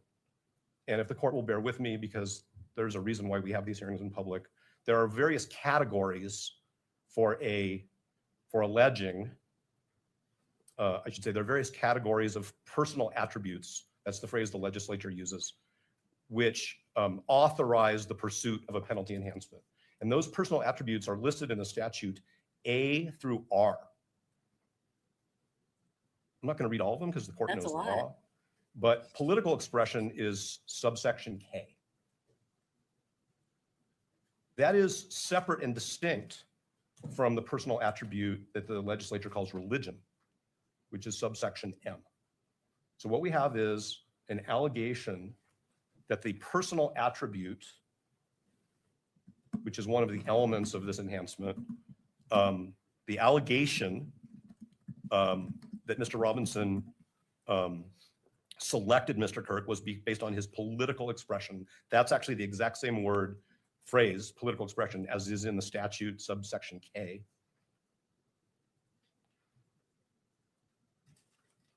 Subsection, I'm sorry, the 1102 statement is predominantly about what Mr. Engelhardt describes as traditional Orthodox Christian values that he believes in, that he believes Mr. Kirk believed in. And I understand in today's world that there is a crossover between religion and politics. I think we can all acknowledge that. But the legislature and the information here are focused on political expression. So I'm concerned that the 1102 statement of Mr. Engelhardt goes far beyond the scope of what would be admissible if the state has it to prove that Mr. Robinson targeted Mr. Kirk because of Mr. Robinson's belief or perception concerning Mr. Kirk's political expression. The second element of this is that the victim targeting enhancement focuses on the allegation of what is in Mr. Robinson's state of mind, not what is in Mr. Kirk's views or deeply held beliefs, sincere religious beliefs. And so the evidence that the state needs to present is not what Mr. Kirk believed or said or what TPUSA stood for. It's what was in Mr. Robinson's head, if anything, about selecting Mr. Kirk because of Mr. Kirk's political expression, because that's the information. So why TPUSA exists, what its founding beliefs are, what its leaders' beliefs are, what Mr. Engelhardt believes Christianity is or is not relevant. And that's why we think it should not be received into evidence. There's a second level here, which is Mr. Engelhardt's statements about what is in the Bible, specifically Matthew chapter 9. And so I would just ask this court the hypothetical question. If the state asked the court to take judicial notice of a portion of the Bible in order to prove this enhancement, I can't see where else it fits into this case. I think, if I may, the answer would be no, it's not relevant. So instead, what we have is the state trying to use the affidavit of Mr. Engelhardt pursuant to 1102 to get the court to essentially receive into evidence the same information. It doesn't really matter here in this proceeding what the book of Matthew says. It doesn't matter what Mr. Engelhardt thinks. And again, I say this with all due respect to Mr. Engelhardt, who I've never met. The book of Matthew means, or how one reconciles the book of Matthew as he sees it with other views on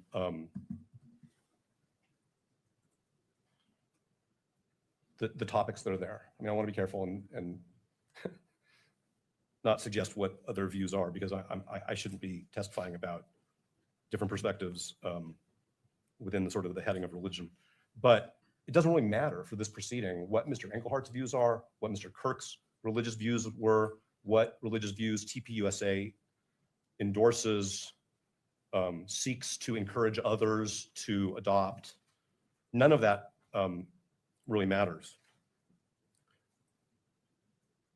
There are multiple opinions in this 1102 from Mr. Engelhardt, and it's not clear whether the state has thought about whether it's expert opinion or lay opinion. I happen to think that it's expert opinion that is not helpful to the trier of fact in this proceeding. That's your honor. There is nothing in this that helps the court resolve with respect to the victim targeting enhancement, whether Mr. Robinson intentionally selected Mr. Kirk because of Mr. Robinson's beliefs or perceptions regarding Mr. Kirk's political expression. If the state comes back up here and says, no, it's lay opinion, we still have the question of whether it's helpful to this court, because the court has to decide whether there is evidence of the targeting enhancement in the way I think I've structured it. So it's not relevant. It's not admissible lay opinion. It's not admissible expert opinion. There are two aspects of Rule 403, one of which I'm prepared to talk about publicly, and one of which I think is appropriately discussed at sidebar, because it does get into undue prejudice. The 403 here is that receiving this document into evidence is going to create confusion. It's going to create chaos. Oh my not by God. the trier of fact, but It's not going to by create the future jury pool in chaos. this case. For this court to make a ruling that Mr. Englehart's opinions about religion, about TPUSA's views on religious matters, that Mr. Kirk's views on religious matters are in any way what this case is about, is going to create significant confusion. And even if this court doesn't show the 1102 in open court, or the reporters who are here don't get to see it, or if the public doesn't get to see it, receiving it into evidence in light of the victim targeting enhancement that the state drafted and charged is just going to create confusion. There may be, outside of this case, litigation where TPUSA's purposes and its mission and its adherence to its mission are important, and Mr. Englehart's opinions about that may be important in some other context, in litigation, in public discussions. It's not important here. When I say important, I'm saying it's not relevant. So there's a 403 issue with respect to confusion. There's a constitutional concern that this type of evidence being sanctioned by the court is going to suggest to the jury pool that this is a case about religion. This is not a case about religion. The state doesn't even allege this is a case about religion. The state alleges one enhancement based on Mr. Robinson's perceptions of Mr. Kirk's political expression. So I'm very concerned that this document, even being sanctioned by the court as admissible for any purpose in this proceeding, is going to interfere with Mr. Robinson's constitutional right to a fair trial, which I think is sort of an umbrella over parts of Rule 403.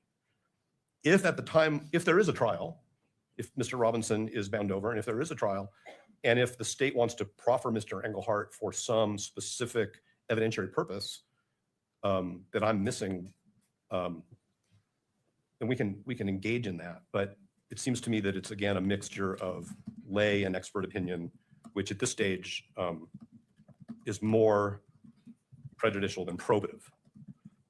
The other part of the 403 issue we can discuss at sidebar whenever the court's ready. Thank you, Mr. Novak.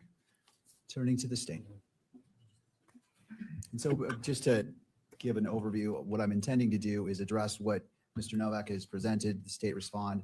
I may have some questions limited to what's been presented now. Of course, that doesn't preclude addressing the second. I'm sorry, White Buffalo. Whatever means is necessary to protect constitutional rights, but we're just focused on this portion right now. Understood. Thank you, Mr. McBride.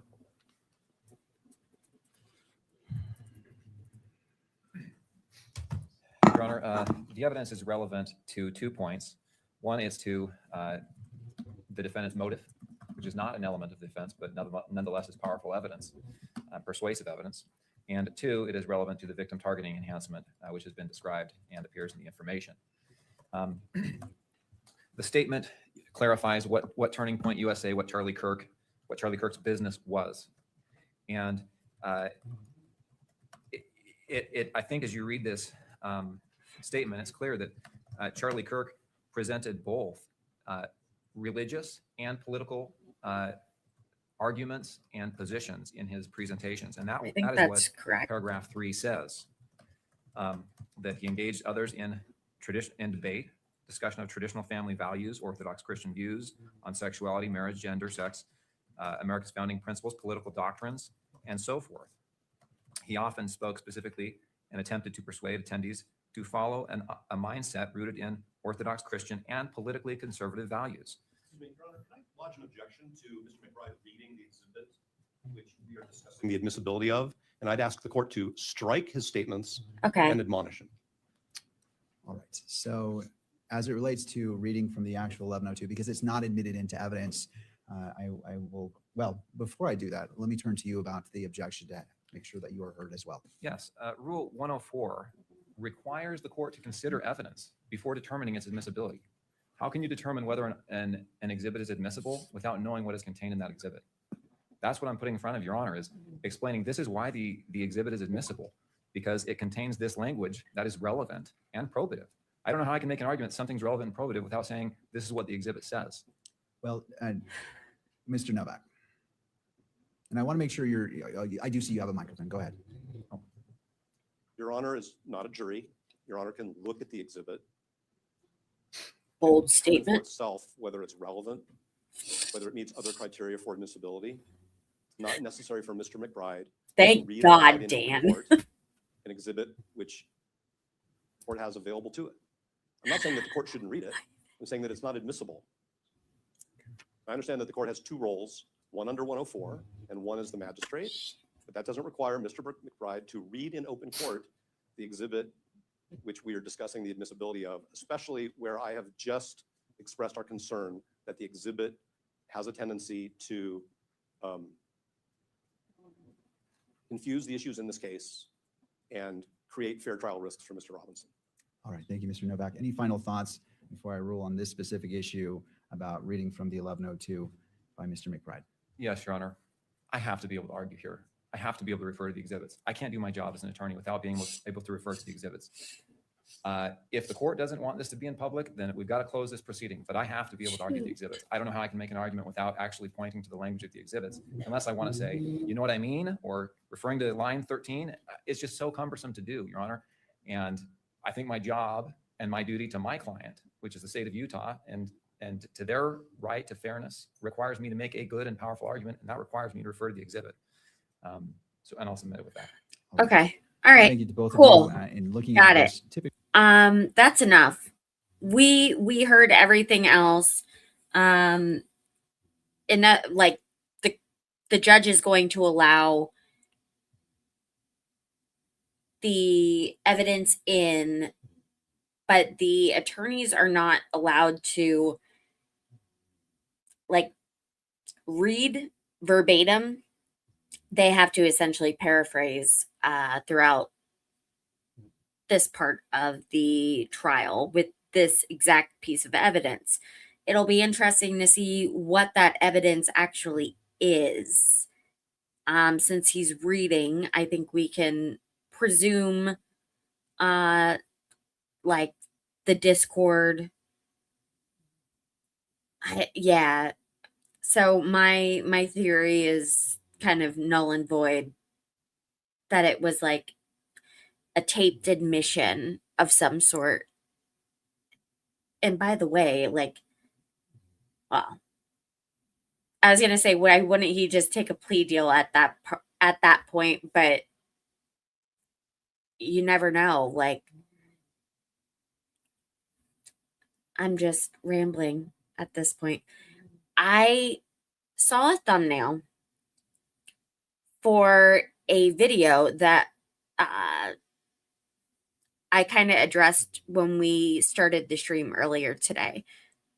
I want to go back and have us watch this.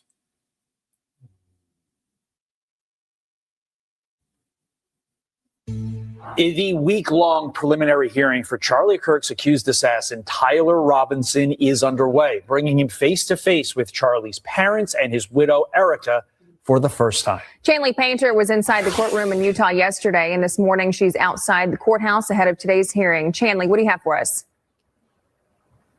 Hey, good morning, Todd and Ashley. That's right. There was a strong showing of support for the Kirk family at this courthouse yesterday. As I was actually waiting in line to enter the courtroom, I saw Erica Kirk. She walked past. She was holding hands with Charlie Kirk's mother. His father was close behind them as they entered the same room for the first time with Charlie's accused killer. The group of family and supporters, including Donald Trump Jr., took up the first two rows of the gallery. Also in court, the parents of Tyler Robinson, who sat in the row directly behind me with some relatives. And as court began, Erica appeared very emotional, at times wiping tears with a handkerchief, at one point laying her head on Charlie's mother's shoulder. The first witness, Chris Bagley, was on duty at Utah Valley University that day. And as he began to describe hearing the gunshot and seeing Charlie fall, Erica Kirk immediately stood up and several others followed her out of the courtroom. Bagley then went on to testify about racing to that gravel roof where prosecutors believe Robinson fired that fatal shot. To me, when I got up there and I could see this disturbance of gravel, to me, it looks like a sniper pad, a person that has been laying in a prone position and you got markings of elbows, knees, and feet to where somebody was in the line of sight of where Charlie's tent was. The lead investigator, David Hull, also took the stand yesterday where prosecutors showed videos of the shooting that were so graphic, only the judge and lawyers were allowed to watch them. Tyler Robinson said still showing no visible reaction in those moments. Hull also testified that he identified Robinson 4 times in surveillance videos on campus before, during, and after the shooting. Would you please point him out and identify something that he is wearing? Yeah, I believe that Mr. Robinson is between Miss Nestor and other counsel wearing a grey suit jacket with a dark tie and a light colored shirt. Because I would ask that the record reflect that Agent Hull has identified the defendant.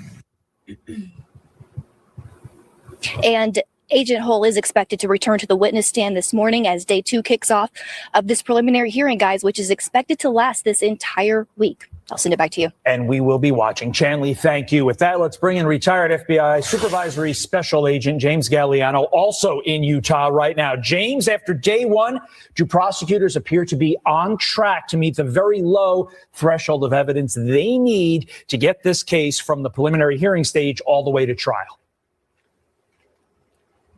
Yeah, good morning, Todd. Yes, there's a really low threshold in a preliminary hearing. This is a prima facie hearing, which just requires that the prosecution put out enough evidence for the judge to be able to bound this over for trial.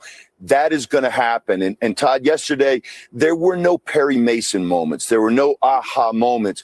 It was standard laying out the layout of the campus where Charlie Kirk was assassinated and basically walking through a lot of digital imagery. I think today we're going to move more into some of the evidence related to the weapon that was used and the progress after the assassination itself. You said there's no aha moments. Is that standard, or is that usually just how this type of situation goes? Yeah, usually the prosecution wants to hold all the really explosive stuff close to the vest for trial. Yeah. But then again, a preliminary hearing is considered a mini trial. So it basically progresses in the same way. But people that were looking for that one big thing, you know, that one revealing of this critical piece of evidence did not get that yesterday. A lot of it was spatial alignment of the campus and a lot of working through the digital imagery that the State Bureau of Investigation walked through. But James, one thing that was not standard from a standard preliminary hearing were all the objections from the defense. Heck, normally the defense could waive the preliminary hearing in and of itself. And so my question really is, do you expect, based upon the delay tactics that the defense is employing here, that the judge at some point is going to come in and say, hey guys, knock it off. We're talking about basic facts here. And to be clear, we are not in trial yet. Yeah, Todd, great question. The top charge in this case is aggravated murder. And the aggravated part just means that there was a level of severity or heinousness or depravity or cruelty attached to the murder itself. And in this instance, the defense could have waived it. Now, I'm speculating here. I've seen a lot of these, sat through a lot of preliminary hearings with the government side. I can only imagine that since this defense team specializes in capital murder cases, that they want to walk through this process A to B to C to D and not miss a beat here, because this case does have major implications with the death penalty. And then I want to run this soundbite here. This is former Officer Badgley. It's his testimony from yesterday. He was there when Charlie Kirk was killed. I want you to listen to this. I also want to point out that Erica Kirk left the room during this testimony. He was answering a question, kid asked him a question, and then I heard a shot fired. Everybody started getting up and starting to run, in more of a chaos kind of situation. I proceeded to between right where the Fugle and the hall flags meet. There's some outside stairs that I was starting to run down. As I was trying to get down to the bottom of the stairs, people were running up, people were laying down on the steps. I'm trying to jump over people to get to the bottom of the stairs so I can help stop an individual that's probably shooting. Obviously, hearing that is severely emotional for the family, but your reaction to his testimony and just that little piece. Yeah, really tough for the family. Obviously, victims of crimes, especially one as heinous as this one that was blasted all over television screens around the country and around the world. Okay, can I just point out one thing? 2 minutes ago, I just said, I don't like how everyone has piled on with Erica Kirk, but at the same time, other side of the cheek. Isn't there like a Bible verse about that? Jeez, Lacey. We're going to get to the clause in a minute. That's subject number 2 we need to address.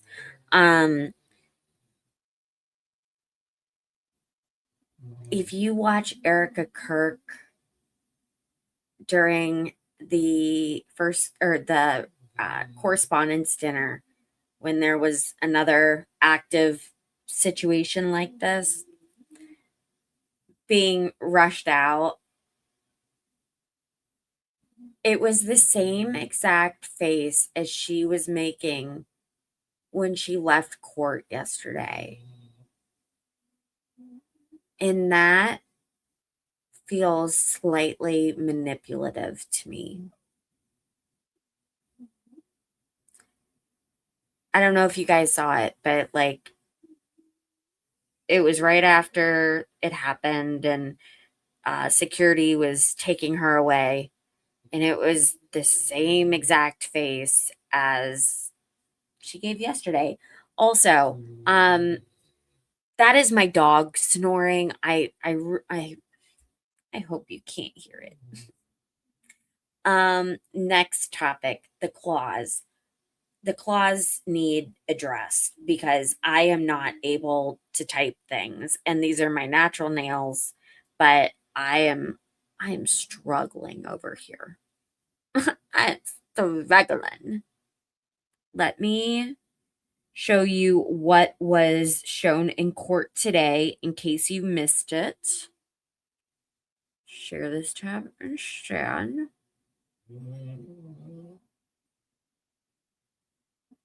Agent Hall, before we actually watch State's Exhibit 12.4, I have just a few questions.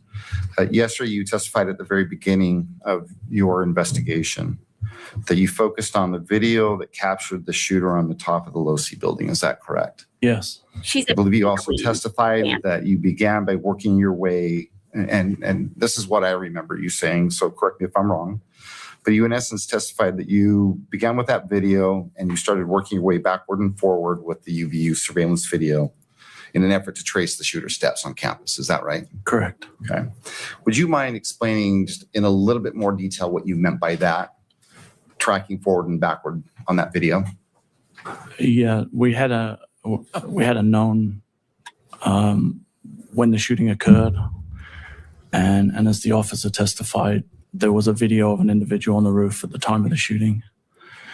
And so the philosophy that we applied was to take what we knew and then work that forward through the timeline and backwards through the timeline to try and establish where the individual had gone from the rooftop or how the individual had come to be on the rooftop. And did that, for lack of a better term, did that bear fruit? It did, you yes. Actually see from, at least in part, where he came from and where that shooter went? Yes, more so where he came from. It was very limited after the fact. Okay. You testified yesterday that in reference, I believe, to what's marked State's Exhibit 21, that you believe Mr. Robinson visited campus at least 4 times on the 10th and the 11th. Correct. And I think you reaffirmed that today. Oh. Did you do the same? I took notes. But before I forget, I need to restart the stream so we are alerted. Okay. All right. So I took notes earlier, and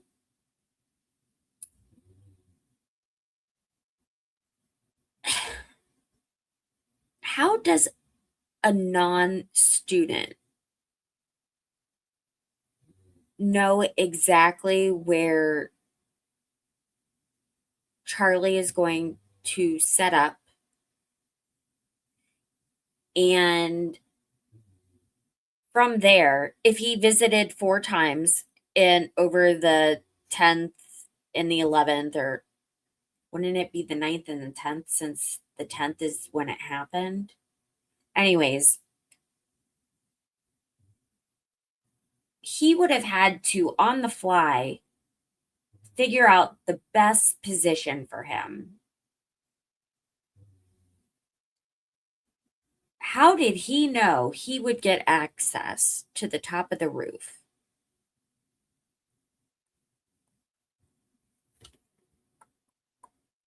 Oh, I love black leather pants. I feel my best when I'm in them. Most confident. I feel like I can karate chop someone with my words.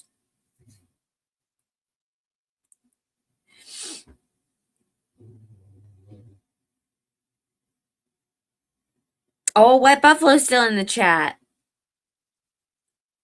I like you. And why did I just think about that today? Like, I think it was the comment about the roof earlier from this dude. Ma'am, are you okay? Are you okay, Madame Frenchie? Yes? Okay. Like, yeah.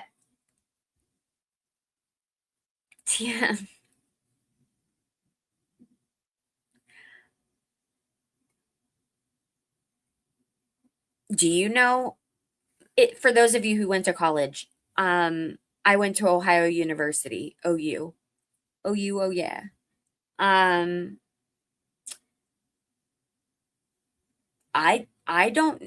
I can't say that I know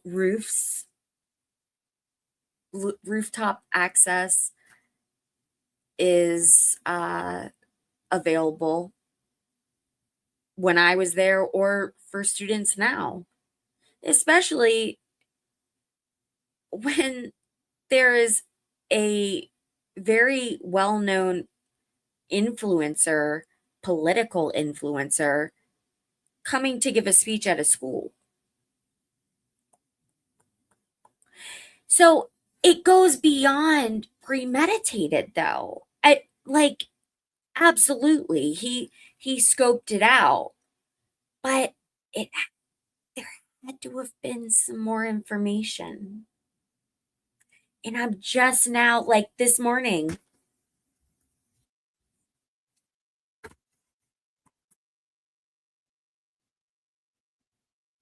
if his goal was to aim from a higher elevated position, he had to have known some information that is not readily available to normal students, let alone non-students, because he didn't even go there. Yeah, sometimes it does go off. I agree. I'm one of those people. Like, my friends have no idea how I get so lucky, but I live the most unlucky life. There are just certain things that go well right that moment, and I'm like, oh my God, this is a shock. So if that wasn't available, but keeping in mind he had a backpack full of weaponry, he was around students, so the backpack wouldn't have been out of the norm.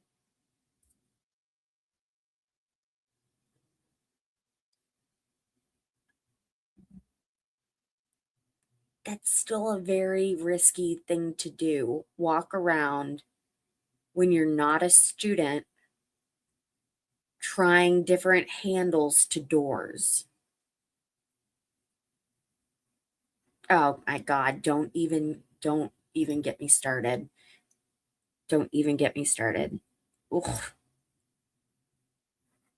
Oh my God. All right, we have a ferocious beast that is entering the stream. It is a Soviet Union takeover from Coco Shimiao. I mean, like, Scott, this is kind of what I'm alluding to. Like, we got to put on our critical thinking caps here, which I haven't, because you trust the cops to do their jobs, right? And you trust that the justice system is going to be fit Did you just bite my Frenchie? So it's just, did his boyfriend go to school there?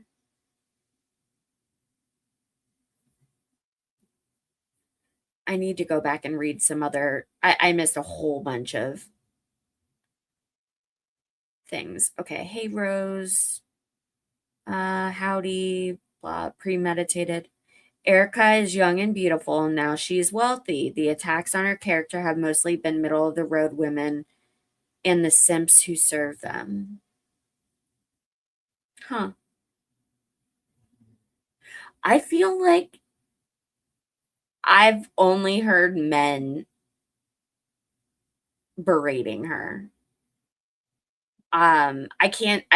Honest to God, right this moment, I can't think of a woman that I've watched berate. Oh, Candace. But besides Candace. I just found that thing about Erica to be very manipulative. It was the same exact face. It was like,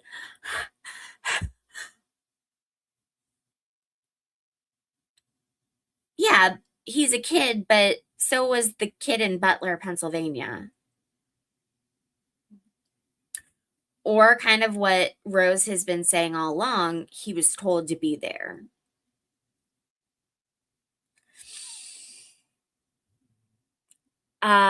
You know, the saying like, well, if I was a betting woman, I am a betting woman. Hello, it's me. That is quite the bet. That is super risky. So was he planning originally to just be standing in the crowd and have no chance at fleeing? Does the note that he sent to his boyfriend, does it describe how he was going to do it? Like tactically, like from the north in the Losi building on the roof? That would be interesting to know, or something to keep your ears open for. Rose thinks he was a decoy. Oh my God. I can't with Israel stuff. I think honest to God, I really think that's why today's stream did. Like, it's just been so much different than yesterday. We've decided that she is back to attack. Do you want to go live with the white buffalo now? She's like, pack my bag, pack my little robot. I'm on my way. I am misused and abused by this woman who gets me the best kitty litter and food available, and I still bite her in her sleep. Yes, he knew where the cameras were. Well, I was going to write that note, and then the cat decided that she fits, she sits. I think it's possible it was not so anticipated by this sort of thing. Well, I mean, I would push back on this statement gently and say that who thought this thing would ever happen? His security team. He hired a security team. He had a security team there. And they traveled with him to other schools and events.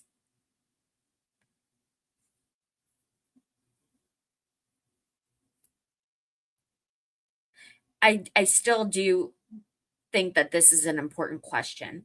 Ma'am, hi. Can I have this? Please don't fight me. Thank you. Can you guys hey Dina, can you hand me a marker, please? Yeah, that one's fine. She's like, What? Let me try to grab a pen that works.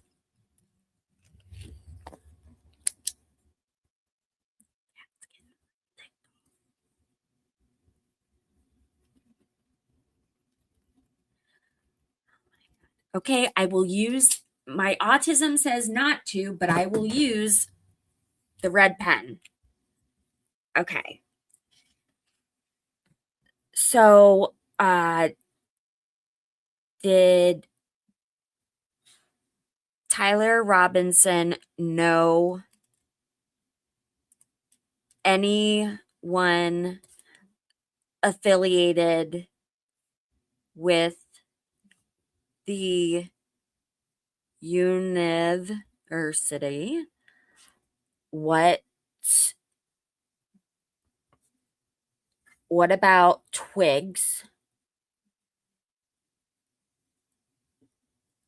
Was he a student?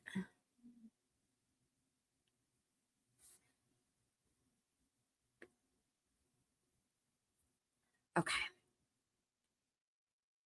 What?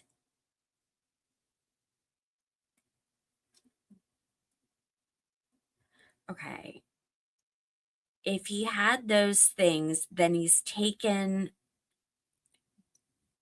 If he had those things, then he's taken a shot from the far side corner, and that's a feat. I don't think the math is mathing with me on that. No, they were both down in the St. George's area. His friend was a student there.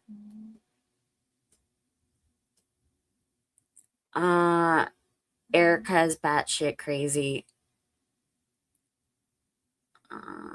You've seen women on X do it. Well, women on X are just predators. I'm just gonna say that as a woman on X, other women on X are predators.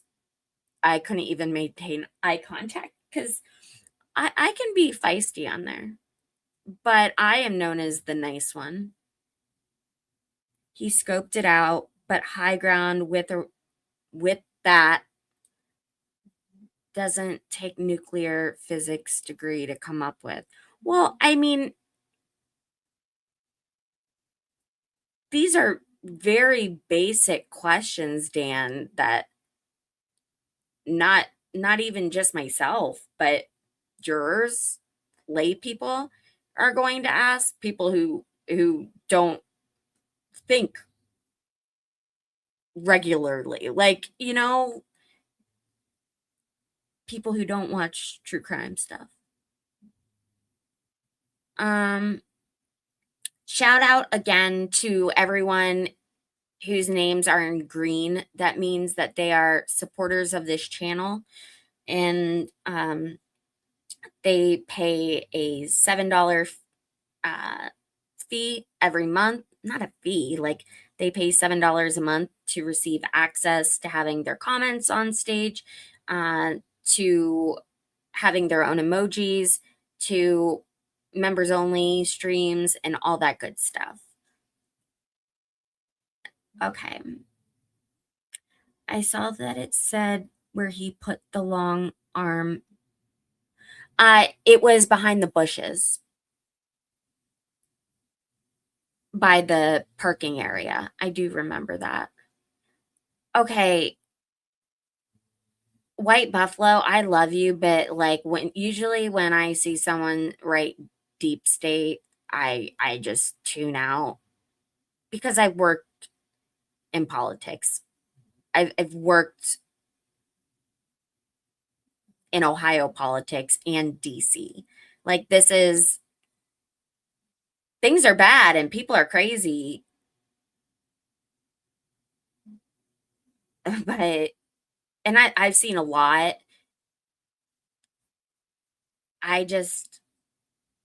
You're going to have to be more specific about who.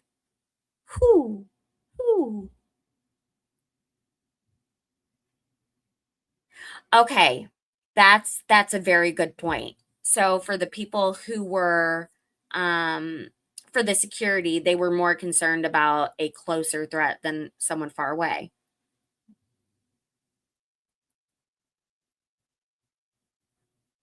Hi, Alex.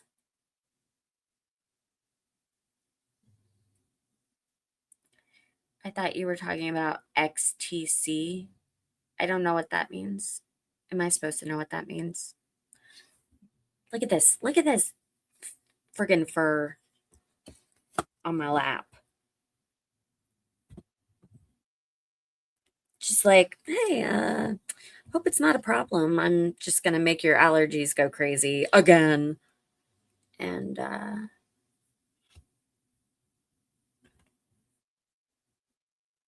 inconvenience you.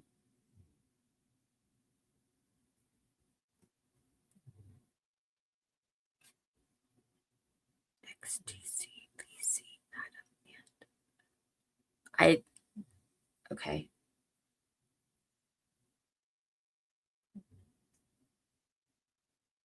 So, yeah, these are all things that I'm thinking about. Attempt, that is, to track Mr. Robinson through UVU surveillance video during each of those 4 visits. Yes. Or those other 3 visits, I guess. Yes, on each occasion, we attempted to follow the movements of the individual throughout campus. And did you in fact see Mr. Robinson on campus in surveillance video that is not included in State's Exhibit 12.4? Yes, there is additional footage of him on campus, yes. Okay. I'm going to have displayed on your monitor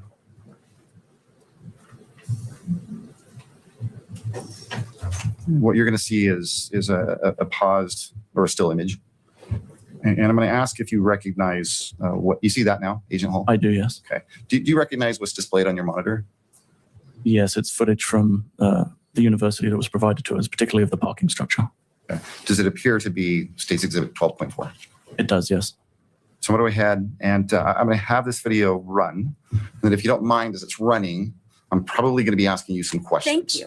And so this video has no audio. Is that right? No, there's no audio on the cameras. Okay. Let's go ahead and start the video. Your Honor, it's just not up on the screen yet. Maybe Let's go ahead and put it on all screens. No, I appreciate it. It is so it is admitted and may be published to the screens. And just want to make sure it's on your screen, Agent. All right. All right. Mr. Sturgill, you may proceed. Appreciate that, Judge. Thank you. Go ahead. Okay, what do we see? What here? other questions do you have? The vehicle is believed to belong to Mr. Robinson arriving in the parking garage on campus. At what time in the morning? What time of the day? It's approximately 8:30 in the morning on September 10th, 2025. And what leads you to believe that this particular vehicle belongs to Mr. Robinson? Information that was provided regards to driver's license and Department of Motor Vehicle records. The vehicle fits the description of a vehicle owned by Mr. Robinson. Is there anything unique about that vehicle that stands out to you? The shape of the vehicle is very distinct, but predominantly the wheels were very distinctive on this version of the vehicle. Now what do we see? The driver of the vehicle exits the vehicle and then walks on foot to exit the parking garage. And it's the individual in the red T-shirt and the shorts and the shoes. And do you believe you recognize who that person is? Yes. Who is that? I believe that's Tyler Robinson. All right. And where does he go from there? He heads out of the parking garage on foot into the campus and actually goes to the quad area of the campus. At that time, he makes contact with some representatives from TPUSA. By quad area? Sorry, the amphitheater is what I previously referred it to. All right. So he goes about campus, visits the amphitheater area, the courtyard or quad. Correct. And then what do we see here now? He returns on foot back to the same vehicle. And what time is he returning back to the vehicle? It's about 9:25 a.m.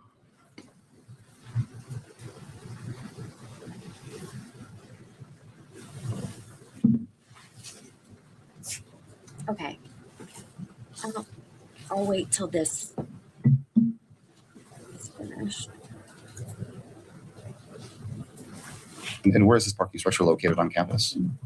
It's just off of Campus Drive. It's a short walk from the amphitheater. Compass Drive. What do we see now? So you need. That's the vehicle exiting with Mr. Robinson driving the vehicle.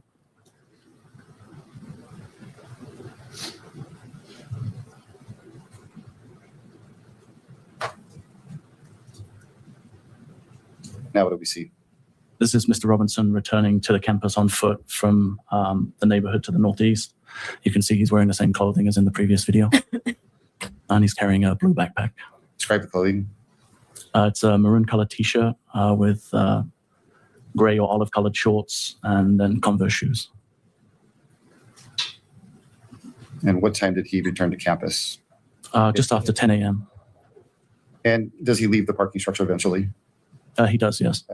And during this visit, do you know where he goes after he leaves the parking structure? Yes, we were able to track his movements on campus. He went to Chick-fil-A in the Sorensen building and purchased some food, sat and ate the food. Then, I'm sorry. Where did he purchase the food from? Chick-fil-A in the Sorensen Center. And where is that in relation to the amphitheater or the courtyard? It's kind of on the northeast side of the amphitheater. It would be on the upper back edge of the amphitheater, furthest away from where the tent was that Mr. Kirk was in. And from there, where does he go? From there, he moves across campus, out across Campus Drive into a wooded area on what would be kind of the northeast side of Campus Drive. Oh, okay. I just thought of something. If you were here yesterday or you watched court yesterday, there was a video submitted at the end of the day that showed what investigator Hull said was Tyler's car entering someone's neighborhood, because this is ring cam footage. And the car parks there and idles for quite some time.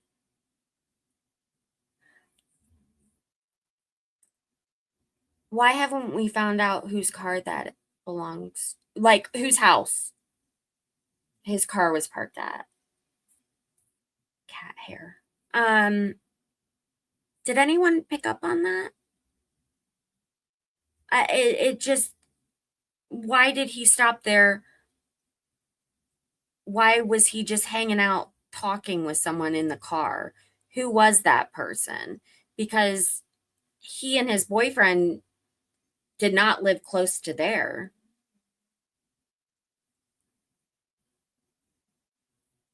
What?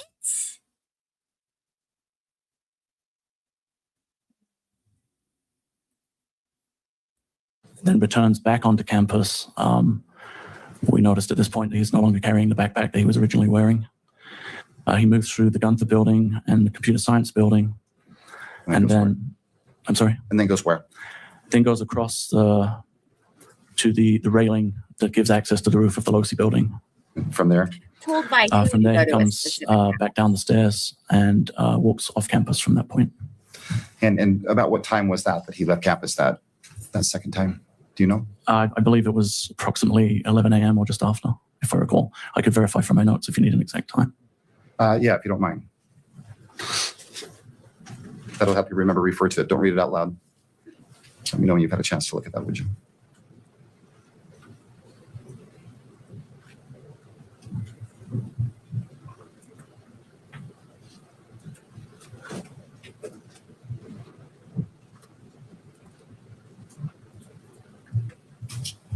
Were you able to refresh your memory as far as the time? I was, yes. And what time was it? It was just prior to 11 a.m. when he walked off campus. Right. And before we go any further, the parking structure that he left initially, where is that parking structure in relation to the LDS Institute building? I'm sorry, in relation to? The LDS Institute building on campus? I think it would be just to the north of the LDS Institute building, if I recall. Do you recall whether it was adjacent to the LDS Institute? Yes, it is. Okay. All right. What do we see displayed here now? All right, we keep coming back. For this is a video of Mr. Robinson returning back to campus the same way that he did previously on foot. And this takes just a moment. And why? Well, let me ask you this. You believe this is Mr. Robinson returning to campus? I do, yes. Okay. And why do you believe it's Mr. Robinson? The shoes are the same, and the images that we have are from my viewing and seeing Mr. Robinson on the video, it's the same person. He's noticeably wearing different clothing. He is wearing different clothing, and he also is walking with a gait or a limp in this video. With a gait or what? Limp. That's one thing. Now, what do we see? So it's Mr. Robinson coming up the stairs of the parking structure. Again, he seems to be having issues walking.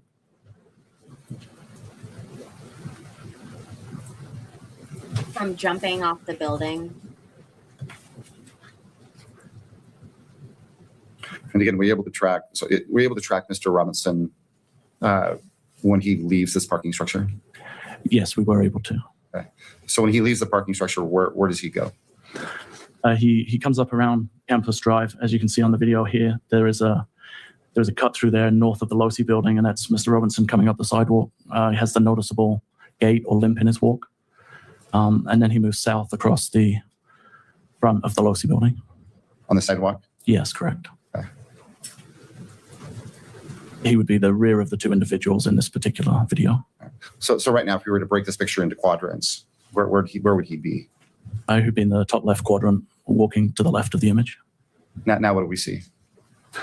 This is an image looking across the parking lot to the Losi building, and Mr. Robinson is appearing on the exterior staircase, which gives access to the Losi building roof and the area where the railing was. And again, let's break that image into quadrants. Where would he be located if you broke it into quadrants? It's in the top right, and the individual can be seen moving under the notations that are on the video. Okay.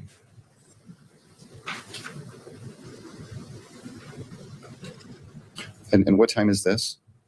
It's just afternoon, about 12:15. On what day? On September 10th, 2025. Okay. What just happened, or what did we just see happen? The individual actually kind of rolls over the railing onto the roof of the Losi building. All right.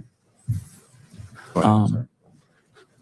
And again, in the top left corner, the individual is now seen running across the rooftop of the Losi building to what would be the southwest corner of the building, crouching down and then crawling to the corner of the building. And this is at what time? Around 12:23. I think the timestamp on the video is 12:22. On the 10th. On September 10th, yes, 2025. So we're clear, this is the roof of the Losi building. Correct. Can you still see that individual? Yes, you can, laying prone.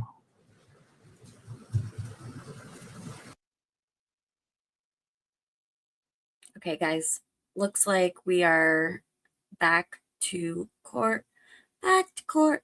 Back to court. Yeah, we're back to court. Original hit there by Lacey Jane.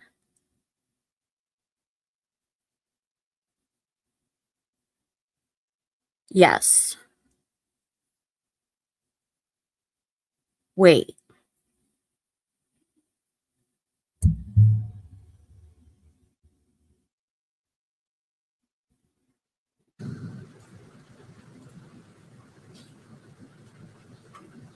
Where's he at? You believe this to be Mr. Robinson? I'm sorry? You believe this to be Mr. Robinson? I do, yes. And how long is he out there on the edge of the building? Losi building. All right. Go ahead, sir.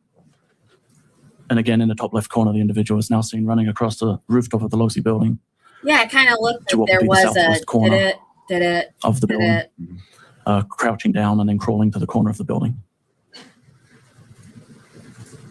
And this is at what time? Around 12:23. I think the timestamp on the video is 12:22. On the 10th. On September 10th, yes, So 2025. we're clear, this is the roof of the Losi building. Correct. Can you still see that individual? Yes, you can, laying prone.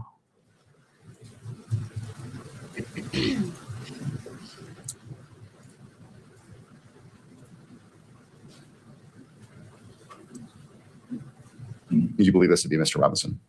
I'm sorry? You believe this to be Mr. Robinson? I do, yes. And how long is he out there on the edge of the building? Just until the reported shot was fired at 12:23 and 28. The individual still then has stands up and then moves across the building to the north. Is that what we're seeing happening right now? It is, yes. And they move behind the atrium area on the rooftop to the northeast corner where the white triangle is. Do you see Mr. Robinson now? I do, yes. He's just arriving at the corner of the building, almost the top center of the image. He That doesn't make sense. What are we seeing now? Mr. Robinson lowering and jumping off of the roof of the Losi building onto the grass area, and then moving away towards Campus Drive. And he appears to be carrying some kind of an object in his hand at this time. Why is it so fuzzy?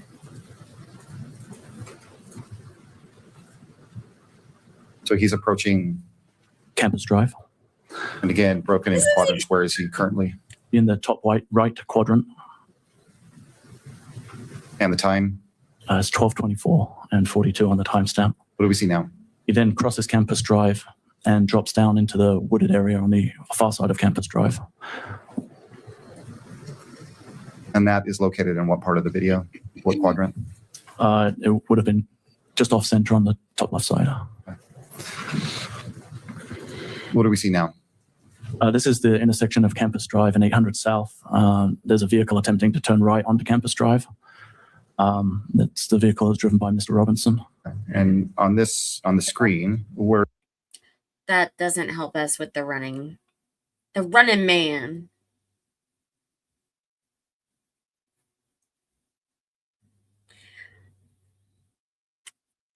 If those cameras were meant to deter Please be crime, seated. Court is now in session, noting the presence of all counsel and all parties. they may have deterred crime, but now people know that those cameras are the absolute worst cameras ever. And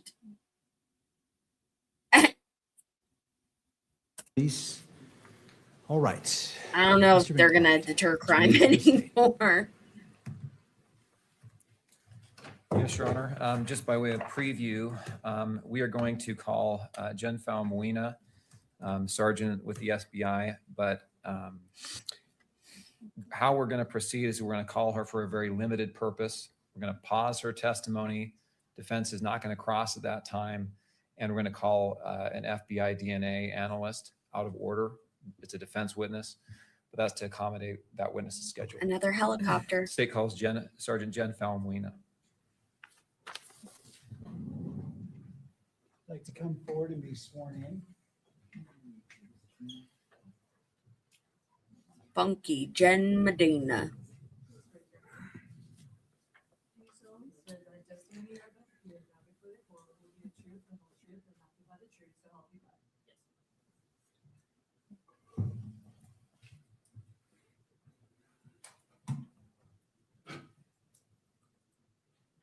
All right. After you're situated, there should be a bottle of water to your left, maybe behind the monitor. And if you wouldn't mind just bringing that microphone just a little bit closer to you so it picks up your voice for the recording. Mr. McBride, your witness. Will you please state your name? Yes, Jennifer Famuina. Where do you work? I work for the Utah Department of Public Safety. What position do you hold there? I am currently a sergeant within the State Bureau of Investigation. What was your assignment September 10th, 2025? I was assigned to oversee the crime scenes as well as the physical evidence. And were you sergeant with the State Bureau of Investigation at that time as well? Yes. And do you have any kind of specialty in your assignment there? Yes, I do. I am currently overseeing, or I am the lead over our evidence response team within our division. That includes not only conducting training, but also attending training and whatnot. Okay. So if we hear ERT, it means evidence response team. Yes. Were you called This will to, be interesting. the crime scene at Utah Valley University on September 10th, 2025? Yes, I was. And were there multiple scenes that you oversaw or helped to process? Yes. We've had some testimony about the rooftop of the Losi Center.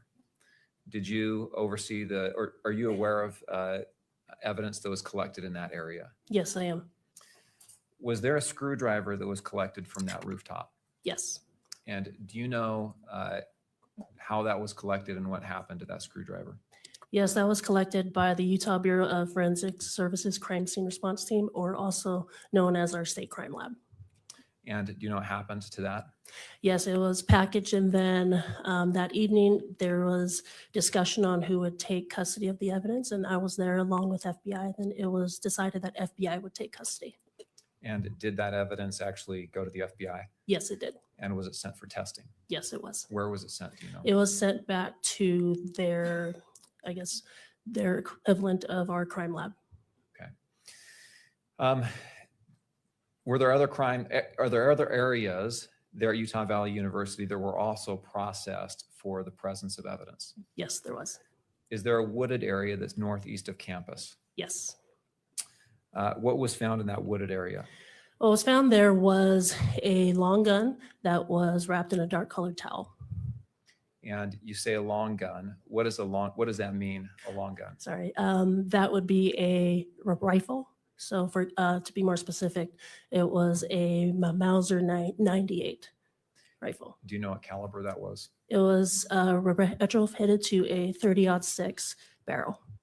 And do you know what kind of action that had? Was that a semi-automatic, automatic bolt It was action? a bolt action.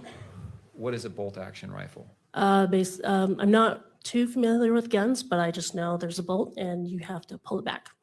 Okay. And what was done with that weapon and that towel?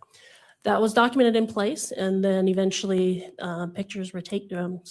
It was documented in place, and then afterwards we rendered that gun safe and then packaged the gun as well as the towel.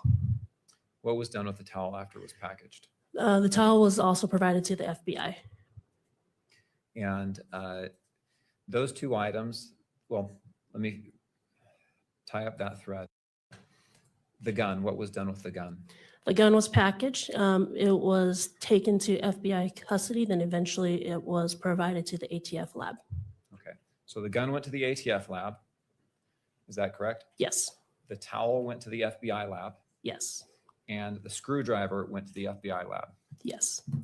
Did you receive reports back from testing that had been done on those items? Yes, I did. I'd like to show you State's Exhibit 31.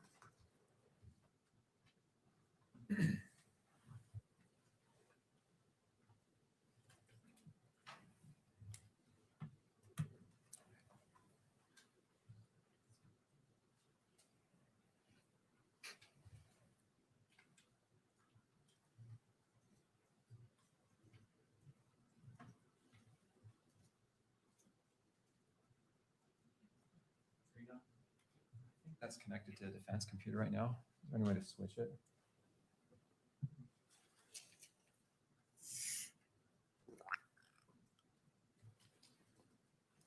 Thank you. Okay, I'm showing you here on the screen State's Exhibit 31. Do you recognize that? Yes, I do. What is that? This is the FBI report that was provided to me by the FBI that documents DNA testing. And does that include testing that was done on the screwdriver that we've spoken about and the towel that we have spoken about? Yes, it does. Okay, what I'd like you to do, Kimberly, if you'd please just scroll down so that Sergeant Falmuina can observe this exhibit.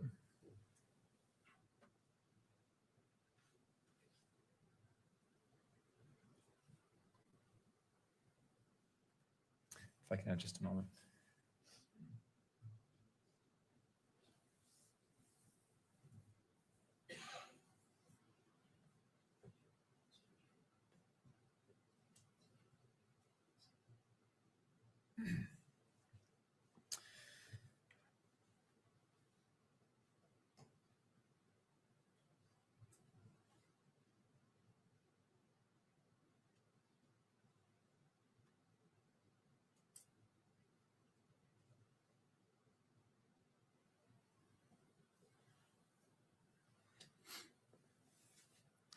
And can you see who that report is signed by?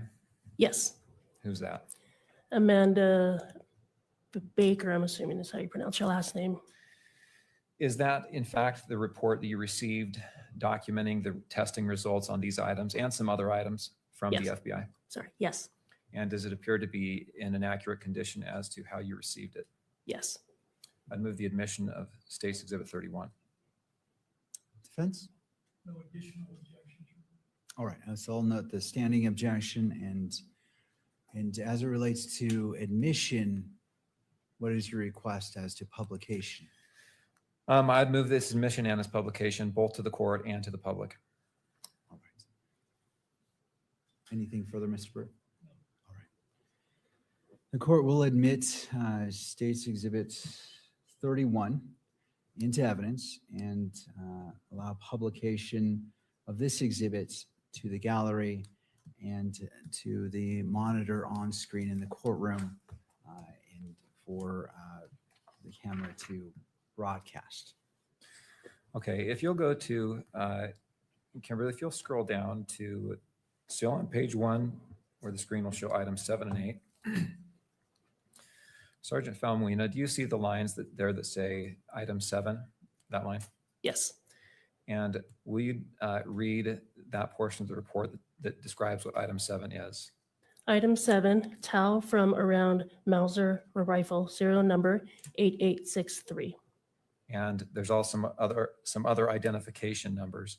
Is that the towel that you found with the rifle that day? Yes, it On is. September 10th? Yes. Item 8, will you read what that says is a description of item 8? Item 8, screwdriver from perch. And is that the screwdriver that you described that was collected from the rooftop? Yes. Okay. If we can go to page 3 of 6, please. Will you, item 7, sub 1, will you please read the result there from the title item 7 until the word contributors? We have the analysts here who can describe what the report is. Not sure this is the court to be having her read from the report that's already in evidence. And would you mind repeating that, but with the microphone? I want to make sure that the record picks up your objection.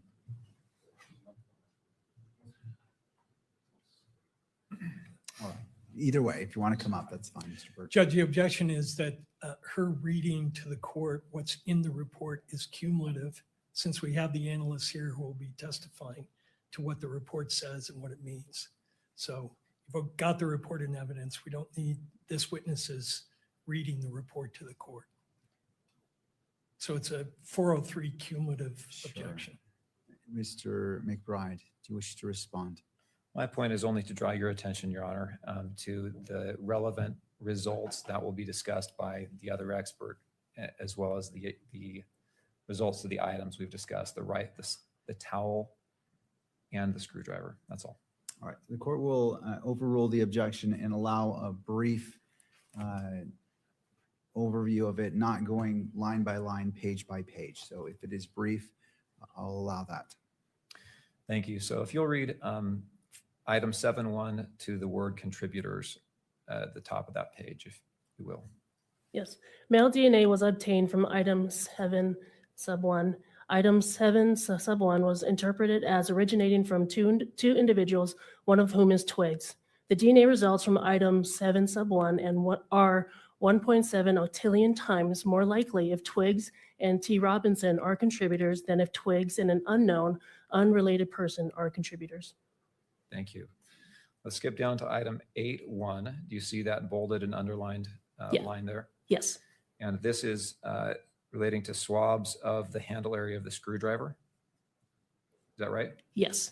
Will you read those same two paragraphs there? Male DNA ending with contributors. Male DNA was obtained from item 8 sub 1. Item 8 sub 1 was interpreted as originating from two individuals, one of whom is Twigs. The DNA results from item 8 sub 1 are 30 quintillion times more likely if Twigs and T. Robinson are contributors than if Twigs and an unknown, unrelated person are contributors. Okay, thank you. A couple of foundational questions before we finish for now. First off, do you know who Twigs is? Yes. Who is Twigs? Twigs is Lance Twigs. He was a roommate of Mr. Tyler Robinson. And do you know if Lance Twigs's DNA was obtained for comparison in this test? Yes, it was. And how was that DNA obtained? It was obtained by law enforcement officers. And was that by a buccal swab? Yes. What is a buccal swab? A buccal swab is basically like a Q-tip or a swab that we'll just place in someone's mouth and just scrub the inside of their mouth to obtain the cells. And then that Q-tip is then packaged and sent to the lab for testing and comparison? Yes. And was the defendant, Tyler Robinson's DNA, also collected in the same manner? Yes, it was. Okay. Thank you. Nothing else. Right. Mr. Burt, cross-examination.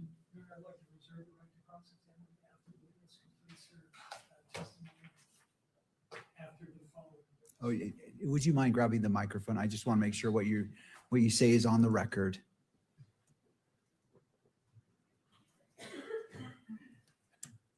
With the court's permission, I'd like to reserve the right to cross-examine on the area she testified about until she's completed her testimony. Okay, okay, I see what you're saying. Any input, Mr. McBride?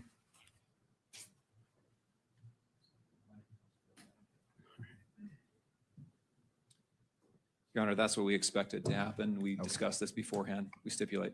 All right, that's fine. And so should I have the sergeant step down or? Yes. Okay. Sorry. Sergeant, if you'd like to step down, you're still under oath, and so please don't discuss your testimony with anyone. And is she being asked to? Pinks exit go in the courtroom, cold water. or what's the request of the? Yes. party? to Everything exit can the go in courtroom at cold this time. water. All right, Agent, if you wouldn't mind exiting the courtroom, and then we'll come get you when we're ready. It's like telling people that heat lightning doesn't exist. People want to fight you over it. All right, Mr. Burt, turning to you. Your Honor, out of order, the defense would be calling Amanda Baker. All right, Ms. Baker.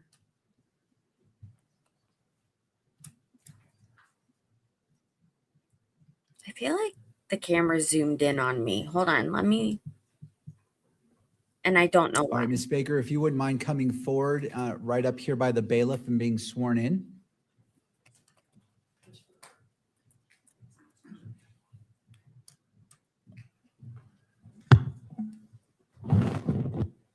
You do solemnly swear that the testimony you shall give in the case now pending before the court will be the truth, the whole truth, and nothing but the truth, so help you God. All right, Ms. Baker, if you wouldn't mind being seated at the witness stand. Once you're situated, there should be a water bottle for you if you'd like behind the monitor. And after you're seated, if you wouldn't mind just pulling that microphone close to you so it picks up your voice, okay? Okay. Mr. It's Birch, because you're you're in the So we're gonna mountains, get the Rose. Monitor switched over to our side if we Okay. could. Those are fighting words. What I just typed, While we're doing that, good afternoon. but it's real. Tell us your name, please. Hi, good afternoon. My name is Amanda Baker. My last name is spelled Bakker. And Ms. Baker, what do you do for a living? I am a forensic examiner in the DNA casework unit of the FBI laboratory located in Quantico, Virginia. And how long have you been a DNA analyst at that location? A little more than 10 years. She doesn't look familiar. And just in general, what are your duties? My duties are to manage a case. When a case comes into DNA casework unit, I will review any information associated with that case. I will review any evidence that is submitted for that case, determine which items of evidence need to be tested and which tests need to be performed. I will then create something called an exam plan. You can think of this like a to-do list to let the biologist know which items I need tested. Once that testing is complete, I will review all the data, draw conclusions in the form of a report, and then testify if needed. Ms. Baker, in this case, were you requested by the state of Utah to do certain testing? Yes, I was. And when were you called upon to do that testing? That was September of 2025. Oh, Do wow. you recall when the case first came into your lab? I believe we received evidence the first time was September 11th of 2025. Yeah, they flew it. And Back just in that night. general, when the FBI, your unit receives evidence for analysis, is it true that the turnaround time is about 200 days? It depends. We've wavered between 90 days and over 200 days. I would say on average, it's somewhere between 180 and 200 days. However, did this case come in on what's called a priority one level? Yes, it did. And what that means is we worked 24 hours a day, 7 days a week until examinations were complete. And is it true that you were conducting the analysis as the evidence was being inventoried? That is true. Because of the high profile nature of this case, an item of evidence would be submitted to the lab. It would be inventoried by our evidence management group and then sent to the various units for testing. For example, the DNA casework unit. We would begin testing as additional evidence was being delivered to the FBI lab. Now, as a result of your analysis, do you produce case files Yes, I do. and document your examination in other ways? Yes. Do you have your case file with you? Yes, I do. Okay. And in your case file, are there notes of conversations that you have with people that are relevant to your testing? Yes, that's called our communication log. Now, do you have your case file there in front of you? Yes, I do. I think the pages are numbered. So I'll ask you to go to page 22 of your case file notes. I have all three of my dogs. And if I could direct your attention to the And my bottom cat. of that page, there is a communication log entry dated September 13th. Do you see what I'm referring to? Yes, I do. And would you read to the court what your entry is for that date? Yes. This is my communication communication entry on September 13th, 2025. All spoke with FBI Special Agent Folger and Utah SBI SA Dave Hull. Gave technically reviewed results that Robinson was included as a possible contributor to the DNA from the towel and the screwdriver. We discussed the additional examinations conducted by DCU, and they both agreed that no additional immediate comparisons are needed at this time. All remaining comparisons will be in the laboratory report. Is that an accurate reflection of what you told the agents at that time? Yes, it is. And you told them that, quote, Robinson was included as a possible contributor to the DNA from the towel and the screwdriver, correct? Yes. Was the language that you used in conformity with requirements that you have for reporting out test results? Yes. All right. I'd now like to direct your attention, if I could, to exhibit number, State's Exhibit 31, which is in evidence, and I think it's our tab 2. And that's in evidence, so if you could display that on the screen. Mr. Bird, are you requesting it to be displayed to just your screens or to all screens? No, since it's in evidence, Your Honor, I'd like it displayed to the public. Okay, let's go ahead and put it on the main monitor as well.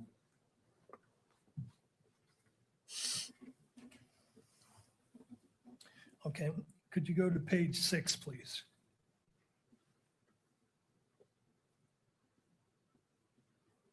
And highlight the third paragraph.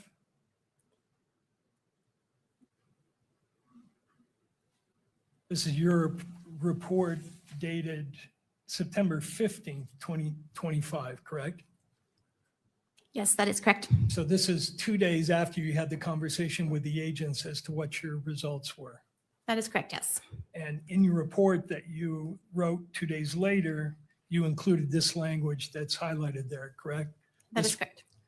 This report conforms to the Department of Justice uniform language for testimony and reports for forensic DNA examinations. Correct? Yes. Okay. Now, I'd like you, if you could, to take a look at that standard that you referenced. And then I believe is that this will be just to the witness, not to the public. Okay. Calling up tab 7. Do you see that on your screen? Yes, I do. Do you recognize this document? Yes, I do. And tell the court what this is. This document is the approved standards for scientific testimony and reports for autosomal DNA testing. And is this the document that you were referencing in your report? One of them, yes. And is it a true and accurate statement of what the policy of the FBI is in regard to reporting DNA in a case of this type? Yes. I move that document into evidence, Your Honor. So is it just this page or all the pages? Because it says Uh, one of 6. Yes, so this would be the entire document. Mr. McBride? I don't see the relevance of this document. I object on relevance grounds. Mr. Burt? Your Honor, the document is referenced in her report, and it defines the parameters of what her opinion means. So I think it's very important for the court to understand the limitations of the opinions being expressed. And just for my understanding, when you say in her report, are you referring to State's Exhibit 31? That's correct. All right, Mr. McBride, any further thoughts? No, I'll submit it. All right, so State's Exhibit, well, I'm sorry, how am I labeling this exhibit for the defense? Your Honor, we have our exhibits organized by witness, and we Okay. would be submitting to the court electronic copies of these under named witnesses. So this would be Baker 7. All right, Defense Exhibit Baker 7 is admitted into evidence, and as it relates to publication, what is your request, Mr. Burt? Your Honor, I would ask that this be published since the report is published, and this is important to understanding the limitations of the report. And so published in the courtroom and on the monitor for the media? Yes, Okay. correct. Any thoughts, Mr. McBride? No objection. All right, it will be admitted and published both in the courtroom and on the monitor for the video camera.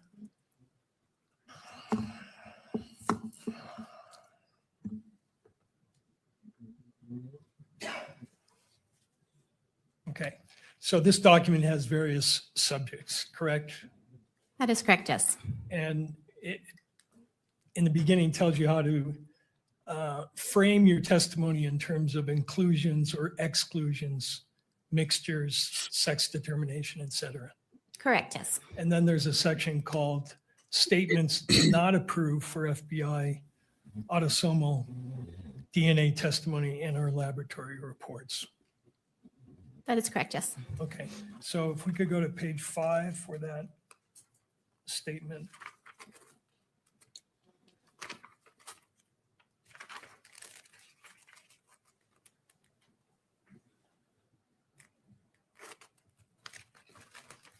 Okay. Under the topic absolute identification, is it the policy of the FBI when you're reporting out results that an examiner may not state or imply that a match provides an absolute identification of the individual from whom the biological material originated? That is correct. And you were following that policy in this case when you told the investigators that this was a possible match, correct? That is correct, yes. You never said it was an absolute identification of Mr. Robinson, did you? Correct. No, I did not. Now, the second guidance under that policy is an examiner shall not use the expressions reasonable degree of scientific certainty, reasonable scientific certainty, or similar assertions of reasonable certainty in either reports or testimony unless required to do so by a judge or applicable law. You're not, in your report, did not use any language that suggested you were giving an opinion to a reasonable degree of scientific certainty. That is correct. It was not. Okay. And then the next one, not that one, one more down. Not going to talk about race, ethnicity. That doesn't apply to this case, right? But Not allowed to talk 5.4 about it. says an examiner may not state or imply that forensic autosomal DNA examinations have a 0 error rate or are infallible. That is correct. And you followed that policy in this case, correct? Yes, I did. You're not in your report stating to the court that your testing has a 0 error rate, correct? Correct. You're not saying that the test is infallible. I am not, no. What is the source of error rates in DNA testing? I'm You can sorry. take that down. Can you clarify your question? Yeah, when it refers to don't state that there is a zero error rate. What in general are the sources of error in DNA, in the kind of DNA testing that you do? Human error could be an error. Mhm. Anything else? Not that I can think of off the top of my head. One of the big things is potential human error. I guess you could also associate the DNA testing itself and how items are collected or how those items are tested. Now, to your knowledge, that policy statement that we just read in Exhibit 7, Baker 7, was based on a more general Department of Justice policy, correct? Correct, yes.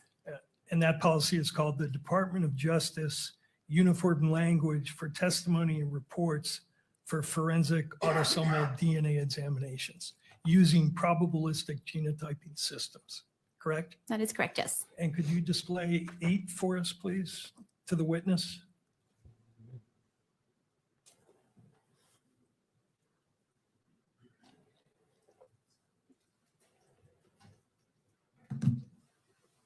Let me know when it's on. No, not on the big screen. Okay, so not to go on to this main. I find just for the this witness. guy difficult to focus, And you're familiar with that policy, correct? like Yes, I am. listen to and focus. And does it contain a statement that support for inclusion is an examiner's conclusion that there is evidentiary support for the inclusion of a known individual as a possible contributor to the DNA typing results obtained from an evidentiary sample? I believe it does, yes. And did you follow that procedure in this case? Yes, I did. All right. Does this same policy state at page 4,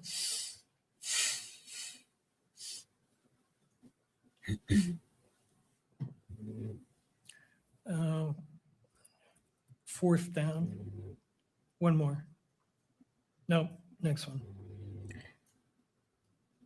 I just cut my nails last month, but this is what An examiner, neutral does the policy state, an examiner shall not assert that a likelihood ratio of any magnitude provides an absolute identification or source attribution of an individual to an evidentiary sample. That is correct, yes. It does state that. And you followed that procedure in this case, did you not? Yes, I did. You're not implying that those numbers that a previous witness quoted in our stated in your report provides an absolute identification of Mr. Robinson or Mr. Twiggs? No, I'm not. Okay. Thank you. You can take that down.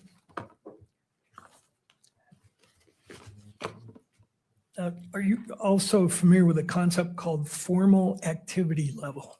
Yes, I am. Tell the court what that is. Formal activity level is determining an activity that causes DNA to be left behind on an object. And does your laboratory have a policy about whether you can express opinions about formal activity level? We do have a policy, and I cannot give an opinion as far as activity level goes. And why is that? That is because DNA can be left behind on an object for numerous different reasons. So just because DNA is on an item doesn't necessarily mean that an individual touched it or utilized that item. So because of that, we do not opine on what activity may have occurred. And consistent with that policy, you cannot tell, if you interpret a piece of DNA as being present on an item, you can't tell when that DNA was deposited. Correct? Thanks. I can't give an exact time, but there are some situations, if a piece of evidence has been buried for a long time or is in a river for a long time, it would be my expectation based on my experience that I probably won't get DNA off of an item that's been buried for 10 years, for example. However, I cannot give exact timing as to when DNA was deposited on an item. And I was talking more about a situation where you actually find DNA on an object, be it a gun or anything else. You can't say when that DNA was deposited, correct? Sure, That's interesting.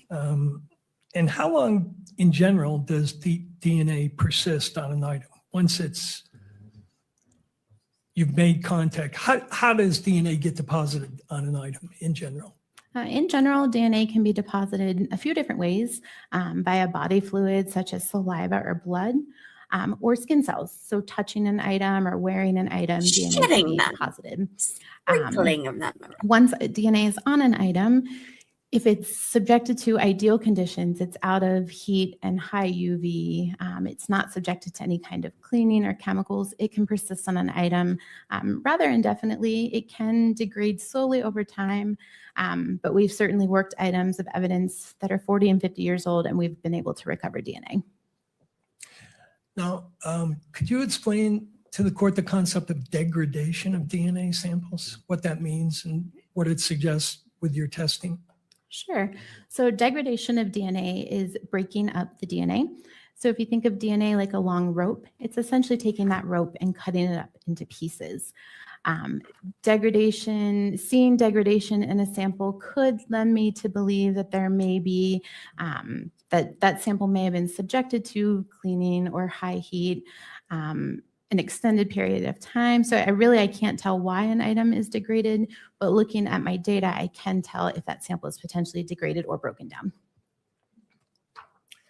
And two of the items that you examined were referred to as items 7 and 8, correct? That is correct, yes. One was a towel and one was a screwdriver.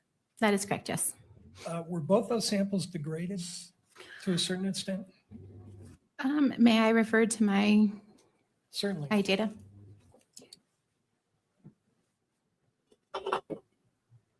Sorry.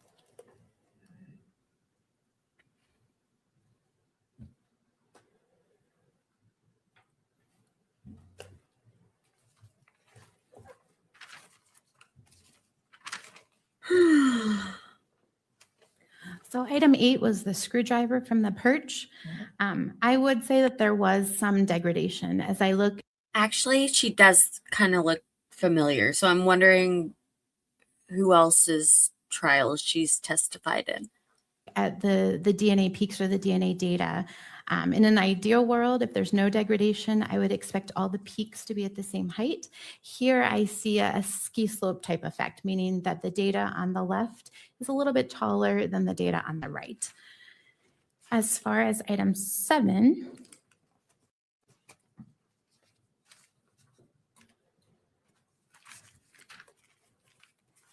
item 7 was the tau. There was a slight amount of degradation, but not as much as item 8. Okay. And what is the effect of degradation on production of the allele? First of all, what's an allele? An allele is an individual's DNA type. So we inherit half of our DNA from our mom and half of our DNA from our dad. We're looking at something called short tandem repeats, or STRs. These are small segments of DNA that repeat themselves over and over again. We all have those same sections of DNA, but what might differ amongst us is how many times it repeats. And that's actually what we inherit from our parents. So for example, at one particular location, my mom may give me 14 repeats and my dad may give me 15. So when I'm looking at the DNA types, I would say that I have 2 alleles at that location, a 14 and a 15. As far as degradation goes, it could cause some of those alleles to do something called drop out, meaning when I'm looking at the DNA chart or the DNA data, I do not see information. I do not obtain numbers at that particular section of DNA. And is it true that in the testing that you were doing in this case, STR testing, what you were looking at is the length of the, what I'll call, have you ever heard the boxcar analogy? I have, yes. Tell the court what that is. So the boxcar analogy is how many times that section of DNA repeats. So that section is essentially letters. So for example, A, C, T, G. So you may have A, C, T, G repeated 10 times or 12 times. Each of those sections of A, C, T, G would be considered one boxcar. And so when you're looking for alleles, you're essentially counting the boxcars. Could be 7 boxcars, and that person would be a 7. That is correct, yes. And from the mom and from the dad, he may have inherited 10 boxcars. That is correct, yes. And so that person at that particular location would be a 710. Yes. And what you're doing in your testing is comparing those numbers to what you get from a known sample to see if they match. That is correct, Is yes. that true? Yes. Now, is it true that what you mentioned the A, C, T, and G, correct? Correct, yes. Is it true that you are not measuring the sequence within the boxcars? You're just measuring the length of the boxcars? That is correct. So the sequence would be equivalent to letters in a word. What I'm looking at is the number of words versus the letters that make up that word. And we'll talk about this a little later, but people can vary not only in the length of the boxcars, but in the sequence within the boxcars, right? And that is correct, yes. And what your testing looks at is just the length. Correct, yes. Okay. Now, for the, and is it also true that you're looking across many different locations? Yes. So at the FBI laboratory, we use a kit called Global Filer, and this is looking at 21 different locations on a human's DNA, in addition to 3 sex determining locations. That lets me know if an individual is biologically a male or a female. As between 2 individuals, 99% of their DNA is exactly the same, right? That is correct. And that makes sense. We're all humans. We all have arms, legs, and a head. Less than 1% of our DNA is what it differs amongst us, with the exception of identical twins.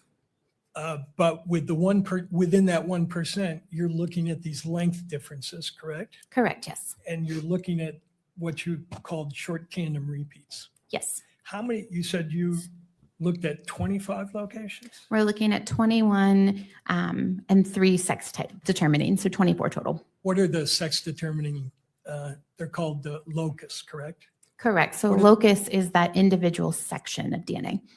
All right. And they typically have names or numbers associated with them, correct? Yes, they do. So what are the sex determining loci? So there is amylogenin, and that lets me know if an individual is male or female. And then there's 2 specific male sex determining locations. One is Y-indel and one is DYS 385. Those just let me know that those are specific to male individuals. Okay. And then for the other locations you're looking at, those you're just looking for 2 types at each location, correct? Correct, yes. Okay. Now, for the samples that you looked at, the 7A and the 8A, did you get a full, what's called a full profile would be a profile where you have all 23 locations present? That is correct. So a full profile means I have DNA at every single location. It is above our threshold, and I'm seeing 1 or 2 pieces of information at each location. For item 7, I did develop a full profile. For item 8, you developed a full profile?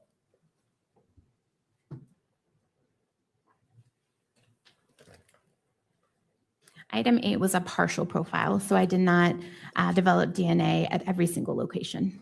Okay, so what that means in your comparisons is you have certain information in the question sample that for whatever reason doesn't appear, correct? Correct, yes. So you can't make a comparison at those locations. That is correct. All right. What makes it not appear at certain locations? So it could be that there's degradation. So those larger locations could be broken up so that it wasn't detected during the DNA process. It could be a low level amount of cellular material to begin with. So if I only have a few cells, I may not have enough to detect at every single location. Okay. And for the 8-1 sample, did you measure Mr. Robinson and Mr. Twiggs's DNA at the 23 locations? For item 8, I did not have a full profile, so I did not have data at all 23 locations to compare to either Mr. Robinson or Mr. Twiggs. Right, but you had full profiles for Mr. Twiggs and for Mr. Robinson, right? For their known sample? Yes. Yes. So for their known sample, that was a sample that was taken directly from those individuals, and I did develop a full DNA profile. Okay. And just to illustrate how this works, is one of the loci that you looked at called the DYS 391 loci? Yes, it is. And what type was Mr. Robinson at that loci?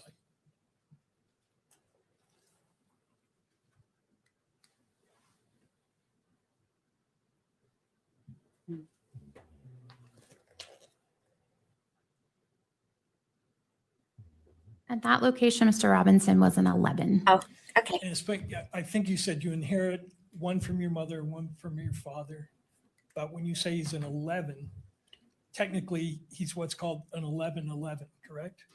So for this, so DYS 391 is actually that male location. So he would not have, or anybody would not have inherited anything from their mother. So at this location, I would only expect to see one piece of information, and I did see an 11 here. Okay. And for the D3S loci, what was his type? His type was a 17.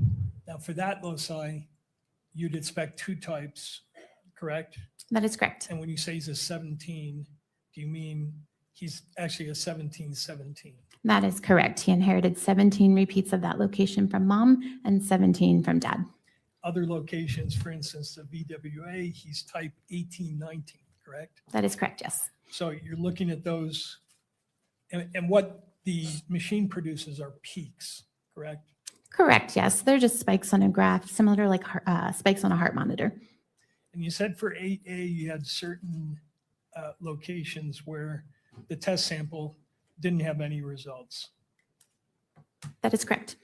So at the TPOX location, Mr. Robinson is a type 8-9, correct? That is correct. Mr. Twiggs is a type 8-11. That is correct.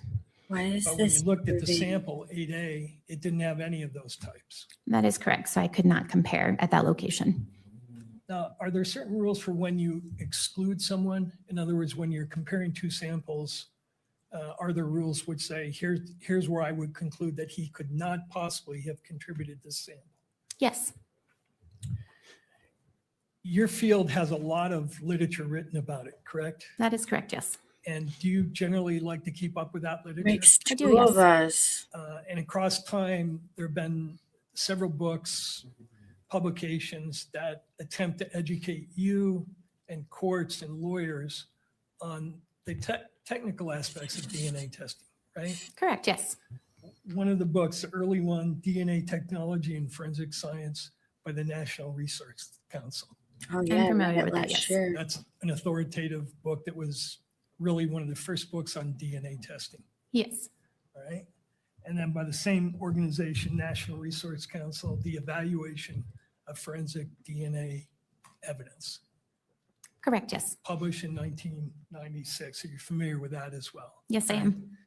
And then there's an author, I believe, who did his research work at the FBI named Dr. John Butler. Yes, I'm familiar with him. And you have studied his work both in your training and your continuing education. That is correct, yes. And he's got 3 current textbooks on the topic that we're talking about, right? I'm not familiar with how many textbooks he has. I know at least the one. Fundamentals of Forensic DNA Typing, Yes. familiar with that. Forensic DNA Typing Methodology, Yes, I'm familiar with that one as well. and Forensic DNA Typing Interpretation. Yes. Everybody in your field relies on these publications and use them as teaching tools. Yes, I would agree with that. And then in addition to those books, there have been studies that have been done on particular topics, correct? Yes. This case, we're dealing with mixtures, correct? Yes. And mixtures present certain challenges that are not present when the samples are not mixed, correct? Not necessarily. So first, to define a mixture, that simply means DNA from more than one individual in a sample. So if I were to take a sip from a coffee cup and my husband were to also take a sip, if I were to swab that coffee cup, I would get a mixture, his DNA and my DNA together. As far as it being difficult, you can have some mixtures where there's one contributor that donates a lot of DNA and the second contributor donates a little bit. For DNA interpretation, that is not challenging for me. Where it can become challenging is if you have 4 or 5 individuals within that sample all donating roughly around the same amount, it may be challenging for me to determine if a person is included or not. And would you also agree that that challenge exists in situations where you have what are called low quantities of DNA? Again, that could be possible. So I could have low quantities of multiple individuals, which is simply just saying that I can't determine which piece of DNA goes with which individual. So that's possible. What is drop-in? Drop-in is where you have environmental DNA that's not inherent to that sample that's detected during our DNA process. DNA testing is very sensitive, so it could be that we have a peak that's detected, like I said, from the environment. And what is dropout? Dropout is when you have an allele that is not detected or a piece of DNA information that is not detected. So in the DNA chart, there is no number associated with that particular location. And degradation can cause dropout? Yes. So if you have a person at a particular location that is a type 1415, and because of degradation, that 15 drops out, what you're seeing on your chart is just the 14, right? That is possible, yes.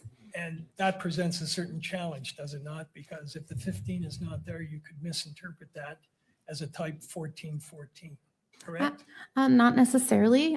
So we have thresholds. We have something called the stochastic threshold.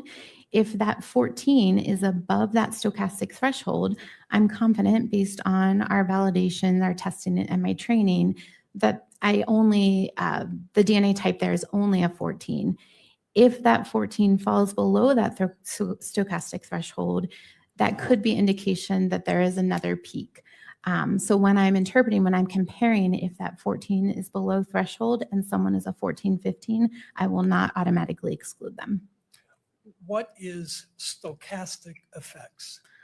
Stochastic I'm effect. going to object at this point. I think we've gone beyond the scope of preliminary hearing. It feels more like a Getting yourself trial into and less material like, that's not necessary for the probable cause determination. yeah. All right, I think Mr. Burt? I think it goes directly to the reliability of the testing results that the state introduced. I think the court has to understand limitations and the potential sources of error in order to assess whether these results are reliable. And in regards to this line of questioning, how far are you going to go on this line of questioning? I have this one question and then I'm moving on. All right, Mr. BS. I'll hold them to that. All right. Well, Oh, Mr. Burt, so the objection is overruled. You may proceed with that question. You can answer. Could you repeat your question, please? Tell the court about stochastic you hear that? effects. Stochastic effects, when you have low-level samples during the DNA copying process, based on how the DNA is copied, you could have alleles that are copied better than other alleles. Okay. Now, the whole another courtroom topic. laughed. I mentioned studies before. One of the studies that you're familiar with is called the PCAST report. Are you familiar with that report? Yes, I am. And tell the court what that is. PCAST report is, PCAST stands for the President's Council of Advisors on Science and Technology. And this was a committee that was found, I believe, under the Obama administration that gave guidance on different areas of forensics. Including how to deal with mixed samples and how to deal with samples that have low quantity of DNA. I don't know that I would agree that it's how to deal with them. They gave some of their concerns on low-level samples and mixtures. Right. And they also did a follow-up report to assess whether using the kind of software that you used in this case had been established as reliable, correct? That is correct. And what was the software that you used in this case to reach your statistical results? The software is called StarMix, STRMIX. And the PCAST report specifically addresses whether reliability has been established with respect to StarMix, correct? I don't believe reliability came into question. I think PCAST thought that there needed to be additional testing as far as mixtures and low-level samples go. Mixtures and low-level samples that had certain characteristics, right? That is correct, yes. Including mixtures where what's called the minor contributor was in the sample below 20%. That is correct. So the minor contributor would be an individual that donated less DNA to that sample. So PCAST called into question mixtures of 3 or more individuals with that minor or that low-level contributor making up 20% or less. 7 and 8 samples in this case were both mixtures, correct? Yes, that is correct. And did you determine what the proportion of mixture was between what I'll call the major contributor and the minor contributor? So I did not calculate that personally. Part of the StarMix software, it does a couple different things. One, it takes a mixture and it uses math and biological modeling to try to break that mixture into its individual contributors. And then it also calculates a likelihood ratio, which is the statistic that I report. During that process, it does give an estimate of the breakdown of those potential contributors. And what was, first of all, for the 7 sample, was the minor in there at less than 20%, according to StarMix? I thought he only had one more question.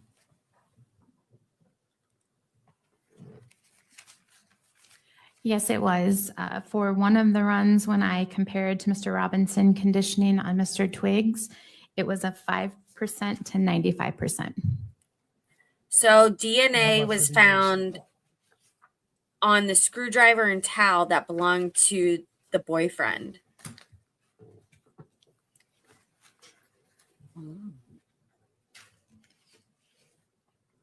For item 8, one of the contributors was 11% and the other was approximately 89%.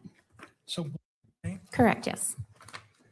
and the concern expressed in this report, which was written by experts in your field, correct? No, that is not correct. The PCAST report was written by individuals that were not practitioners or any type of laboratory personnel. Right, but they list the experts who provided input into that report, do they not? Yes, they did. One of them was Bruce Bedoli, correct? Correct, yes. Who's Bruce Bedoli? He is a DNA expert within the field. Well, he was the head of your unit for a number of years before you came on board, wasn't he? He was, yes. And he's written extensively on forensic DNA testing, has he not? He has, yes. The report also lists Eric Gilkerson, correct?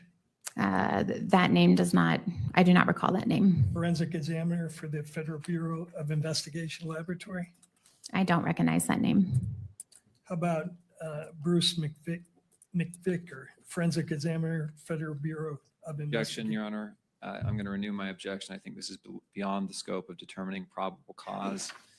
The standards that apply here are that the court weighs the evidence in the light most favorable to the state and avoids credibility and balancing the evidence to the stage.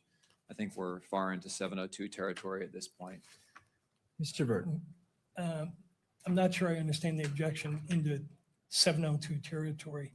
702 deals with reliability of evidence. That's what the court is here to determine. So again, it's directly relevant to reliability. This report criticizes, for the specific samples she's using here, the reliability of this testing. And her response was, oh, but they weren't experts. But the report indicates that there were experts who were consulted on this report. So I think it is relevant. And I think it goes to the issue of reliability, and it's the only question I have on this area as well. Anything further, Mr. McBride, or do you wish to respond to that? Just that 702 deals with admissibility. It does discuss reliability, but it's directly related to admissibility of the testimony at trial under the Utah Constitution and under the robust case law in this area. The court does not weigh the evidence, draws the inferences in the favor most in the light most favorable to the state. And I think we're beyond that point now. We're getting into the admissibility questions. All right. Anything further, Mr. Burt? No, Your Honor. All right. Well, as this is the last question, I'm going to overrule the objection, but as a reminder to all parties that this is a probable cause standard, and as it relates to, well, I will just leave it at that. Are you familiar with that analyst? No, I'm not. Okay. Just to close the loop on the PCAS report, what they said in the report was that published evidence supports the foundational validity of probabilistic genotyping with some programs of DNA mixtures of 3 individuals in which the minor contributor constitutes at least 20% of the intact DNA in the mixture, and in which the DNA amount exceeds the minimum required level for the method. Isn't that what they concluded? That sounds accurate, yes. And do you know why the level 20% raises reliability issues? I do not know. Okay. But you do know that in this case, both your samples had minor contributors below 20%. That is true, but in this case, it was also only a mixture of 2 individuals. All right. Now that's the next thing I was going to ask you about, which is what is NOC? NOC stands for number of contributors. And when you use this program, this genotyping program, StarMix, who decides what the number of contributors is? That's my determination based on my experience and training, looking at the data. That's something I input into StarMix. Lana, And it's that's on the screen. a complex determination, is it not? Not necessarily. But it can be in some cases, correct? It could be if there's mixtures of a lot of individuals and a lot of the peak heights, the size of the spikes are relatively the same. It could cause some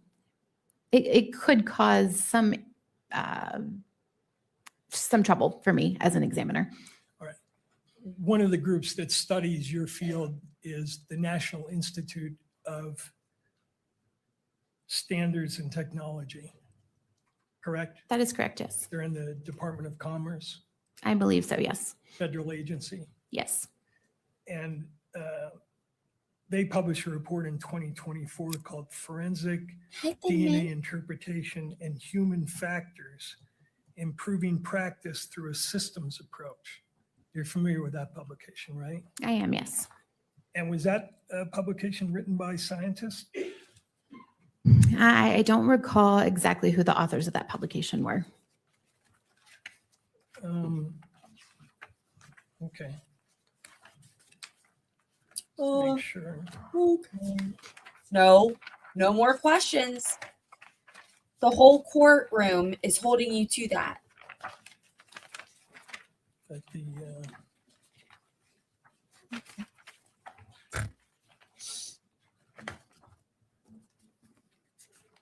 it's a long report, right?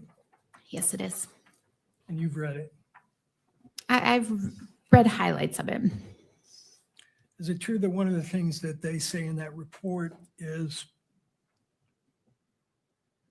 they have a section on the complexity of number of contributor estimations? Objection. Are you, Same objection, Your Honor. This is beyond the scope of a preliminary hearing. Again, we're talking about expert reports. We're talking about scientific studies. These materials are all fine to consider at a 702 admissibility hearing. At this stage, where again, the evidence is viewed in the light most favorable to the state, this is unhelpful to the court's determination, and therefore irrelevant to this proceeding. Thank you, Mr. McBride. Mr. Burt. Your Honor, I think the report that the state put into evidence, as clarified by this witness, indicates that she reached the conclusion that Mr. Robinson and Mr. Twiggs were, quote, possible contributors to these two samples. And so the one thing the court has to weigh is what is the weight of that opinion given the science or lack thereof? And one of the important issues here is how she derived these statistical numbers. And as an offer of proof, I'll indicate to the court that the numbers derived from this software program, and that software program is dependent in large part on how many contributors the analyst puts into the input of the software. And the numbers can change if the number of contributors is changed. And in this case, as I'll show through the examination, this examiner originally thought there were 3 contributors. And I will show to the court why she changed her analysis, and will indicate through this publication that there has been criticism of the way in which she determined the number of contributors. So I think it's important for the court to assess whether you've got accurate numbers in front of you. The state put in these astronomical numbers and are asking the court to give weight to them. And I'm asking the court to consider how those numbers were arrived at and whether there are reliability issues with regard to those numbers. So the concern that I have is, I turn to State v. Ramirez, 2012 UT 59 at paragraph 10. It states, furthermore, the magistrate's role does not encompass an assessment of whether such inference is more plausible than an alternative that cuts in favor of the defense. That is a matter of fact finding, which is left for the jury at trial. And so when I'm staying in my role as a magistrate, I hear what you're saying, but my concern is based off case law that dictates what I as a magistrate should be doing. If I want to stay in that lane, my fear is as we go down further down this path, which again, is not precluding if this were to proceed, if there were a bind over, if there was a trial, that certainly that could be determined. But at this point, at this stage, how do you weigh this issue as I'm weighing State v. Ramirez in deciding whether we're going past the probable cause stage? Sure. And I think the answer to that is we have to take into account the ruling that you made in this case, which is the law of this case, which is when we objected to the hearsay aspect of these DNA reports and other reports, you ruled that you are the ultimate determiner of the reliability of the hearsay evidence being admitted. And you will recall that our argument was the statute was unconstitutional because it was dictating that you find certain evidence to be reliable without considering whether it was reliable. And your ruling, as I understood it, was no, you retain the ultimate determination of whether the evidence is reliable. And that's not a credibility issue. It's, is this reliable hearsay that the state is offering? And so issues that go to whether these numbers that the state is putting in front of you are reliable, I think go directly to the substance of your ruling, which is that your role here is to determine reliability of evidence. And I'm familiar with a case that the court cites, but I think that has more to do with weighing evidence and making credibility assessments. Whereas I'm focused on what the court ruled, which is we have to look at reliability here. And that's my job as a magistrate. Mr. McBride, any final thoughts? Yes, under Rule 1102B4, this the Exhibit 31 is considered reliable hearsay. In addition, credibility determinations are not proper for the court to make here for the whole reason that, studies supporting this science, studies opposing this science, testimony from this expert or that expert about what is reliable, what is not, what's more reliable, what's less reliable, factors that affect all those determinations. Those are all very, very complex decisions. There will be probably multiple day hearings dealing with that.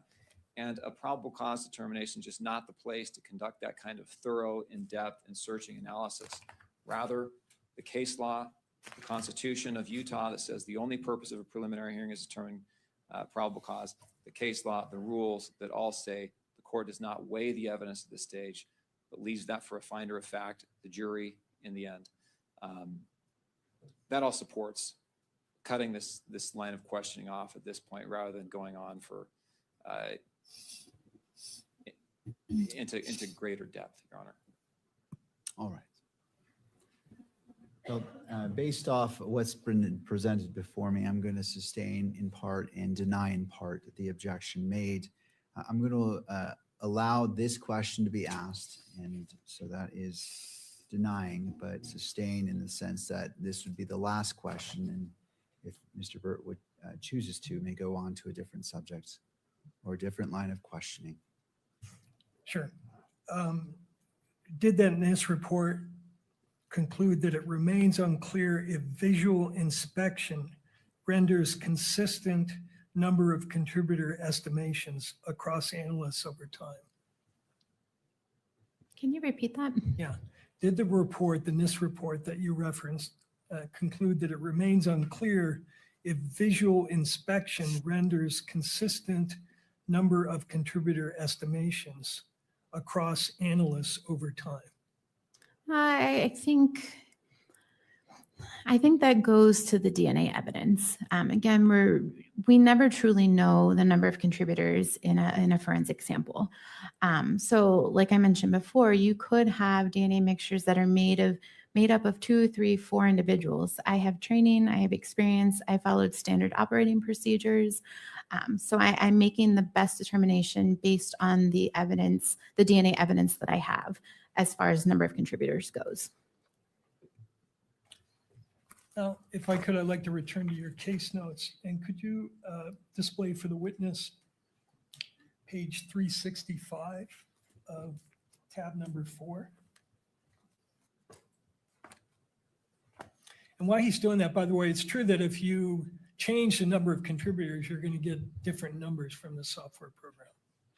It depends. So actually, each time you run the software, you will get a different number based on the math that the software system does. But there are studies and validations that show we don't expect that math to be greatly different, usually by a factor of 10. Changing the number of contributors, it depends. If you have a major contributor, someone who's made up most of that DNA profile.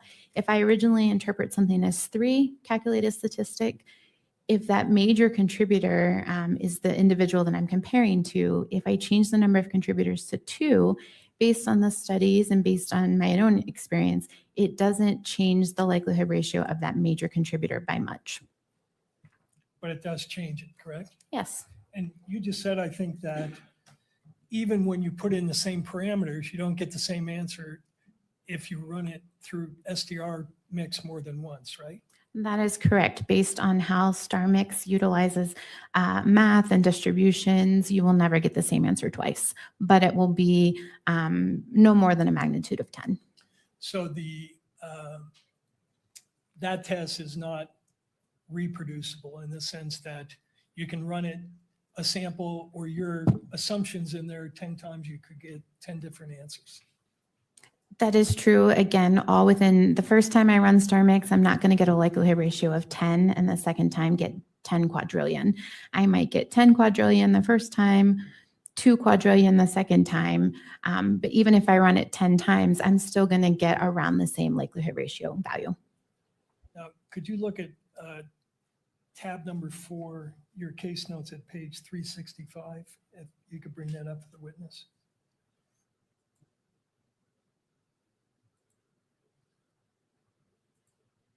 Let me know when you have that in front of you.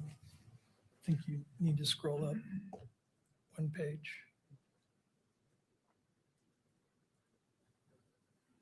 There we go. Can you identify this page from your notes? Yes, I can. These were notes that my technical reviewer made, and my technical reviewer, they will review all of my DNA evidence. They will draw their own conclusions as far as number of contributors and comparisons, then compare it back to my conclusions. All right, so this is regarding the 7 sample, correct? That is correct. That is one of the samples. And your original assessment was that there were 3 contributors to this sample, right? That is correct, yes. And that conclusion was reviewed by a reviewer, correct? Correct, yes. She read the same electropherograms or the name for the output of this technology you use, correct? She utilized the same electropherogram, which is the chart that the DNA is on.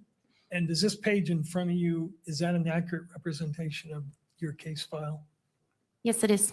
I move into evidence page 365. And that would be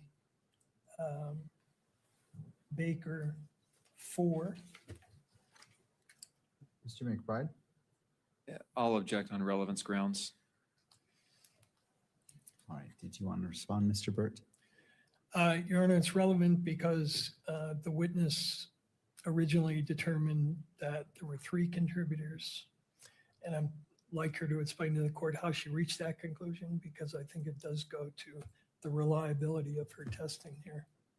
All right, so as it relates to Baker 4, and this is her personal notes from Ms. Baker as it relates to what I'm assuming is State's Exhibit 31, these notes were prepared as part of the report in State's Exhibit 31. I will find that it is Your Honor, relevant Your Honor. and that it is admitted into evidence. As regards to publication, what is the request? Your Honor, Mr. Byrd? if I may clarify, I think the testimony was that this was not her notes. That these were the notes of her technical reviewer, is what I heard. Please correct me if I misheard that from both sides. I want to make sure.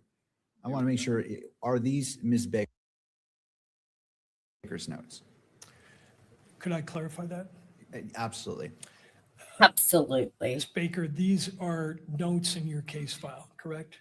These are notes in my case file, but they're not my notes. And the way your lab works, you're not the one that does all the different steps in the testing process, correct? That is correct. Other analysts have input that then all goes into the case file, which you have access to and rely upon in rendering your opinions. That is correct, yes. All right. And this particular page is a note written. The judge is by even your trying to peer stop him. reviewer that you relied upon. Correct. After I made my interpretations and drew conclusions, my technical reviewer then reviews the data and draws their own conclusions. So this was created after I had already drew my own conclusions.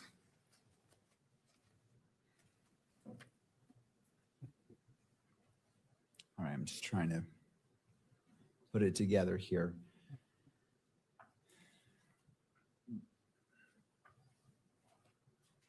And so the question I'm trying to get to, counsel, is, was this particular, and I recognize it as it being prepared by someone else, but as it relates to State's Exhibit 31, was this relied upon in order for State's Exhibit 31 to be put together as the report? Because I'm trying to determine relevancy as it relates to that, and that's a crucial point I don't have the answer to just yet. Okay. Okay. Let me. I lay wasn't more expecting adequate that. foundation. The case file notes are assessed by you at every step of the analysis, correct? Not necessarily at every step. Before I issue a report, before I write a report, I review all of the case notes. So that will be any communication log, entries, any documentation from the laboratory, the biologists that perform the DNA testing. I will review all of that, write a report, and then give that to a technical reviewer. They will draw their own conclusions to determine if they agree with me. If they do, they will sign off, and then my report and my case file will go for an administrative review to make sure that the laboratory number is correct on all the pages, that if there's any crossouts, there's dates and initials and so forth. Those 2 reviews have to be done before I can actually make it a final report and case file that gets submitted and sent to the field. And in this case, correct me if I'm wrong, but the sequence was you originally determined in sample 7 that there were 3 contributors. That conclusion got reviewed. Then you ran some further testing, and then you change your conclusion, correct? That is correct, yes. Right. And before you change your conclusion, you of course go back and look at what the reviewer said about her review. We would have a discussion. If I say number of contributors was 3, he or she notated that it was 2. We had that discussion. She agreed with 3. So for that step of that process, because again, we're piecemealing this. Typically in a normal case, we will work all of the evidence. I will write a report. For this situation, I had DNA evidence coming to me throughout the day, throughout the night. So I had reviewers at different steps, which is not usual for a case. Usually I have 1 reviewer. So in this case, at that particular time, I had a reviewer. Then when I was submitted additional known samples and used those for comparisons, then I did have additional conclusions and additional reviewers. But you certainly took into account this notation on this page before you change your conclusion, correct? I don't know that I would agree that I took into account. We had already had that conversation. And again, once I received additional known samples and additional information from the field, I then did amend my conclusion. And these notes are kept in the ordinary course of your business? Yes. And they're part of the case file that you rely upon in reaching your conclusions? They are kept with the case file after I draw my conclusions. So Your Honor, I think there's a foundation for this. The state has offered all kinds of hearsay here, and certainly this is, there's no question about the reliability of the entries. Anything further from the parties before I weigh in on, make my ruling on Baker 4? No. The court finds that it is relevant, and as it relates to State's Exhibit 31 and Baker 4 is admitted into evidence. In regards to publication, Mr. Burt, what is your request?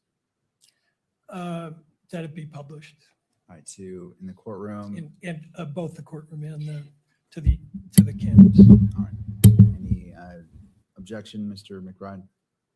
All right, go ahead and publish that to all screens and may be captured by the media.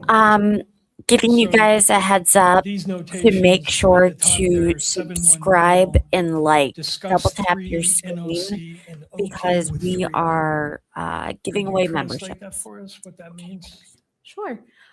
So when my technical reviewer took a look at the DNA evidence, she determined that male DNA was present, and she concluded that she would have called it a number of contributor of 2.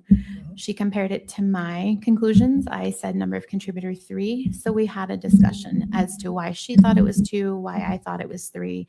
And she said she agreed with me calling it 3 based on her discussion. Okay. So was that an extended discussion you had with her, or just? No, this was a quick discussion, and this is not unusual. We have discussions like this during the technical process quite often. And the stamp on the bottom, approved by Tara Benson, is that the reviewer? Yes, it is. Talking about? All right, thank you. Now, I want to ask you to look at page 128 of that same exhibit.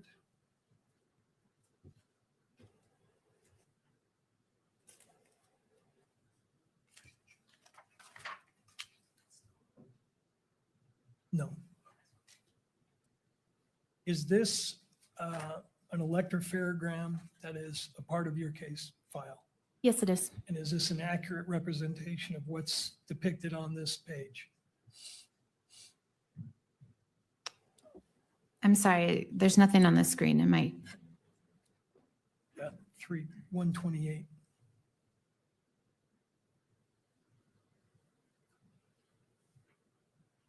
Yes, it is. I move that into evidence, Your Honor. This would be Baker 4, page 128. Oh, I thought I already admitted Baker 4. Is this a different? Uh, The previous one was Baker 4, as I understood it. Yeah, Baker 4, page 365. Oh, okay. So And Baker, so this is Baker 4, page 128. right, so the previous admitted exhibit is Baker 4, 365. The current proposed one is Baker 4, 128. That's correct. All right, Mr. McBride. If I could have just a minute to update my notes on those page numbers. All right. 365 was the previous one, unless I heard it wrong. Yes, that's right. All right, and the current one is 128.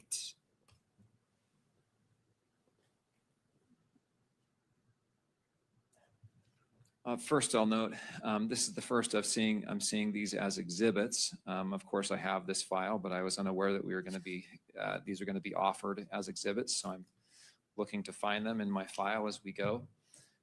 Second, again, I'm going to object on relevance grounds to the probable cause determination. We're going through the finite details of the analysis here. Yeah. And once again, I think these are appropriate questions to raise in a 702 hearing.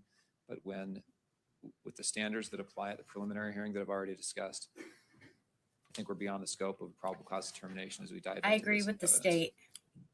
All right, Mr. Burt.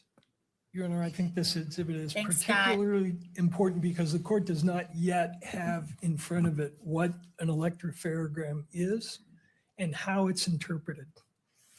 And this particular page will illustrate to the court how the analysts interpreted the peaks on this electropharogram to reach the conclusions that he reached, that there were 3 and not 2 contributors.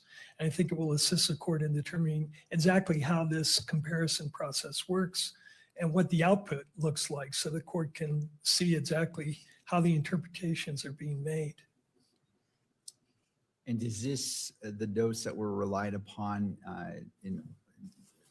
so I'm viewing today's Exhibit 31 as a summary, and this more of showing the work of how the summary was reached. Am I misunderstanding how this fits in? This fits into how the analyst originally was of the opinion that there are 3 people here and not 2. And she will go on to explain how she changed the interpretation from 3 to 2. And the point of this is to illustrate to the court that this is a subjective process to a certain extent, and that people can read these things in different ways. And so I think it will help the court understand exactly what's being compared here. You've got peaks on a line, she will say, and just to let the court know in responsive to Mr. McBride's statement that he was unaware that this is going to be an issue. He and I met with this analyst before the preliminary hearing. The analyst pointed this page out to us as being illustrative of why she originally concluded that there were 3 contributors. So this is not something that's being sprung on the state. He was a part of that conversation, and this particular page was identified by the analyst, not by me. So it is important to understand why we went from 3 to 2 and what impact that has on the numbers that the state is offering. All right. Anything further? No. All right, under Utah Rule of Evidence 1102, B4, it says scientific, laboratory, or forensic reports and records. I find that this is admissible and is admitted into evidence as Baker 4, page 128, and is a request to publish this document. Okay, you can, Was that a yes? Oh, okay. yes, All right. So published, I'm assuming to that Yes, screen as well. All right. correct. It may be published. Council, just as a reminder, as this is a probable cause, I understand and I appreciate you give me a pointer of where it's going, but just as a reminder, as probable cause, it is admitted and you may discuss it, but I definitely want to keep this within the track of probable cause. understood. All right. Thank Thank you, Mr. Burt. Okay. Is it true what I just told the court that you pointed this particular page out as illustrating why you originally thought we had 3 contributors? Yes, that is true. So explain to the court, is this an electropherogram? Yes, this is an electropherogram. Each of those rectangles at the top, for example, D2S441, that is that small segment of DNA that I referred to earlier. Mhm. And each of those peaks has a corresponding number that is the allele, so that corresponds to the number of repeats that an individual inherited. And this is what you ultimately, after you get this electropherogram, not through running it through STR mix. There's a different device that you use to produce these electropherograms, right? Correct. Yes. During the DNA process, this is the last step of that process. So what it's doing is DNA is found in cells of our body. We're taking those cells, we're breaking them open with chemicals to release the DNA from those cells. We're making photocopies of those pieces of DNA so that we can essentially see them. And then the last step is to separate those pieces by size, and the ultimate output is this electropherogram. Okay. And is it true that you set the parameters for what the machine will pop up in terms of numbering the alleles? Personally, I do not set that up. That was done during our validation of the chemicals and the software and the instrument that we utilize. But there are parameters. So the output of the DNA lets me know, for example, the different types of alleles, but that's not a parameter I set. I want to make sure you answered that. You set, or your lab sets, what the machine does in terms of labeling particular alleles, correct? Yes, that's part of the whole process and the validation, yes. So you could tell the machine, give me all the peaks at whatever level and label them as whatever the alleles are. I see. So yes, so during our validation, we determine our thresholds, our analytical threshold, and that stochastic threshold that I mentioned before. The analytical threshold is a threshold that was determined during validation that we input into the software that I utilize. That says, for example, our analytical threshold is 150. Any peak that is 150 or greater, the software system will give me that allele call or that number for that peak. Any peak that's below the 150, the software system will not give me an allele call for it. Even though it might be a true allele. Correct, yes. So you could say, and you referred to a measurement, you refer to that as RFUs, right? Yes, that is the unit. What does that mean? It stands for relative fluorescent unit. So in your lab, you tell the machine only label peaks that come above 150 RFU. The software that utilizes the information from the machine, yes. However, it's true, is it not, that in determining the number of contributors, you look below that 150 RFU level. And that is true, yes. All right, now on this is only showing 1, 2, 3, 4 different locations, right? Correct, yes. And you see a number of peaks at each one of these locations. Some of them are labeled, some of them are not. Correct, yes. So tell us how you originally looked at this and said there's not 2 contributors, there's 3. Sure. So first what I do is I count how many labels that I see. So how many of those little squares under each of those locations. So for example, at D2S441, there are 3 squares.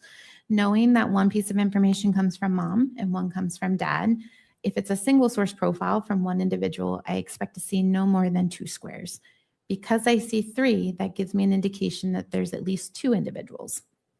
Same thing for the next D19S433 and as well as FGA. There were 3 peaks that were called. So I knew this had to be at least 2 individuals. Then what I do is I take a look at the peaks that are not called and determine, could there potentially be a third person included? So for example, at D2, the location farthest to the left, I'm asking myself, that 12 in that bottom box, is it the same contributor as, for example, the 22 under FGA all the way to the right? Because I see peaks that are not labeled, it could be that the 12 belongs to one individual and those 2 peaks that are not called belong to a second or third individual. And that at FGA, I could be seeing the 22 from that third person, but that second person has dropped out. Because I'm able to use information below the threshold and I see peaks, that gives me an indication that I can increase my number of contributors to 3, which I did in this case. Okay, and when did you reach that conclusion, time-wise? If I recall, it was somewhere around September 12th. And when did you change your conclusion? That I would have to refer. Sure. Keep in mind, they were working 24 hours around the clock for everyone to agree on what the findings were, like to find the findings and then to all agree on the findings.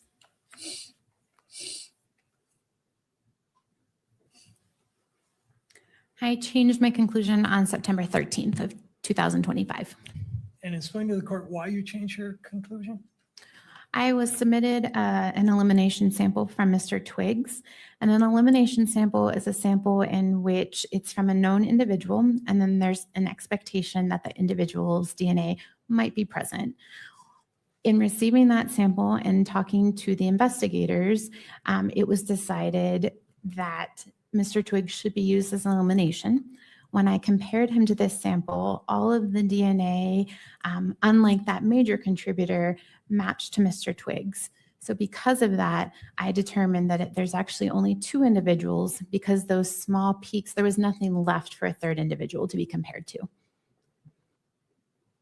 You use the phrase elimination sample. That's typically used, is it not, in a situation where you're testing a sample that has more than one contributor?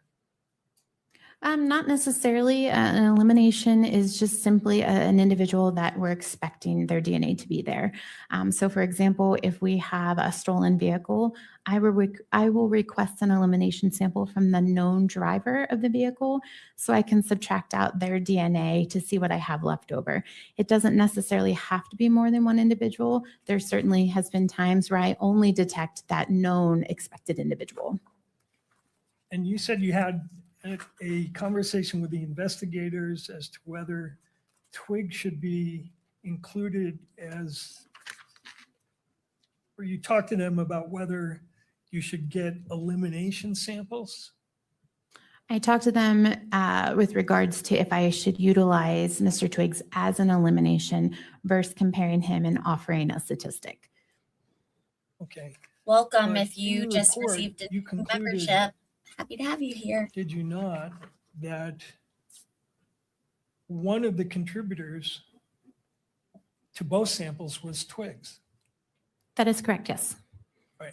You didn't just assume that, you reached the determination that he was the source of both those samples, one of the sources, right? I don't want to use the word source, but knowing that there was an expectation that his DNA could be present, when I compared him to that DNA sample, I did see his DNA types present. So using the word assumed, that's verbiage that we use when we calculate our statistical calculation. I'm letting the software know, I know this individual is there. I'm assuming that they're there. Based on my comparisons, I did see evidence that that person was there. But I guess what I'm confused about is we talked before about how your language should never imply an absolute identification. But in the body of your report, you say that one of the contributors is Twiggs. You don't say he's a possible contributor like you do for Mr. Robinson. You say he is a contributor, do you not? I do. And with elimination samples, that's slightly different. So for example, let's say I have a sexual assault case and I have a vaginal swab from a female. She has a consensual partner. I can request an elimination sample from that consensual partner. If I see that they're present, I can say they're present and say the DNA foreign to that victim and that consensual partner is one person, for example. So it's different than comparing a known individual. If they're an elimination sample, I can say that I expect their DNA to be there, and based on my interpretation and reviewing that data, they are present. And based either on your conversations with the agents or other people, why did you think that Twiggs was someone whose DNA you would expect in those two samples? So from what I recall, in speaking with the investigators, Mr. Twiggs was a roommate of Mr. Robinson, and it was thought that those items came from potentially Mr. Robinson's home. And I don't recall exactly if it was a situation where a particular towel was known to have been in that house. I don't remember that exactly. But in talking to the investigators, based on their investigation, it was important to assume potentially Mr. Twiggs was present. Right. Did any investigator ever tell you that the towel did not come from Mr. Robinson's home, but was found in a bush out at the university? I was aware of that, yes. So you knew that that towel was Yep. not found in a place where you would expect Mr. Twiggs's DNA to be present.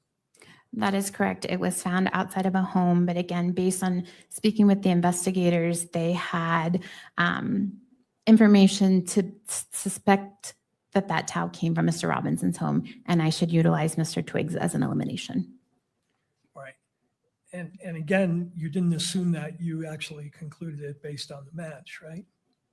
Based on reviewing Mr. Twiggs' DNA profile to what I developed from these items, I used him as an elimination sample.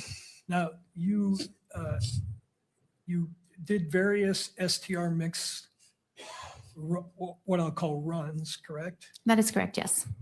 And the way this works is you input the number of contributors.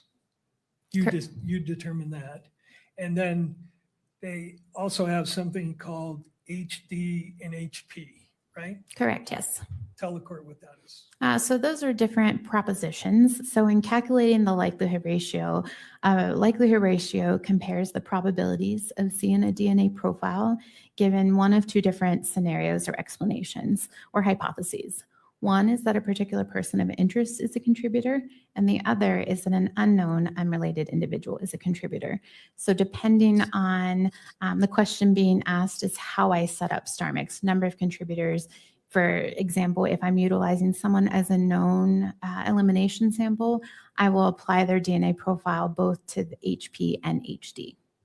And the theory of this HP is the prosecution hypothesis, right? Correct, yes. And HD is the defense hypothesis. Correct, yes. So, and these are things you plug in based on your understanding of what the prosecution and the defense are contending. Correct, yes. So how do you plug in the HD in a case where you don't yet have a defense postulating what their theory is? So HD, or the defense hypothesis, is simply the DNA profile, the probability of the DNA profile, given that it's another unknown, unrelated person to the prosecution's potential person of interest. Mr. Burt, I don't want to interrupt your line of questions, but we've been going for just shy of 2 hours. Would right now be a good time It'd to be a take a great 15 time, minute? Your Honor. All right, Thank let's take a 15-minute break. Let's see. So this is We'll come wild. Back at 3:50. Court is in a brief recess. While we've been in court today, there is a building that is at risk of collapse in in New York. And I want to play an update on what's going on. Here we go. Luciano, where she is covering the story about a building that seems like it's unstable. Lilia, what can you tell us?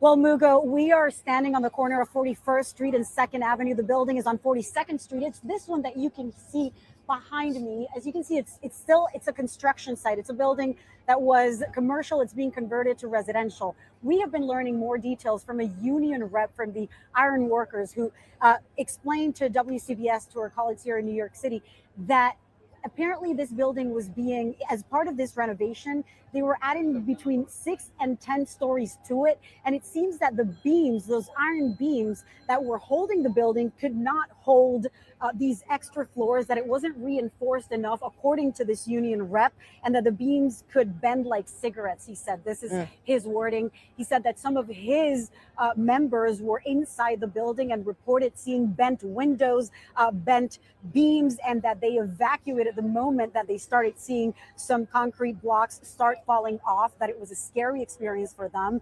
He is also saying that this might become a controversy, and of course, the Department of Buildings is investigating, but he claims that the union had lost the bid to a non-union company. Oh and my that there are God. concerns that maybe there were some corners cut in the process, that he is worried for the safety of his workers and others who were part of this construction. But certainly this is going to be an investigation that the city will be looking into. And as you can see around me, there's police, there's the fire department. Several of the buildings around here were evacuated.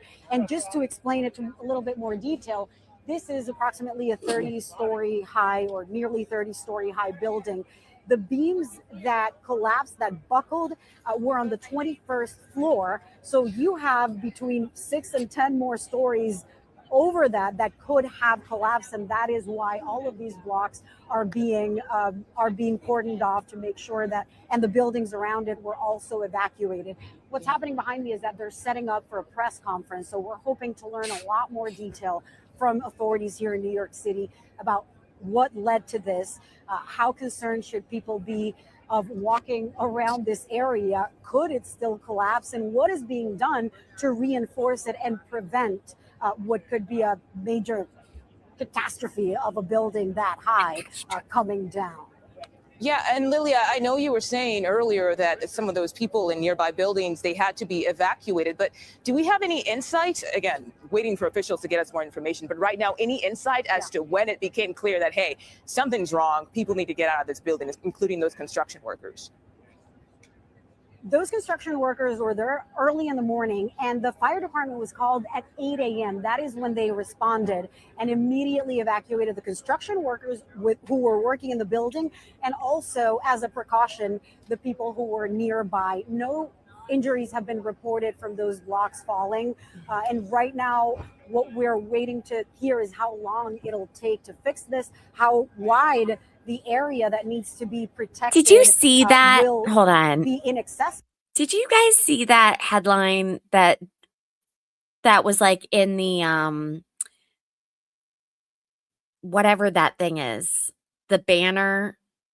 It said Prince Harry at odds over UK stay.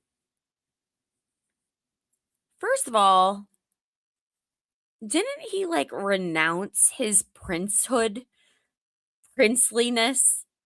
I don't know. Second of all, get ready for this one. This one's wild. Who cares? I literally was like, am I reading that right? Oops. Accessible, because as you can see, I mean, this is New York City. The buildings are side by side. There's people who live here, who work here, and all of these blocks are now cordoned off. I've seen some people just going up to police and say, hey, I got to go to work. I need to get home. I'm on 46th Street, and they need to cross through here. So, fortunately, not catastrophic, but inconvenient at the moment. Fortunately, no injuries. We'll hopefully learn more from officials who are going to gather around here for that presser. Yeah, Mugo? And you mentioned too, Lilia, that it seemed like the building was tilted or slanted. Do you still feel like that's the case from your vantage point? Yeah. Yeah, from what I see is those top floors, it just kind of looks a little bit slanted, a little bit crooked. It's not Yeah, I can so see obvious it. to the naked eye, but according to this union rep who spoke with WCBS earlier, the beams were, what he described was that these beams were bent like cigarettes. I mean, imagine the amount of weight that they were holding if this was not reinforced properly or enough, that there were windows that seemed to be bending.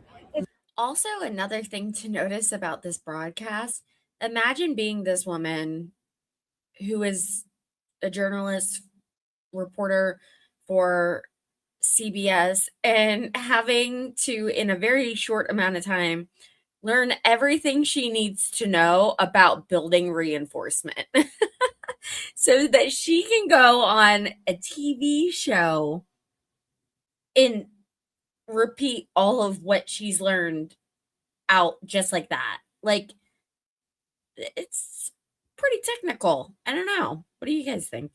It's hard to tell from here because those, I mean, I'm not sure what it looked like before, but there's a top floor there that doesn't have windows.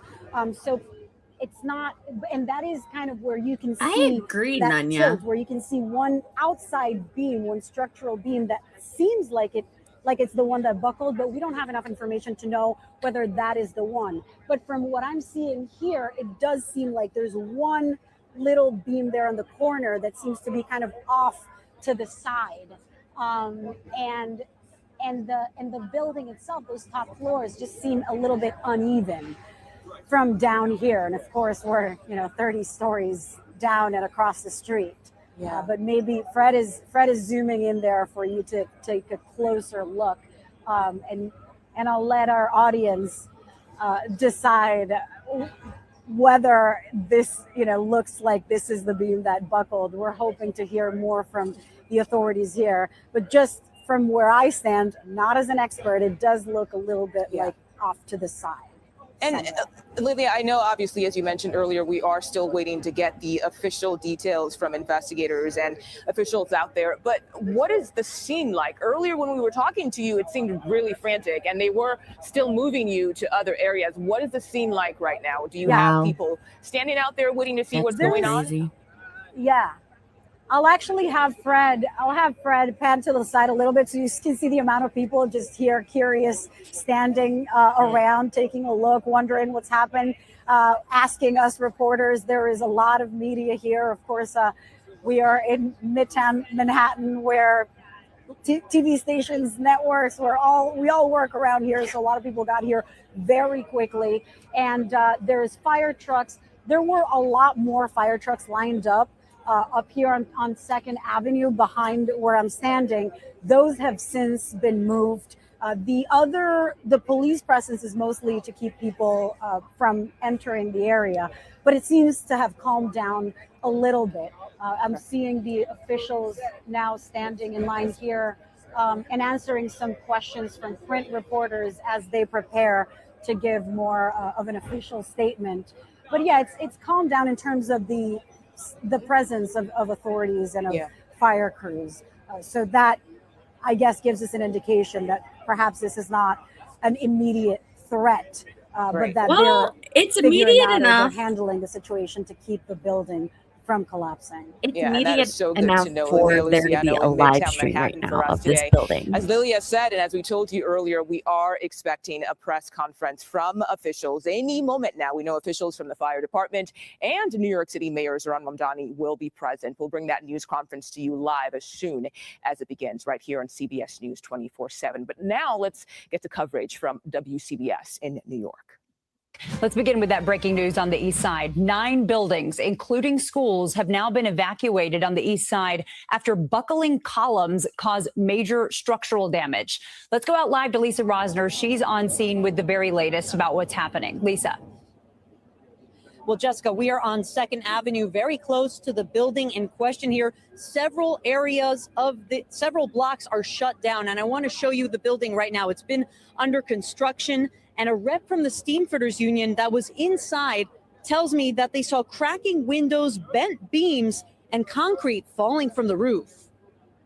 We're getting reports from the construction that 2 columns buckled on the 21st floor. Dramatic video and photos from one of the floors inside 235 East 42nd Street shows buckling columns and sagging floors. They were up working on the floor, and somebody saw that the concrete was coming down, the beams started bending, the windows started busting. So as soon as you see that, they know well enough to get out of there. The FDNY says the call came in around 8 a.m. for bricks falling from the 38-story building under construction. Upon arrival, units determined 2 columns buckled on the 21st and 22nd floors, and floors were sagging between the 21st and 26th levels. This building was renovated, and they were going to add another 16 stories to it. But at that point, you need to add more steel, and they obviously didn't add the right amount of steel. So the north side of that building is crumbling. The I-beams are bending like cigarettes in there, which is super dangerous. He says most of the trades on the job are non-union and blames the developer. They chose profit over safety and put my members and every construction worker over here in jeopardy. Our top priority right now is the safety of those who live in this area, the safety of those who work in this area, and DOB inspectors and engineers are on site working quickly to secure the site as well as that surrounding area. We reached out to the developer Metro Loft for comment, and in a statement, they told us we are working closely with the Department of Buildings to understand the full scope of the situation.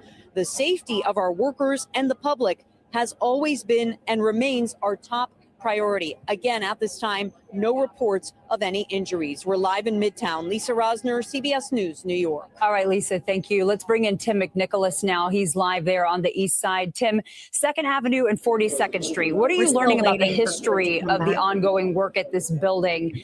What can you tell us? So, Jessica, this is not the first time that city inspectors have responded to reports of things falling from this construction site.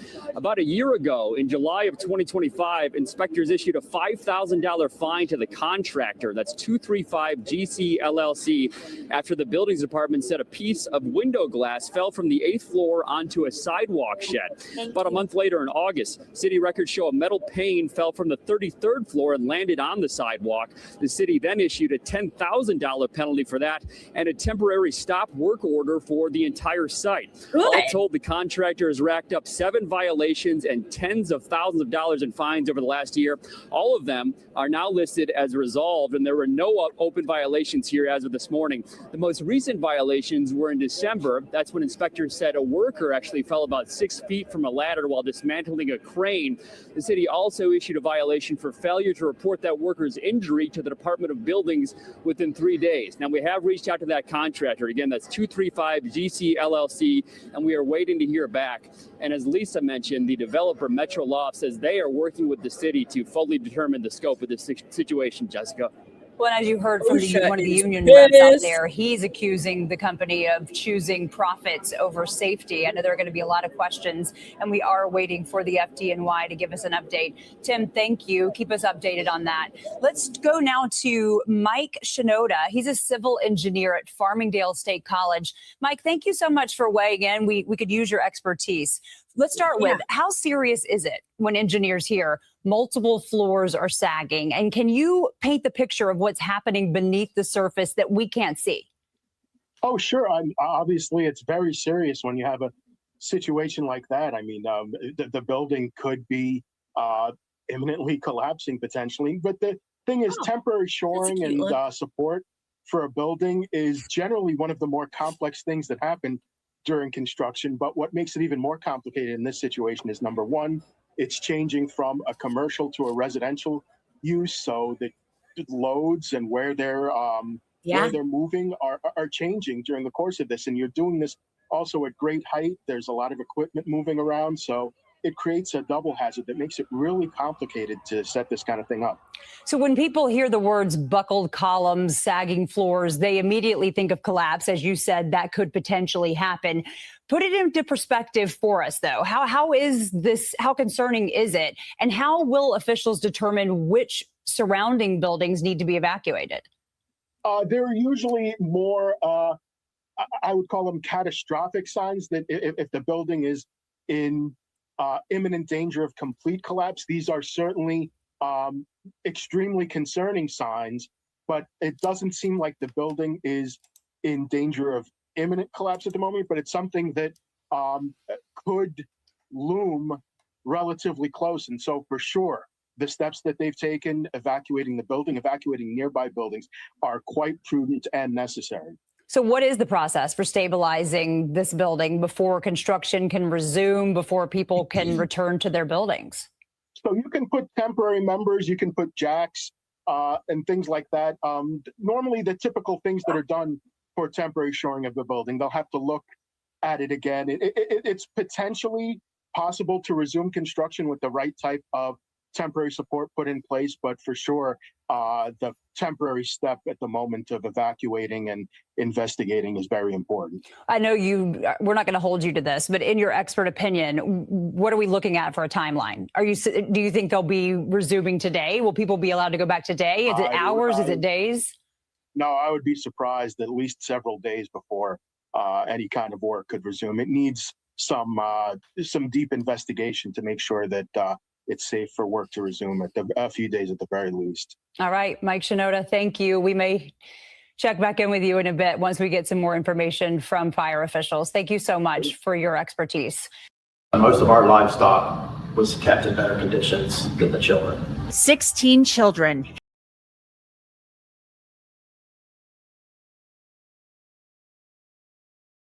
Sorry. That that came out of nowhere. So anyways,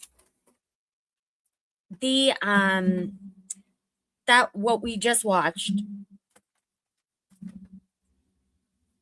Sorry.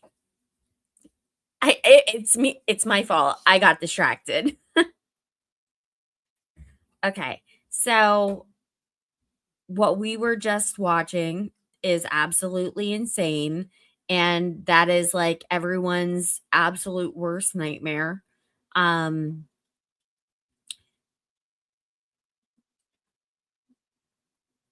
There was something, it's almost like a blessing that I saw that. Because I've told you guys recently, as recently as last week, that my home, we had to cut a check for 10 grand because the walls are bending. And so we have to get it structurally reinforced. And it's due to an old pipe bursting, and it messed with the foundation of the home. Everything else is fine. But we noticed the tile in our highest level of our home, the tile was splitting. And there was like a crack up the wall, and I knew enough to know like that's not good. That's something to do with the foundation.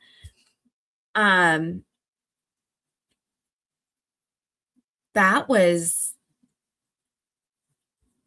pretty intense. What I just saw there, it obviously it's not keeping us out of our home, and we've been told we are safe, but those people, I wonder if it looked like an entirely new build. I know someone in chat said it looked like they said they thought it was an older building that just had homes built on top of it. It looked like a newer building that has been around for a little while. Like not very like too old, but newish. I don't know. Let me look and see the chat. Oh my God. Rose said that she's had dreams of buildings falling over. That, I would Google that. That seems like your psyche is involved there. Like a deeper meaning, you know? But what do I know? And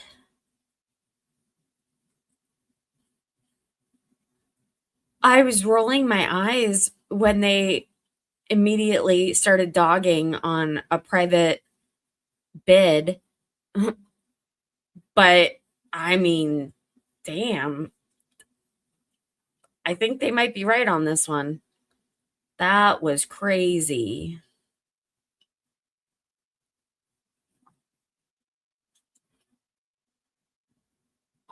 Oh, the gosh.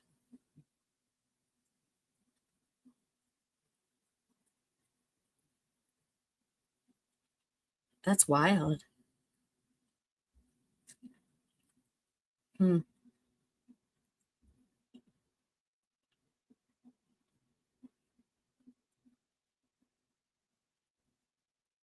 Hold on, guys.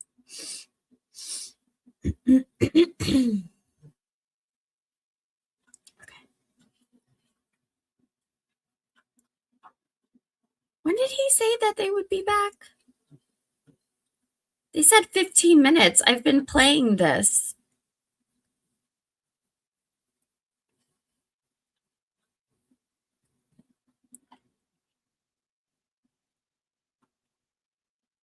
Yeah, 24-year-old building. That's not old.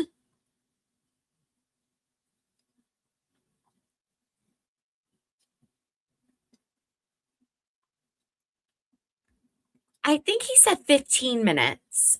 I think. I could be wrong. Let's.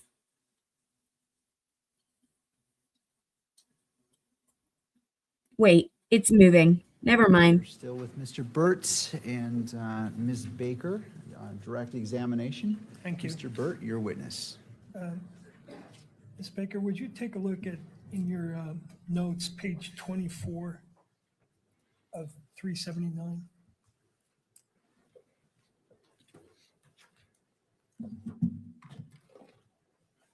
Very bottom of the page.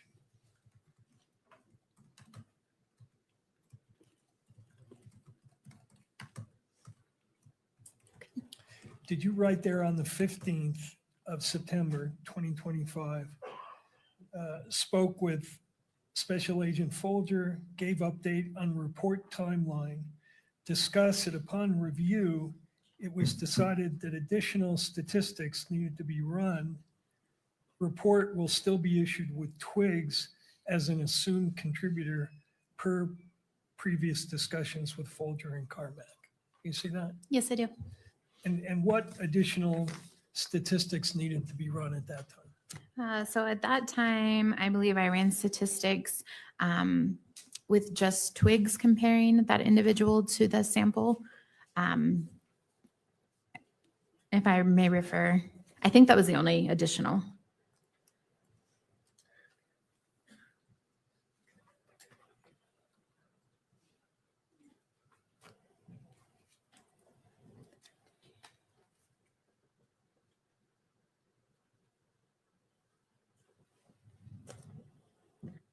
Yes, after discussion with my reviewer, it was determined that I was also going to calculate a statistic or compare Twigs by himself, comparing him to the evidence and having that run in my case file.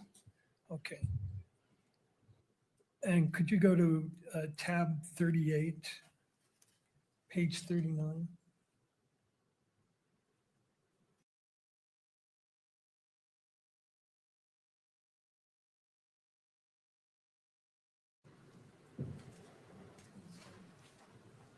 Oh. Yeah, it should not be on the screen. Let's pull it down from the screen. Thank you. Thank So you. just to the monitors of the attorneys and the witness, Mr. Burt? Just for the witness, Your Honor. Okay, just for the witness. 39. And this is page 39. Is this the DNA report? I'm sorry, the star mix report that was produced as a result of your inquiry that involved a comparison of the sample to Mr. Twiggs alone? Yes, it is. And is that a 6-page report? Yes, it is. And is it a true and accurate copy of the STR mix report for that particular sample?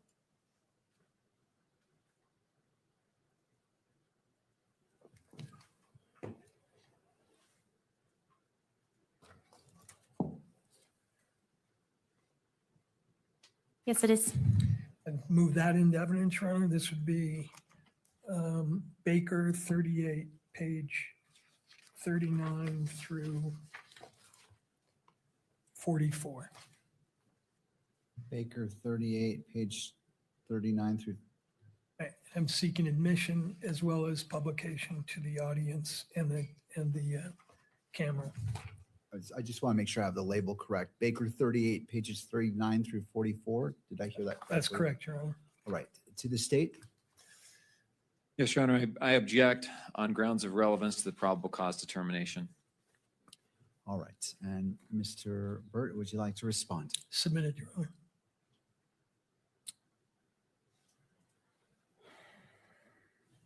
So I'm not exactly sure what this is in order to Sure. determine how it fits into the probable cause analysis. Sure. So a little bit more information, because as of right now, I don't have enough to admit it. Understood, and I apologize to the court. So the report that was admitted into evidence has the conclusion in it that both samples were contributed, that Mr. Twiggs was a contributor to both samples. And this is the report that the analyst ran in order to make that determination, I believe. All right. Did these reports, were these made prior to State's Exhibit 31 being prepared? Yes, that's correct. All right. I will admit, so Baker 38, pages 39 through 44 is admitted and may be published. Again, as a reminder, for all attorneys, this is a probable cause standard. So if all parties can just keep that in mind as we're moving forward on this. Sure. Thank you. Thank you. And so it may be published to all screens.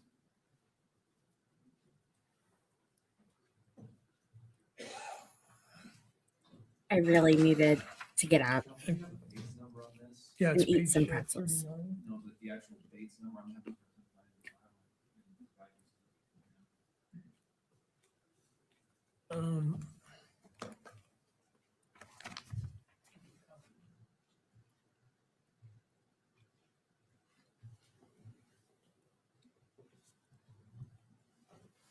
So is this the report that you referenced in your notes that you needed to run the sample through StarMix? Yes. Now, at the top, this is the StarMix unit dated September 15th, and it relates to item 7-1, correct? That is correct, yes. All right. And then down below that, the kit used, if you could go to the summary of the input. You tell the software program, assume there are two contributors, right?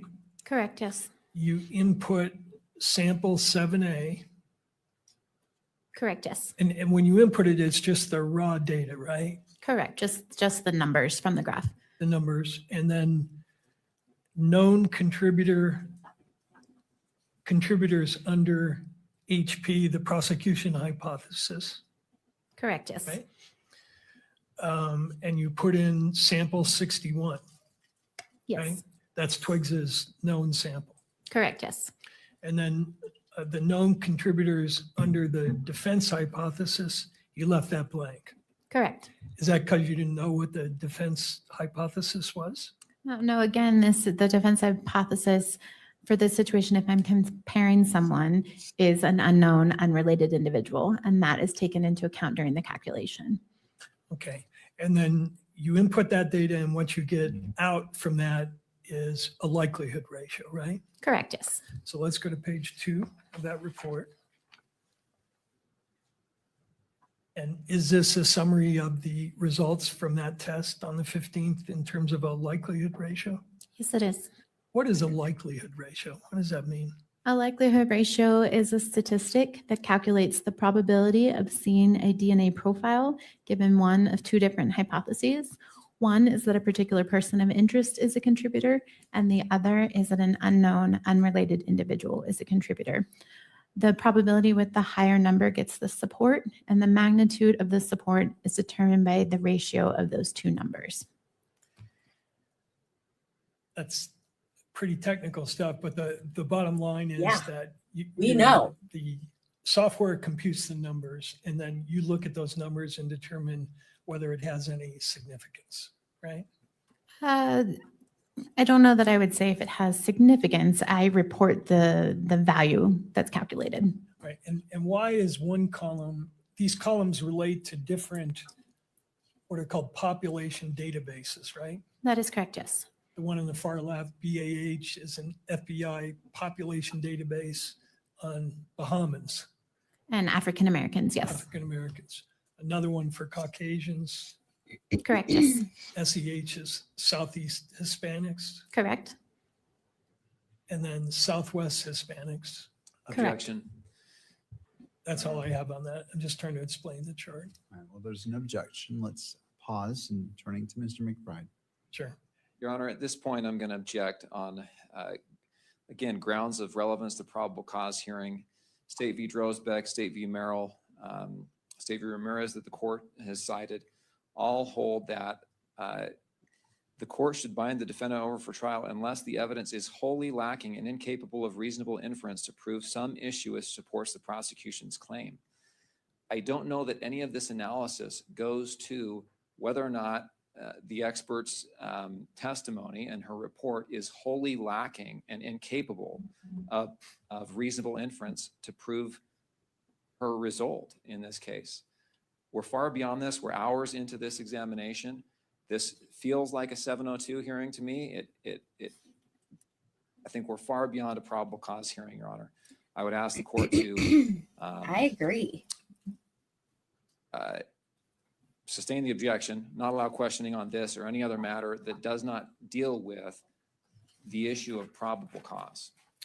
Thank you, Mr. McBride. Mr. Burt. Your Honor, the state offered this report on a very technical, complex, scientific area of inquiry. And they offered to the court a conclusion in that report that Mr. Robinson and Mr. Twiggs were contributors to two samples that were found at the crime scene. They obviously think that's relevant to the probable cause inquiry, or they wouldn't have offered the report in the first place. So having done that, I think the defense is entitled to inquire whether those conclusions are reliable, because that, again, is the court's ultimate determination here, reliability of this evidence. And the court can decide it's not relevant, it's not reliable, therefore I'm not going to rely on that in determining probable cause.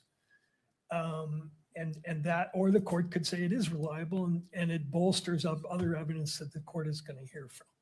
So the particular report in front of us goes directly to the issue of whether the expert correctly concluded that Twiggs not was a possible contributor, but was a contributor.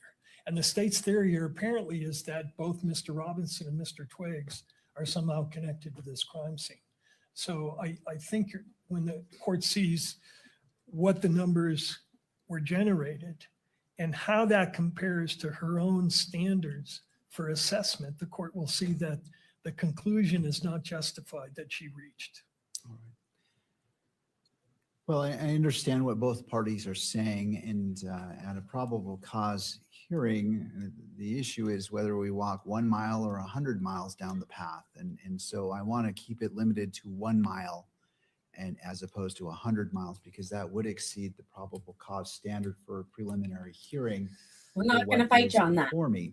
And so, Mr. Burt, as it relates to the objection, I'm going to sustain it in part. If you want to briefly address this and he's move never on, been brief you in his certainly life. may choose to do so, but as it relates to where we're at, my hope is we can keep this very brief as Yes, I opposed to can do going that. through all this, so we can move on to whatever else you would like to present. Thank you. We'll do that, Your Honor. And in the interest of doing that, could you bring up on the same screen part of her report, People's Exhibit 31? And let's take that off. I'm assuming- going to need that up there because I need to do Oh, it. so is it part of the same? Because it was on that screen. I want to make sure that what you're calling up on the screen right now, is it part of this that was already admitted or something else? It's part of this, which has already been admitted, compared to people or plaintiff's Exhibit 31, which I has see. also Okay. been admitted. Okay, So thank they're you. I both- just wanted to clarify. Sure. All right, so if you, and do you want that published on this? all Yes. Screens? All right, let's go ahead and do so. And the chart I would like you to bring up from that report is on page 5.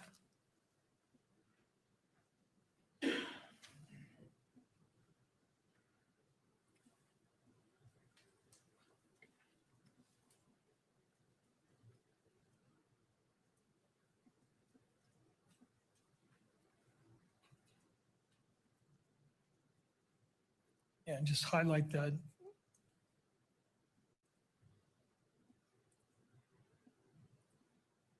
Thank you. So what we've blown up there is from your report, plaintiff's 31, and you provided this chart in the report, correct? That is correct, yes. Explain to the court how this works, what this chart is supposed to represent. Sure. So this is our verbal scale. In addition to the numerical likelihood ratio value that I provide, I also give a qualitative or a verbal equivalent to that numerical value that gives some kind of context to what that likelihood ratio means. Okay.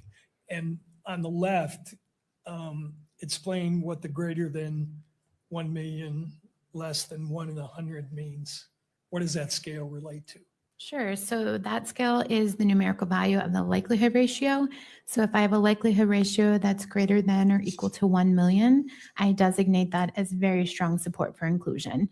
The next example, 10,000 to less than 1 million, I would say that's very strong support for inclusion, and so forth.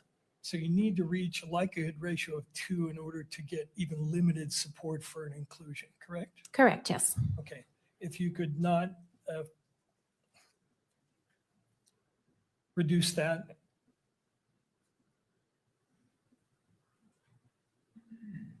And go to page 2 of the report on the left.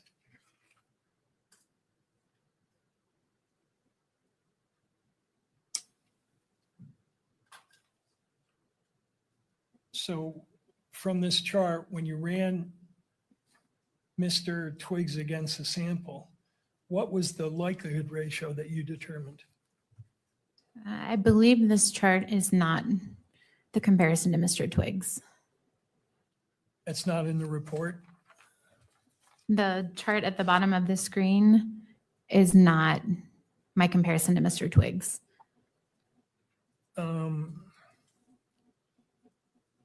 Let's verify that if we could. Take that down, the highlight.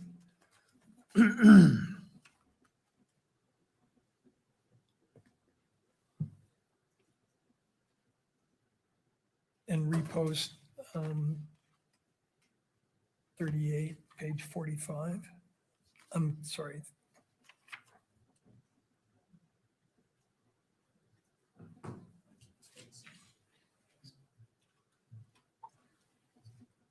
Page 39, that isn't in evidence. There we go. Second page.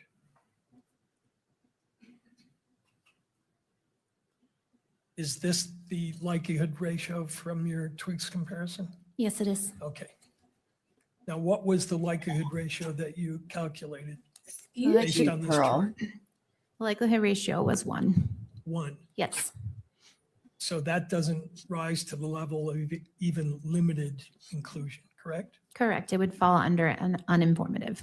Uninformative, and yet you concluded that despite this STR mix reading with a likelihood ratio of 1, that Mr. Twiggs was a contributor to both item 7 and item 8, correct? I did. So actually, I didn't utilize this calculation to determine that Mr. Twiggs was a possible contributor, or that I could use him as an assumed contributor.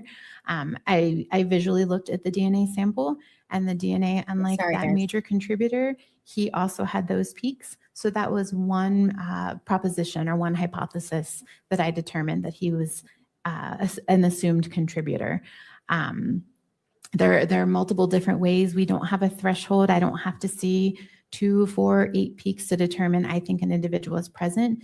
Given that the field submitted him as an elimination, I assumed he was a contributor. When I compared him to that data, I did see his DNA present. So when I calculated the statistic for Mr. Robinson, I used Mr. Twiggs as an elimination. Let me see if I understand that. The STR mix that you relied upon to include Mr. you relied on the STR mix to include Mr. Robinson as a possible contributor, correct? Correct, yes. But when you ran Mr. Twiggs's sample through STR mix, the result you got was that he was not a contributor, correct? Or that it was of not even of limited value in including him. Based on the STAR mix run, it was uninformative, but I did use my own knowledge and training to determine that I was going to utilize him as an assumed contributor. Okay. Your own knowledge and training. Is there some standard that you use for deciding when not to rely on the STAR mix results and when to sort of disregard it and rely on your training and experience? I can't say that I disregarded it. When I'm comparing someone, that's my first determination. Do I think this person is potentially included or excluded?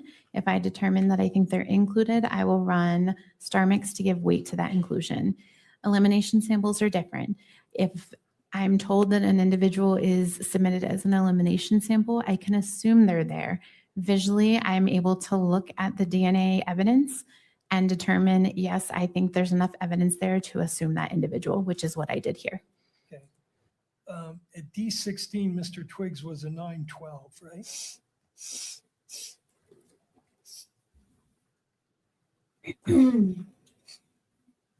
According to your electropherograms.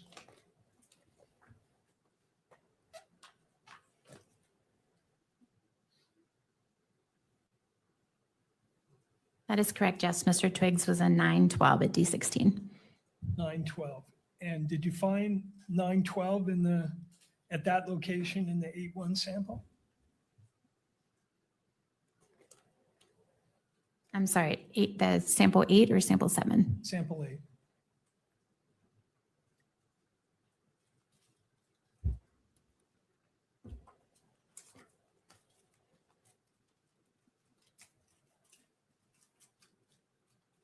The only piece of information I had for sample 8 at item D16 was a 12. And you said Twiggs at that was a 912, right? Correct, yes. But at that location, the evidence sample was not a 912, but a 12. That was the only piece of information that was recovered at that location. Let me ask you about your interpretation rules for excluding someone.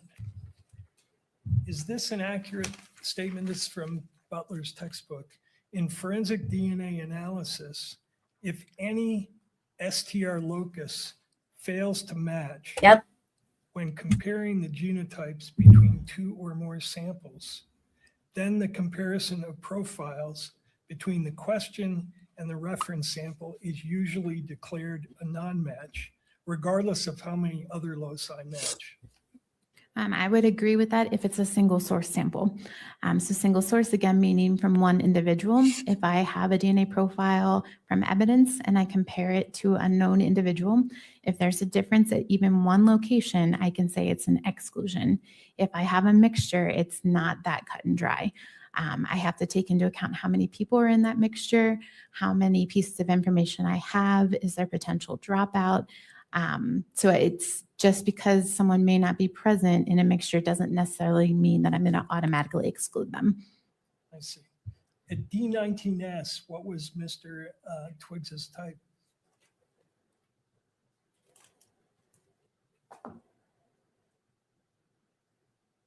It was a 1416. Did you find a 16 allele in the 8A sample? No, I did not. I can't believe they're allowing this. This is not trial. At Tho, what was This is Mr. wild. Twiggs's type? He was a 9.3. Did you find a 7 allele in the 8-1 sample? No, I did not. But again, this is a mixture and there is some dropout. So just because I didn't see a 7, for example, does not mean I would automatically exclude someone. It's a mixture, so there was some dropout. So did you assume that at that location that the allele that dropped out matched his allele? At that location, no, there's only one individual represented there. So when comparing an elimination, I would essentially ignore that location. I'm looking at the other locations where there was 2 individuals present. Okay. Now, a couple more topics and then we're done. When you received this, Good girl, Bubs. the evidence, you got more than 7 and 8, correct? You got a number of other samples. Correct, I did. You got a backpack, which you labeled as Exhibit 9, and a bunch of items from that backpack. Correct? Correct, yes. You were initially told that those items related to things that may have been discarded by the suspect. So initially, we didn't have any information. So we processed that. Those are items that are good for DNA. Not having any information from the investigators, we process them for DNA. As the investigation continues, it was determined that that backpack was potentially left behind by a bystander, and there was no comparisons needed at that time. Huh. Well, left behind by a bystander, or according to your notes at page 20, the backpack belongs to Kirk's detailees.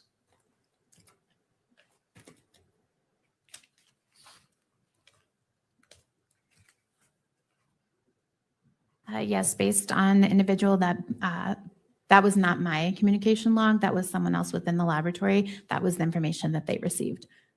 Before you received any samples, did you request to perform what's called destructive testing on the samples? Yes, I did. And destructive testing is essentially consuming the sample, cutting the cotton off of the Q-tip or the swab, subjecting it to testing. There's nothing remaining. I have to request permission to consume prior to doing so, and I did in this case. And why did you do that? That is part of our protocols, that we have to request permission to consume, and we consume. So DNA, we can't see it. So when an item is swabbed, we don't know how much DNA is on that swab, if anything, or how that swab was used. Did someone just swab using one side of it? Did they roll it and use all sides? Because I don't know that, it's our practice to consume that swab. It's our best chance of getting any DNA evidence. And that's a determination that you made in this case before you even saw any of the evidence, correct? Determination to consume? Yeah. Yes. Okay. Now, remember I referred to that NRC report? Yes. 1996. Did they say there a wrongfully accused person's best insurance against the possibility of being falsely incriminated is the opportunity to have the testing repeated? Such an opportunity should be provided whenever possible. Yes, that does say that. And does your laboratory have a policy, standard 7.4, which says, where possible, the laboratory shall retain or return a portion of the evidence, sample, or extract? That is correct. And we do actually return the remaining extract, the liquid from our DNA testing. So we did consume the swab. However, there was a small amount of liquid that was left and returned. On some of the items, right? I believe on all of the items. Well, we'll get to that in a minute. And that policy that I read is from your lab policy, right? The Yes. FBI's lab policy. Yes, it is. And then is there also a similar policy from the quality assurance standards, the FBI quality assurance standards, which says the laboratory must have a policy on sample consumption. The policy is expected to provide instruction for if and when the laboratory may or may not consume a sample, and any documentation that the laboratory requires. That is correct, yes. Okay. Now, your report indicates that certain samples were destroyed, consumed, correct? That is correct, yes. And which samples were consumed?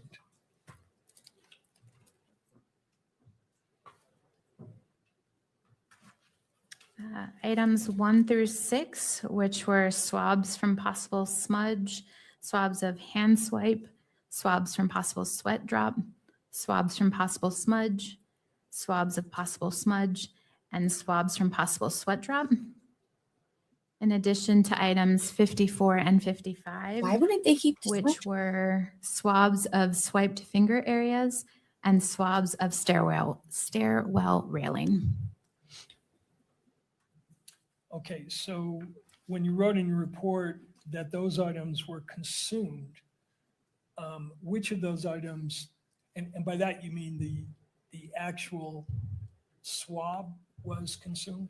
Correct. So a swab is just like a Q-tip. So the cotton portion of that swab was cut off the wooden stick, placed into a tube, subjected to DNA testing. So we consider that consuming. But again, there is liquid at the end of the process that is returned to the field. And the normal procedure in terms of sample preservation would be something called sample splitting, right? You split the swab and you use half, you save half so that your testing results can be replicated and retested. So yes, however, again, I don't know how an item is swabbed. So even if I were to cut that swab in half, it could be that I'm testing the half that doesn't have any DNA and the other half may have some DNA, or the swab may have a little bit of DNA on one side and a lot on the other side. So for the best possible chance of getting a DNA profile, it is our practice to consume the entire swab. So for the first 6 items, those were swabs that were taken from the northeast corner of the Losi building, correct? Correct, yes.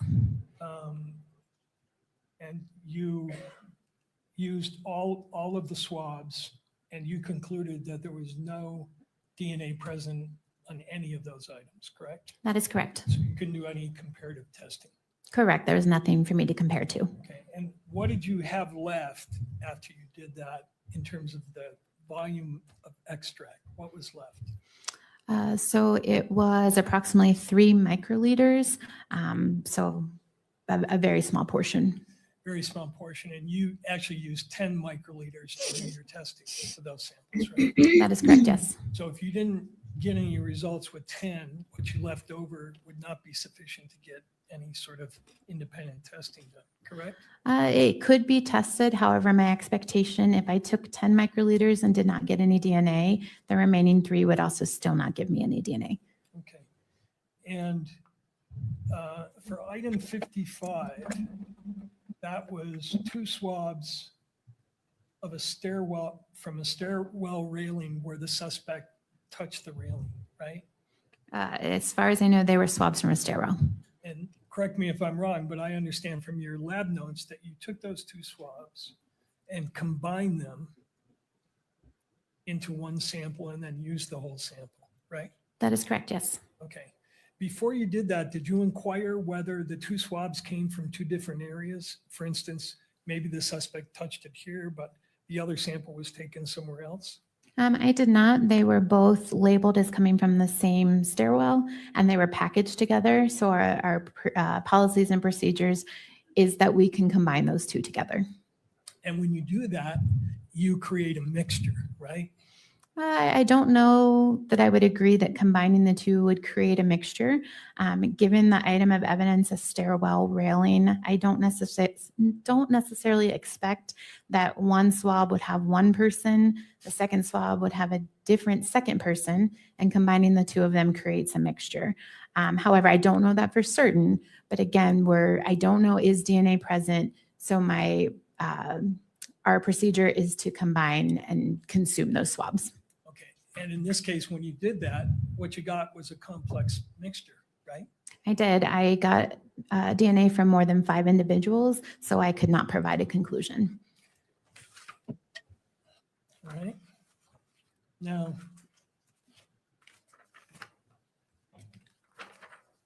Mr. Burt, and we are at the 4:30 point. I just want to inquire, not I just applying have pressure, one just trying to area left. understand. Okay. I'll be done with it. We talked earlier about your Inexcusable. testing of the length of the DNA sequence, the length of the DNA boxcars, not the sequence of A, C, T, and G within those sequences, within those boxcars, right? Correct, yes. And is it true that there are different alleles that have the same length when you measure by STRs, but have different sequences? Yes, that is possible. And I'd like to show you a chart that you have reviewed, I believe. This is, could you bring it up? 34. This is not in front of the, on the public screen, just for the witness. And is this a chart that you reviewed to, that I prepared to, and you looked at to see if I had correctly stated what alleles were found? Yes, it is. And does it, as it's presently existing, accurately state what the alleles are at each Yeah. location? Yes. Okay. I would move that into evidence. It's 5 pages and it's Baker 34. Mr. McBride.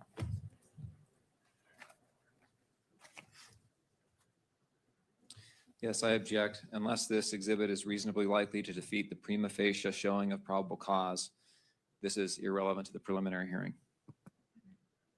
Mr. Burt. Your Honor, this exhibit and the next one go directly to whether the comparisons being made between Mr. Robinson's sample and the evidence samples are usable and reliable to make a determination that he is a probable contributor. I'm not sure I'm following with what you're saying on there, right? And maybe it's just because it's late in the day. Could you Yeah, it could repeat be. that?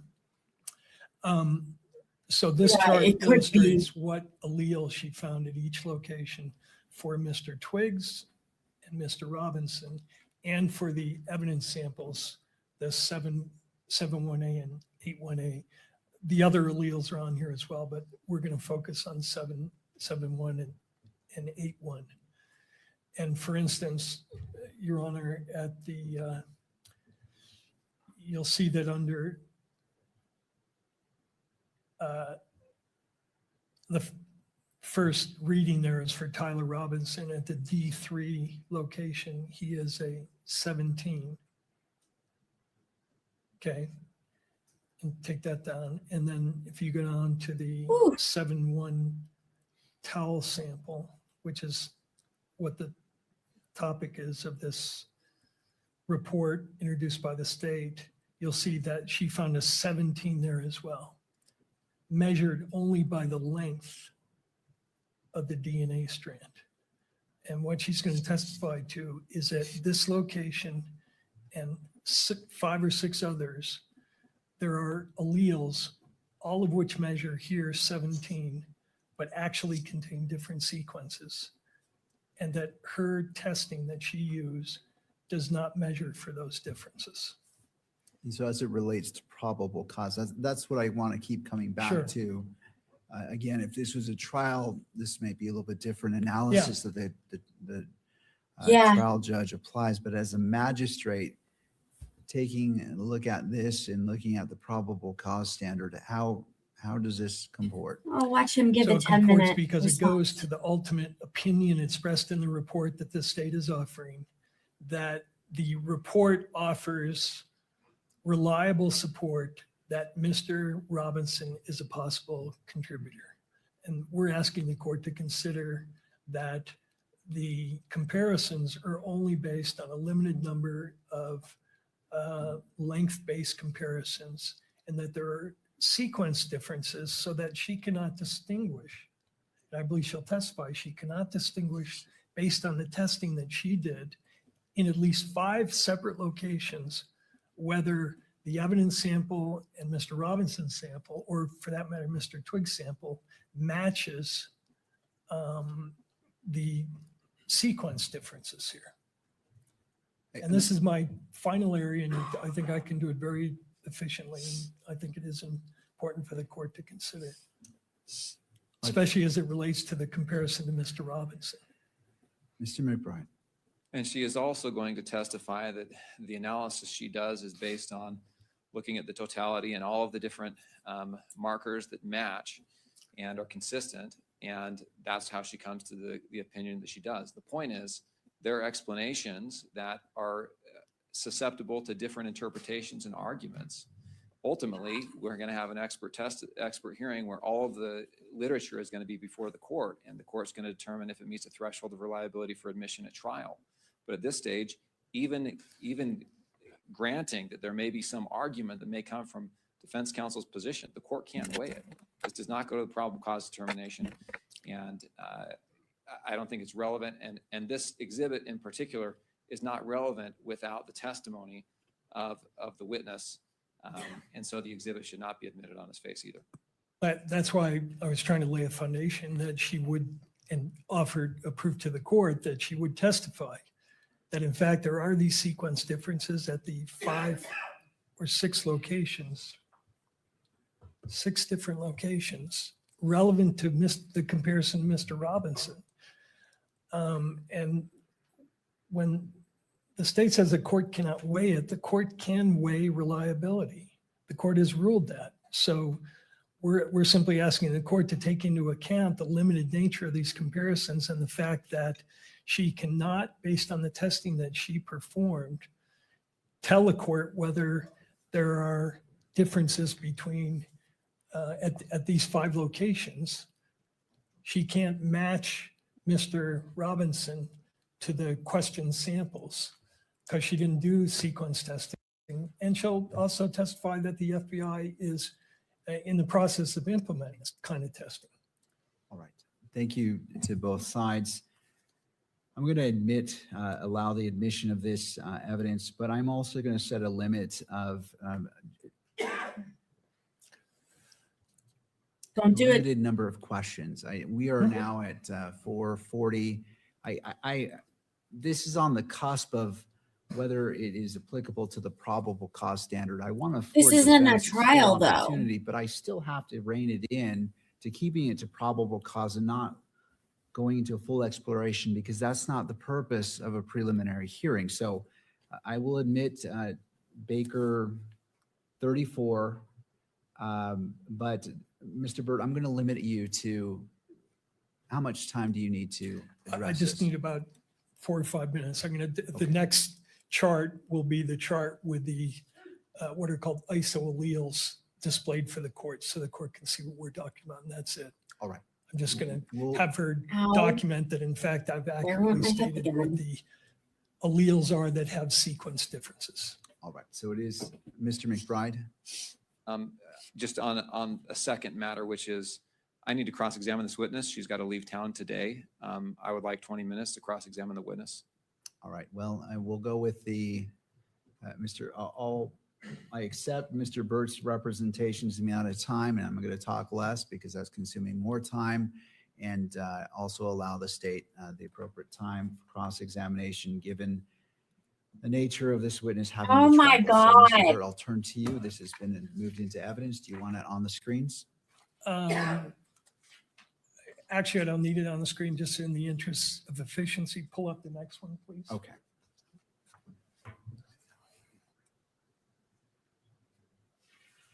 I want 35. Take that one down. And is this exhibit the same chart with what are called the isoalleles indicated. Yes, it is. And isoalleles is a term used to refer to these alleles that have different sequence but the same length. Correct. Yes. Where is So my across the top thing? there for allele 17 and D3, there is a allele 17A, allele 17B, allele 17C, all with the same length, but Guys, we have now surpassed the threshold of what I will do the show for. I mean, by surpassed, I mean like not enough people. It's not generating the interest. We're not chatting. This is just awful. So we're going to come back tomorrow with a positive attitude and pray to the good Lord that a jury gets sat in the Joshua Cooper trial. Okay? So 10:45 a.m. tomorrow. I'm in pain. I'm sorry. I normally go all the way. We're calling it. We're 66 in it. Okay, I'll see you guys tomorrow at 10:45. Yes. That sounds right. Okay, I'll have the thing up tonight. Bye.